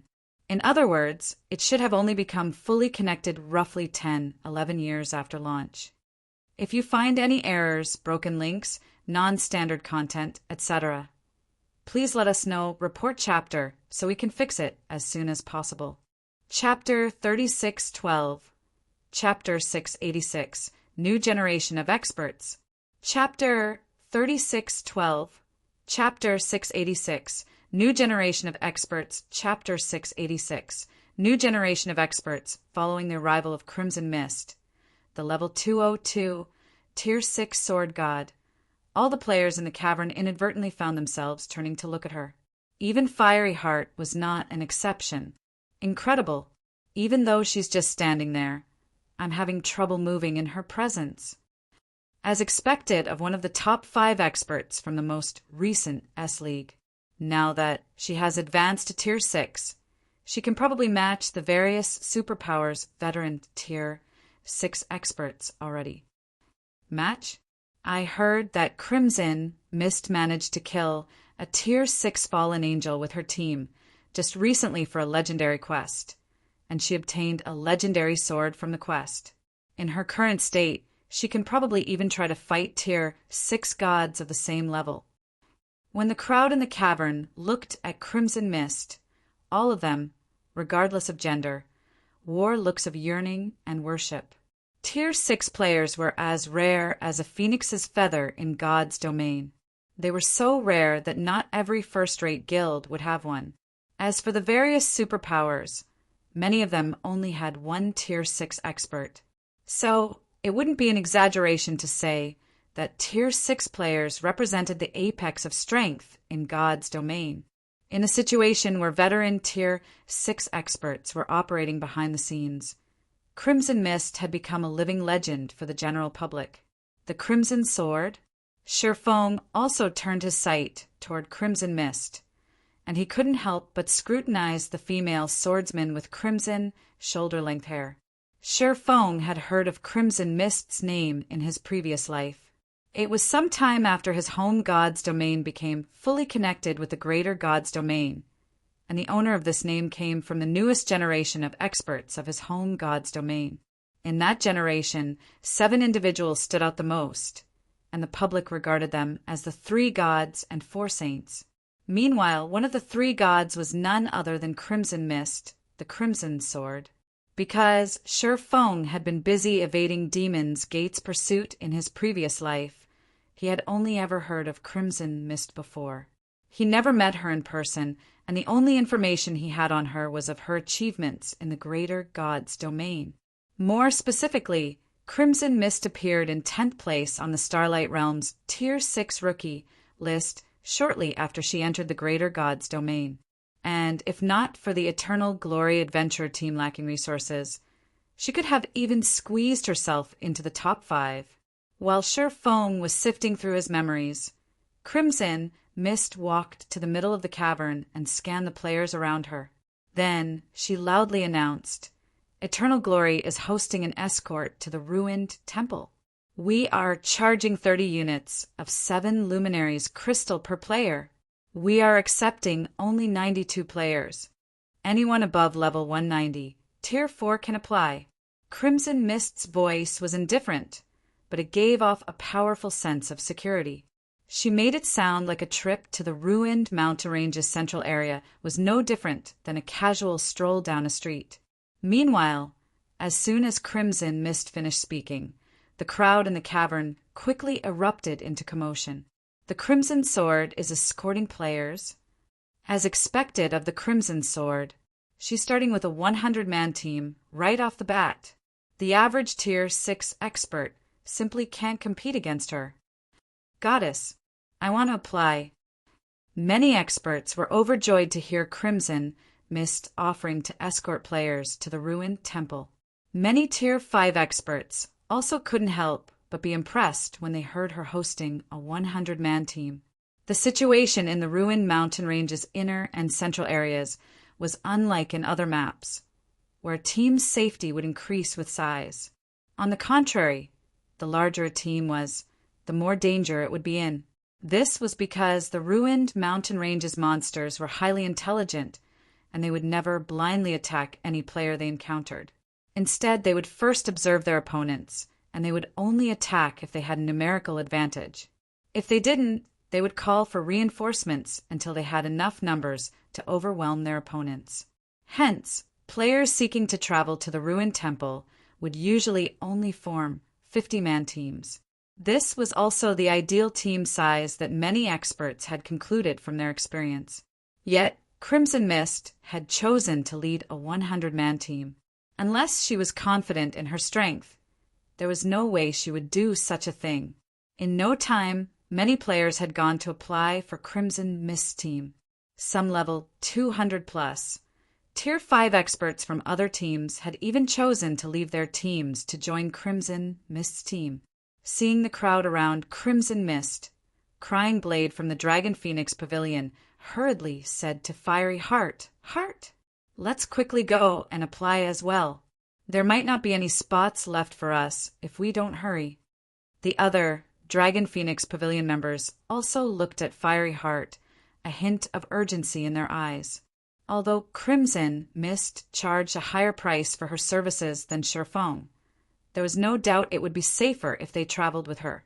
However, the guild's higher-ups had appointed Fiery Heart as the leader of their team, so she would ultimately decide on which course of action the team would take. This was also why Fiery Heart had taken the initiative to talk to Sure Fong. "I know what all of you are thinking, but we've already concluded our negotiations. We cannot go back on our agreement," Fiery Heart sternly said as she glared at her teammates. "I disagree. You might be the leader, but that doesn't mean you can act selfishly, Heart," Crying Blade said as he stepped forward. "The guild has tasked us to head to the ruined temple as reinforcements, so we must prioritize our safety above all else. That uncle over there might be a Tier 6 sword god, but with his low level, how is he any different from us in front of level 200 plus monsters? If you insist on acting selfishly, I'll just pay out of my pocket." The other level 200 plus, Tier 5 experts of the team nodded in agreement. Crying Blade, "I am the leader of this team." Fiery Heart bellowed, "You might be the leader, but don't forget that you're from the Phoenix Pavilion, while I am from the Heavenly Dragon Pavilion. Also, if you weren't from the Phoenix Pavilion, do you think you can get selected as the team leader with your strength?" Crying Blade said, sneering. Then, while making his way over to Crimson Mist, he continued, "Regardless, I am heading over there. Whoever wants to stick with that uncle over there can stay." The Dragon Phoenix Pavilion was made up of the Phoenix Pavilion and the Heavenly Dragon Pavilion, and the two were in a competitive relationship with each other. If not for the current guild leader being the Phoenix Pavilion's Pavilion Master, Fiery Heart could have never become the leader of the operation this time. Subsequently, over half of the Dragon Phoenix Pavilion's members left with Crying Blade to join Crimson Mist's team without hesitation. Unfortunately, Fiery Heart could do nothing but watch as this happened. The Heavenly Dragon Pavilion's current pavilion master was constantly at loggerheads with the current guild leader. As a result, the Heavenly Dragon Pavilion's members were no longer as accommodating toward the Phoenix Pavilion's members. Not to mention, the command to head to the ruined temple didn't come directly from the guild leader this time. Instead, it came from the guild's executives, and the command was only for them to reach the ruined temple as quickly as possible. Although the guild's executives had appointed Fiery Heart as the team's leader out of respect for the guild leader, she didn't hold absolute authority over the team. Not a single level 200 plus Tier 5 expert stayed. When Fiery Heart saw that only 16 members stayed behind, her complexion turned incredibly ugly. If you find any errors, broken links, non-standard content, etc., please let us know, report chapter, so we can fix it as soon as possible. Chapter 3613. Chapter 687. This big brother is a little strong. Chapter 3613. Chapter 687. This big brother is a little strong. Chapter 687. This big brother is a little strong. TL notes. Crimson Sword name dash Crimson Mist name. Added. Crimson Sword title. Simply put, Crimson Sword is Crimson Mist's title. Why are there only 17 of you? Where's the rest? Feng asked after scanning the Dragon Phoenix Pavilion members behind Fiery Heart. The number of players Fiery Heart had brought with her was completely different from what she told him previously. An accident happened on my side. Big Brother Black Flame, Fiery Heart tentatively said as she looked at Feng. But I will still pay the total amount we agreed on. I will also have other players join us to make up for the missing numbers. I believe we can gather a 50-man team in no time. Fiery Heart could tell that Feng wanted to head to the ruined temple as quickly as possible. Previously, her team had 45 members, including herself, and she could have easily recruited for more players to complete a 50-man team with Feng. But now that they were 32 players short, completing the team would take a lot longer. So, she couldn't help but worry that Feng would decide to cast them aside and head to the ruined temple alone. That won't be necessary. We can advance quicker with fewer members, Feng calmly said to Fiery Heart. Let's set out now. After saying so, Feng stepped out of the cavern, his actions causing Fiery Heart and her teammates to grow worried. However, they still hurriedly chased after him. Meanwhile, upon seeing the departure of Feng's team, Crying Blade and the rest of the Dragon Phoenix Pavilion members couldn't help but be dumbfounded. Is Fiery Heart crazy? Crying Blade couldn't help but doubt his eyes when he saw only Fiery Heart's team leaving with Feng.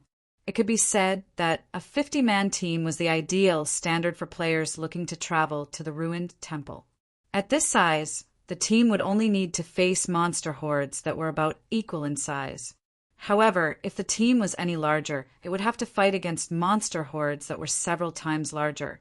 And if the team was any smaller, every decently strong monster it encountered would not wait for reinforcements to attack it. This, in turn, would cause the team to face monster attacks far more frequently, severely slowing down their advance. In addition, if the team couldn't eliminate or shake off the monsters they encountered fast enough, they would risk attracting more monsters. Hence, 50-man teams became the ideal standard for players looking to travel to the ruined temple. Even when level 200 plus, Tier 6 experts were looking to escort a few friends to the ruined temple, they would first recruit more players to form a 50-man team before heading out. But now that Fiery Heart had set out with less than 20 players in the team, even if they ultimately made it to the ruined temple, there shouldn't be more than 2 or 3 survivors. Amidst Crying Blade's surprise, Crimson Mist finished recruiting members for her 100-man team. Everyone set out. When Crimson Mist saw that over half her team was made up of level 200 plus, Tier 5 players, she issued a command to advance without hesitation. Immediately, the 100-man team charged out of the cavern. Ruined mountain range, inner area. After advancing for about 3,000 yards, Fiery Heart and the others quickly noticed the presence of many monsters in their surroundings. More monsters were also gathering over time, all at level 190 and above. There were also several Tier 5 legendary monsters among them. What's going on with these monsters? Why aren't they attacking us yet? A level 192. Tier 5 cleric asked, frowning as she observed the monsters shadowing them. Their team only had 18 members. Logically, any Tier 5 legendary monster they encountered should attack them without hesitation. This would also be good news for their team as they had a Tier 6 expert leading them. Although they would be attacked more frequently than a 50-man team, they could still reach the ruined temple safely if they took their time eliminating the monsters they encountered. Yet, even though 3 legendary monsters had already discovered them, none attacked them. Instead, these monsters merely stalked them while waiting for reinforcements. If this situation continued, their team would eventually face annihilation. The ruined mountain range's monsters don't have their 5 senses suppressed. Their perception radius is much larger than ours, so they should have detected Crimson Mist's team and are gathering their strength to deal with all of us, Fiery Heart said with an ugly complexion. Right now, our only options are to either pull away from Crimson Mist's team and deal with those monsters or stop immediately and let Crimson Mist's team pass us. However, despite what she said, Fiery Heart felt that both options were terrible for their team. If they chose to pull away from Crimson Mist's team, they would have to face nearly a 50-man team's worth of monsters. To make matters worse, 3 of these monsters were at the legendary rank. It would definitely be a tough battle if they chose to fight these monsters. Yet, if they chose to wait for Crimson Mist's team to pass, although they could shift the monsters' attention to Crimson Mist's team, doing so would increase their exposure to the ruined mountain range's mysterious energy. How could she do this? Did she not notice us leaving? The female cleric said in exasperation. Although never clearly stated, the various teams traveling from the cavern to the ruined temple knew that teams needed to maintain sufficient distance from each other when advancing to the ruined temple. Otherwise, the monsters would regard them as a single team, and both teams would suffer. Since their team was the first to set out, Crimson Mist should have waited at least 10 minutes before setting out with her team, making sure there was sufficient distance between their 2 teams. She should have noticed us leaving, but she probably doesn't care about such matters, Fiery Heart said with a wry smile. Someone capable of leading a 100-man team to the ruined temple naturally wouldn't be worried about going up against a 50-man team's worth of monsters.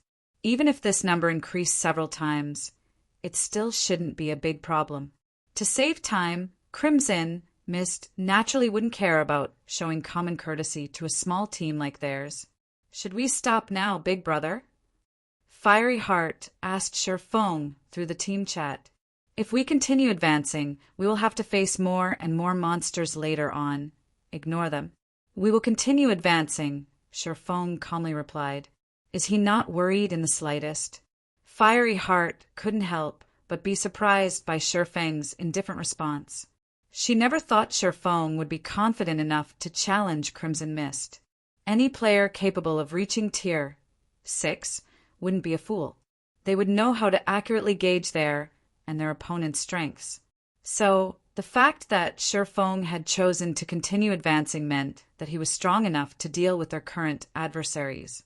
Realizing this, Fiery Heart kept quiet and continued following Sherfong with her team. Meanwhile, over at Crimson Mist's team, under Crimson Mist's careful selection, her team comprised primarily level 200 plus, Tier 5 experts. As for the rest, although they were under level 200, they were all Tier 5 assassins, Tier 5 rangers, and Tier 5 swordsmen, classes with excellent mobility. In less than 3 minutes, the team arrived within 1,000 yards of Sherfeng's team.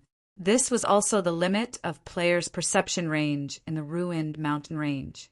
They haven't stopped? Crimson Mist was slightly surprised when she saw Shi Feng's team still advancing steadily in front. If you find any errors, broken links, non-standard content, etc., please let us know, report chapter, so we can fix it as soon as possible. Chapter 3614. Chapter 688. Difference between Sword Gods. Chapter 3614. Chapter 688. Difference between Sword Gods. Chapter 688. Difference between Sword Gods. Why don't we stop for a moment, Vice Commander? That way, the gathered monsters will most certainly go for that group of people, and we can use the chance to overtake them. A middle-aged man who is a level 203, Tier 5 Guardian Knight from Eternal Glory, suggested to Crimson Mist when he noticed that Shi Feng's team showed no signs of slowing down. Everything was as Fiery Heart assumed.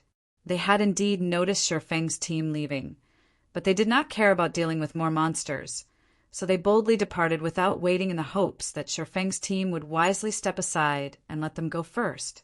However, it was now obvious that Shi Feng's team was not sensible and had no intentions of stepping aside. In that case, all they could do was stop their advance temporarily to have the pursuing monsters start attacking Shi Feng's team. Then, they would use the chance to overtake Shi Feng's team. No need. They'll stop when the time comes, Crimson Mist indifferently said as she continued advancing in the ruined temple's direction.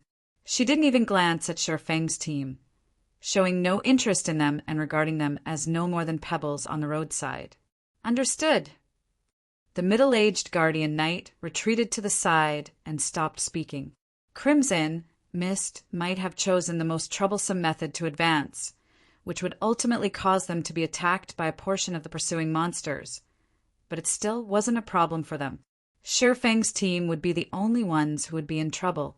If Shi Feng's team still didn't know to repent over their decision, once the monsters amassed enough numbers to start attacking, there was a high chance they would get annihilated. Lunatic. That guy must be a lunatic. Why is he trying to challenge Crimson Mist? Running at the back of Crimson Mist's team, Crying Blade couldn't help but be surprised when he saw that Shi Feng was still advancing steadily in front. Ever since Crimson Mist got promoted into a sword god and obtained a legendary weapon, the various powers had already regarded her as one of the 4 great sword gods, and her strength could rival Tier 6 gods of the same level. Even the 5 great super guilds, old monsters, had nothing but praise for her, and they all felt that current Eternal Glory could already rival the Midnight Tea Party of old.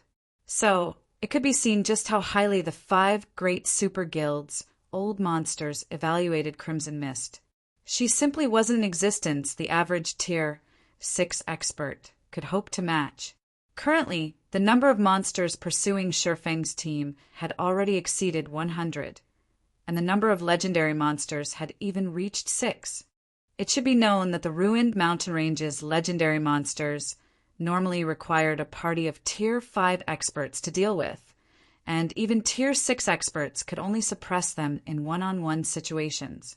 When facing 3 or 4 legendary monsters, a Tier 6 expert might not lose, but they would still be kept busy for a long time. Meanwhile, Shi Feng's team only had 18 members. With so few members, they were already at risk of annihilation if they were to go up against a monster horde of such size and quality. Yet, Shi Feng still insisted on competing against Crimson Mist. He simply had a death wish. As the distance between the 2 teams continued to shrink, the number of pursuing monsters also increased. 150, 200, 250, 6 legendary monsters, 10 legendary monsters, 15 legendary monsters. When Crimson Mist's team moved within 30 yards of Shi Feng's team, the monster count had already exceeded 300, and the number of legendary monsters reached 20. This situation caused every Tier 5 expert present to panic. At this time, even the previously calm Eternal Glory members were wearing heavy expressions. After all, the monsters had already outnumbered them by 3 to 1. There were also 20 level 195 plus legendary monsters. If these legendary monsters attacked together, they could kill even a Tier 6 player of the same level. Damn it, is that sword god crazy? Is he aiming for mutual destruction? The middle-aged guardian knight from Eternal Glory fumed when he saw that Shifeng still had no intentions of stopping. It was understandable for Shifeng to want to compete against Crimson Mist. Even so, there was no need for him to risk his life. In fact, he had even put their lives on the line now. Shortly after the middle-aged guardian knight finished cursing, the pursuing monsters suddenly halted their stalking activities and started to attack both Shifeng's and Crimson Mist's teams. These monsters were lizard men wielding skillfully crafted weapons, and they attacked in groups of 3 or 5 using combination techniques. With the help of these combination techniques, even those at the Tier 4 Mythic could exhibit power at the Tier 5 Peak Standard. Moreover, their attack rate was comparable to that of Tier 5 players. Boom, boom, boom. After the initial clash, the Tier 4 Lizardman Slaughters, charging at the forefront, had not only broken apart the formations of both teams, but they had also inflicted light injuries to all Tier 5 players present. Everyone return to formation. Do not let them mess up our coordination. Fiery Heart promptly commanded after the initial clash. Activate the battle array. The middle-aged guardian knight from Eternal Glory gnashed his teeth as he commanded Eternal Glory's members to activate their trump card. Then he continued, all ranged DPS and healers gather together. All melee players form a circle. Do not get caught out alone. Immediately, both teams entered defensive formations in an orderly manner, neither getting distracted by the lizardmen's first wave of attack. Although the ruined mountain ranges monsters were highly intelligent, players were similarly intelligent. Not to mention, most players had engaged in group combat since their first day in God's domain. So compared to monsters, players were much more adept at working with each other. Most importantly, players had distinct class specializations. Tank classes were responsible for attracting enemy attacks, DPS classes for dealing damage, and healer classes for providing support. In contrast, monsters had no specializations, and those of the same race generally possessed the same skills and spells. There was no variation to speak of. Due to these points, so long as players kept calm, they could easily stabilize the situation and gradually occupy an advantageous position in group battles against monsters. While the Tier 5 players were engaging the Tier 4 Lizardman Slaughters in battle, the legendary-ranked Lizardman heroes started their attack on Crimson Mist and Shifeng.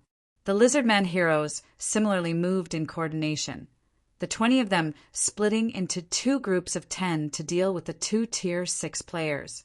They intended to distract the human team's 2 strongest combatants to give the other Lizardmen time to kill the other players. Get lost! After looking at the Lizardman heroes targeting her, Crimson Mist unsheathed the 2 long swords she carried on her back and brandished them. Like 2 dragons executing a tail swipe, the 2 weapons instantly sent the 10 Lizardman heroes flying, the sight exciting Crimson Mist's teammates. How strong! I can't believe she neutralized the 10 monsters' combination technique and sent them flying. As expected of Crimson Mist, those legendary monsters are no match for her whatsoever. Crimson Mist's teammates all cast looks of admiration at her. After seeing her attack, they all felt that the battle before them was no longer a problem, and they couldn't help but grow excited. While Crimson Mist's teammates were immersed in excitement, Shifeng stood still and calmly looked at the 10 Lizardman heroes attacking him. Then, just as everyone thought that Shifeng had been scared silly, he took a step forward. Suddenly, a divine might rivaling that of primordial God spread from Shifeng. Then, the 10 Lizardman heroes suddenly froze midair as if they were petrified. A divine domain. Fiery Heart gaped in shock at this scene, and her eyes nearly fell out of their sockets. If you find any errors, broken links, non-standard content, etc., please let us know, report chapter, so we can fix it as soon as possible. Chapter 36:15. Chapter 689, Sank Expert. Chapter 3615, Chapter 689. S-Rank Expert, Chapter 689. SS-Rank Expert, a divine domain. How is this possible? Crying Blade couldn't believe his eyes when he saw the 10 Lizardman heroes standing frozen around Sherfong. The level 197 Lizardman heroes might only be Tier 5 legendary monsters, but each was strong enough to give the average Tier 6 expert of the same level a headache. If 10 of them worked together, they could even cause substantial damage to the Tier 6 expert in question. Only experts of Crimson Mist's caliber could send 10 Lizardman heroes flying with a single attack. Sherfong was only a level 178 player, so it was evident he had only gotten promoted to Tier 6 recently. Yet he managed to immobilize the 10 Lizardman heroes, attacking him simply by unleashing his divine might. This meant that his control over his divine might had already reached a level where he could already form the rumored divine domain. Divine domain. Even among the 5 great super guilds, the ability to form a divine domain was a divine technique that only 2 old monsters had successfully grasped. Meanwhile, so long as these 2 old monsters unleashed their divine domain, they would be invincible to existences below Tier 6. Be it monsters or players, everything below Tier 6 would be incapable of resisting them. While everyone was dazedly staring at the 10 immobilized Lizardman heroes, Sherfong unsheathed one of the long swords he carried around his waist and brandished it, instantly creating a galaxy of stars across the battlefield. Subsequently, the 10 Lizardman heroes and all other Lizardman monsters within a 1,000-yard radius of Sherfong were sent flying and crashing over 1,000 yards away, and all of them entered a heavily injured state. Is he a monster? The middle-aged guardian knight from Eternal Glory gasped at this scene. The act of heavily injuring 300-plus Lizardmen was simply unbelievable, even if most of them were only mythic monsters. If it was up to Crimson Mist, there was zero chance she could replicate such a feat. This wasn't to say that Crimson Mist didn't have the raw power to heavily injure over 300 mythic-ranked Lizardmen. Instead, it was because she lacked the ability to manipulate over 300 attacks to accurately circle around the players on the battlefield and strike only the Lizardmen. If Crimson Mist truly wished to heavily injure all of the Lizardmen in her vicinity, she would have no choice but to use an indiscriminate AoE attack. Meanwhile, after Sherfang's move, no more Lizardmen stood in the way of his team. "Let's go," Sherfong said as he looked at Fiery Heart and the other dazed members of his team. Then he promptly continued on his way toward the ruined temple, showing no intentions whatsoever to stay and fight alongside Crimson Mist's team. Fiery Heart failed to react to Sherfang's words immediately. It wasn't until she closed her mouth with much effort that she had her teammates chase after Sherfang. As for Crimson Mist and her teammates, they simply watched as Sherfang's team left, unable to come up with any words. It wasn't until Sherfang's team had moved 1,000 yards away and the heavily injured Lizardmen had scattered from the battlefield that everyone snapped out of their daze. How can this be? Regret filled Crying Blade's heart as he watched Fiery Heart's group leave. Originally, Crying Blade thought the quickest and safest way to reach the ruined temple would be to join Crimson Mist's team. However, after seeing Sherfang's display of overwhelming strength, even a fool could tell that the best option to travel to the ruined temple would be to follow Sherfang. Moreover, because he had chosen Crimson Mist's team over Sherfang's team, he must have inadvertently offended Sherfang already. After this, even if he wanted to establish a connection with Sherfang, it would be incredibly difficult to do so. Who do you think that person is, Vice Commander? Not only does he know how to cast a divine domain, but his strength attribute is also through the roof. How have I not heard of him until now? The middle-aged guardian knight from Eternal Glory asked, unable to suppress his curiosity. With his capabilities, it should be impossible for him to stay unknown in God's domain. I don't know who he is, either, Crimson Mist said, shaking her head. Then, she continued with certainty, but that person shouldn't have mastered his divine domain yet. He hasn't mastered it. The middle-aged guardian knight grew confused. That can't be. None of those Lizardman heroes could move just now. He indeed immobilized those Lizardman heroes just now, but when I checked with my golden eyes, none of them were weakened, Crimson Mist explained. I once met one of those two old monsters while out roaming with the commander. When that old monster used his divine domain, all of the legendary monsters within range had their basic attributes weakened by 30%. But that person's divine might did not, so it should be incomplete and can only be considered a pseudo-divine domain. It was as Crimson Mist theorized. In reality, Shifeng did not master the ability to form a divine domain. He had only managed to suppress the Lizardman heroes with his divine might because his concentration had reached the Tier 6 peak standard, and his life rating had improved substantially by virtue of his superior divine body. Even if it's not a complete divine domain, that person should still be strong enough to be regarded as an SSS rank expert, the middle-aged guardian knight said as he looked in the direction of Shifeng's departure with expectant eyes. I truly did not think the ruined temple would attract so many SSS rank experts. After the 6th-ranked divine prodigy and the recently promoted martial fanatic, there is this hidden expert now. Things are going to get interesting at the ruined temple. I wonder what rank the commander can achieve now that she has advanced to Tier 6 as well. SSS rank experts were individuals who had successfully placed within the top 5 of an S-League season, and they were all qualified to participate in the 10 Saints League. Meanwhile, it had been a very long time since the ranking of God's Domain's SSS rank experts had changed. But following the ruined temple's appearance, many Tier 6 experts had decided to take action, so conflict between them would be inevitable. Among them, the clash between SSS rank experts was definitely the most anticipated by all players in God's Domain. All right, that's enough. We should quickly notify the commander about this matter, Crimson Mist said as she rolled her eyes at the middle-aged guardian knight. What now?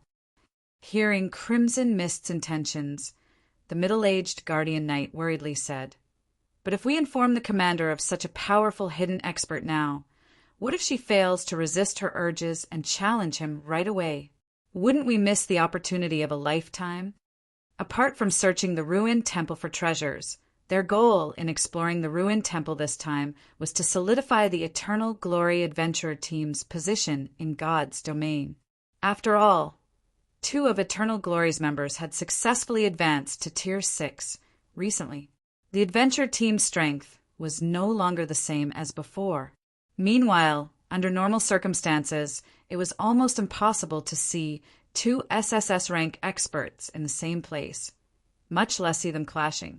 Although it still wasn't certain that a clash would occur between SSS rank experts at the ruined temple, their performances there would make it possible for comparisons to be made.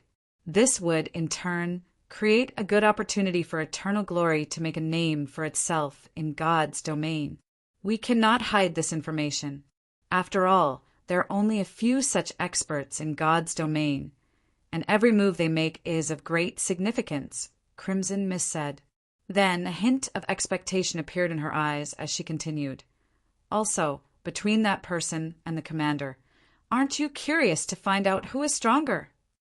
If you find any errors, broken links, non-standard content, etc., please let us know, report chapter, so we can fix it as soon as possible. Chapter 3616. Chapter 690. Astonishing Ruined Temple. Chapter 3616. Chapter 690. Astonishing Ruined Temple. Chapter 690. Astonishing Ruined Temple. Time passed quickly. After running for about 10 hours, Shifeng, Fiery Heart, and the others arrived before the ruined temple that was situated in the ruined mountain range's central area. The ruined temple sat on top of a mountain shrouded by thunderclouds.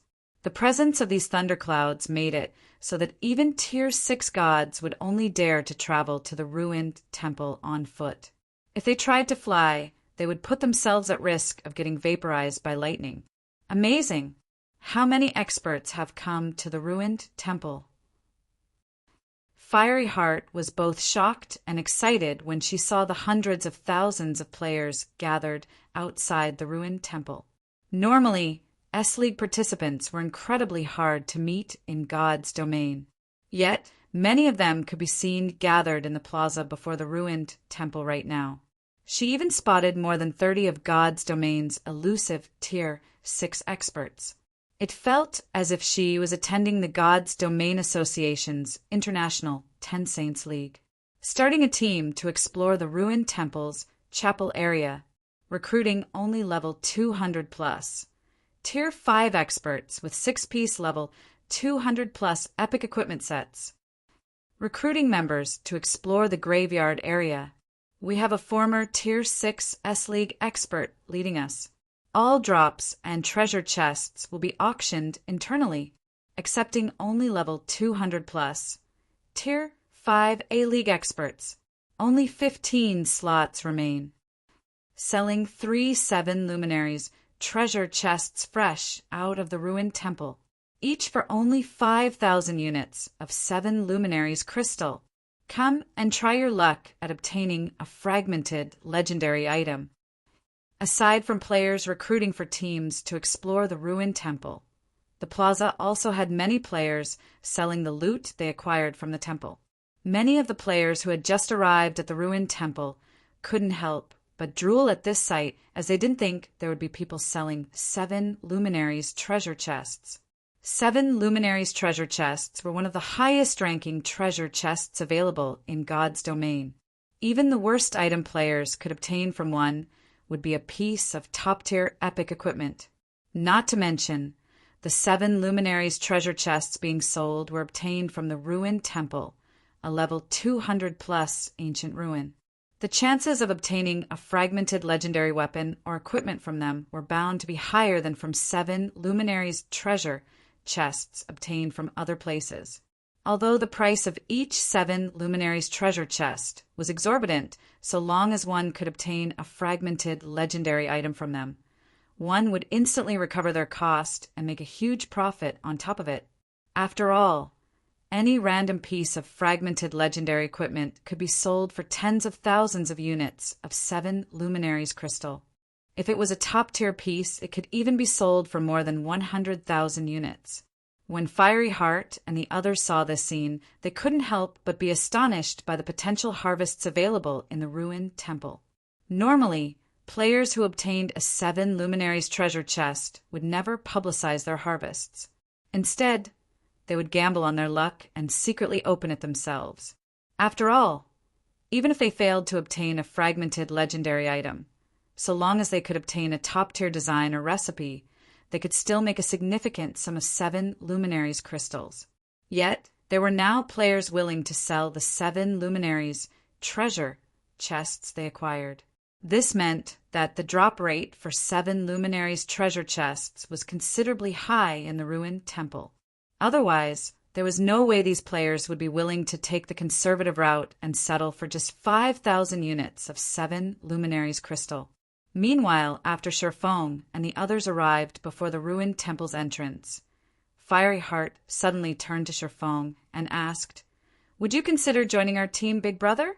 Although the Dragon Phoenix Pavilion isn't comparable to the 5 great super guilds, the team we sent here is top tier across God's domain.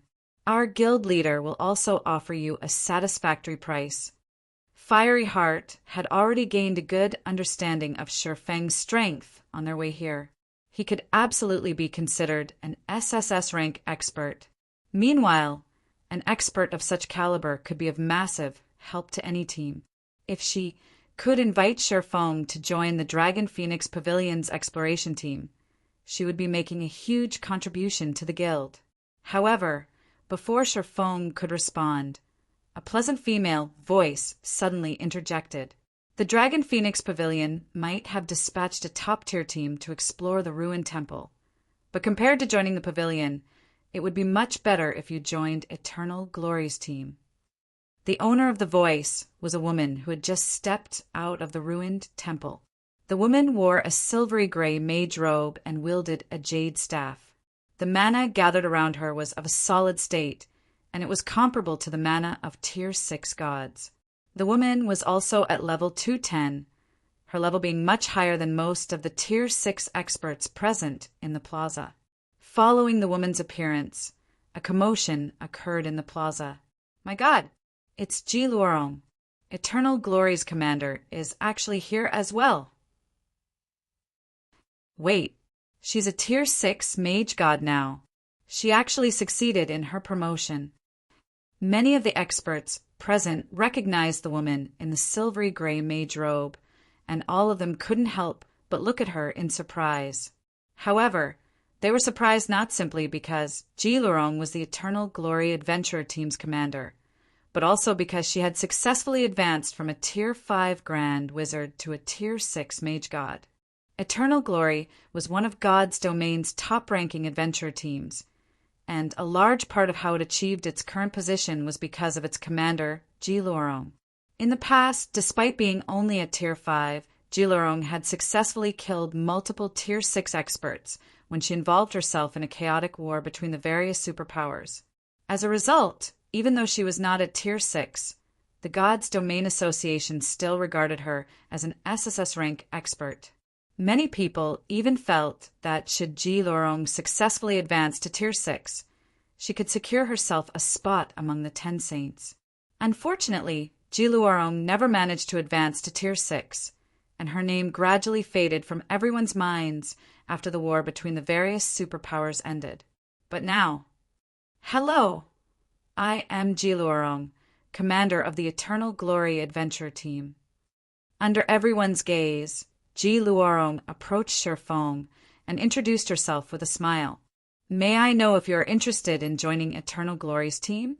I can assure you that you will obtain a much more bountiful harvest with us than with the Dragon Phoenix Pavilion, especially now that the pavilion is getting obstructed inside the ruined temple. Obstructed? Ji Luorong's words piqued Shifeng's curiosity. What do you mean by that? Shifeng wasn't surprised that Ji Luorong would approach him. He was quite familiar with Ji Luorong in his previous life, so he knew she was a combat enthusiast. If she suddenly learned of a powerful hidden expert appearing within her vicinity, she would most certainly try to approach and interact with said expert. It's not much of a secret. Everyone operating in the library area should know of this matter by now, Ji Luorong said. A new team dungeon has recently appeared in the library area, and the Dragon Phoenix Pavilion's team and a couple of members from an upstart guild called Zero Wing are trying to enter it. But because the pavilion's guild leader offended the Flower of 7 Sins some years ago, the latter's team is currently obstructing the pavilion's team from entering the team dungeon. Right now, the pavilion's team can't even take the team dungeon's entrance test, let alone enter the dungeon. So if you're considering joining the pavilion's team, I advise you to abandon the idea. The Flower of 7 Sins isn't an existence the average person can afford to provoke. If you find any errors, broken links, non-standard content, etc., please let us know, report chapter, so we can fix it as soon as possible.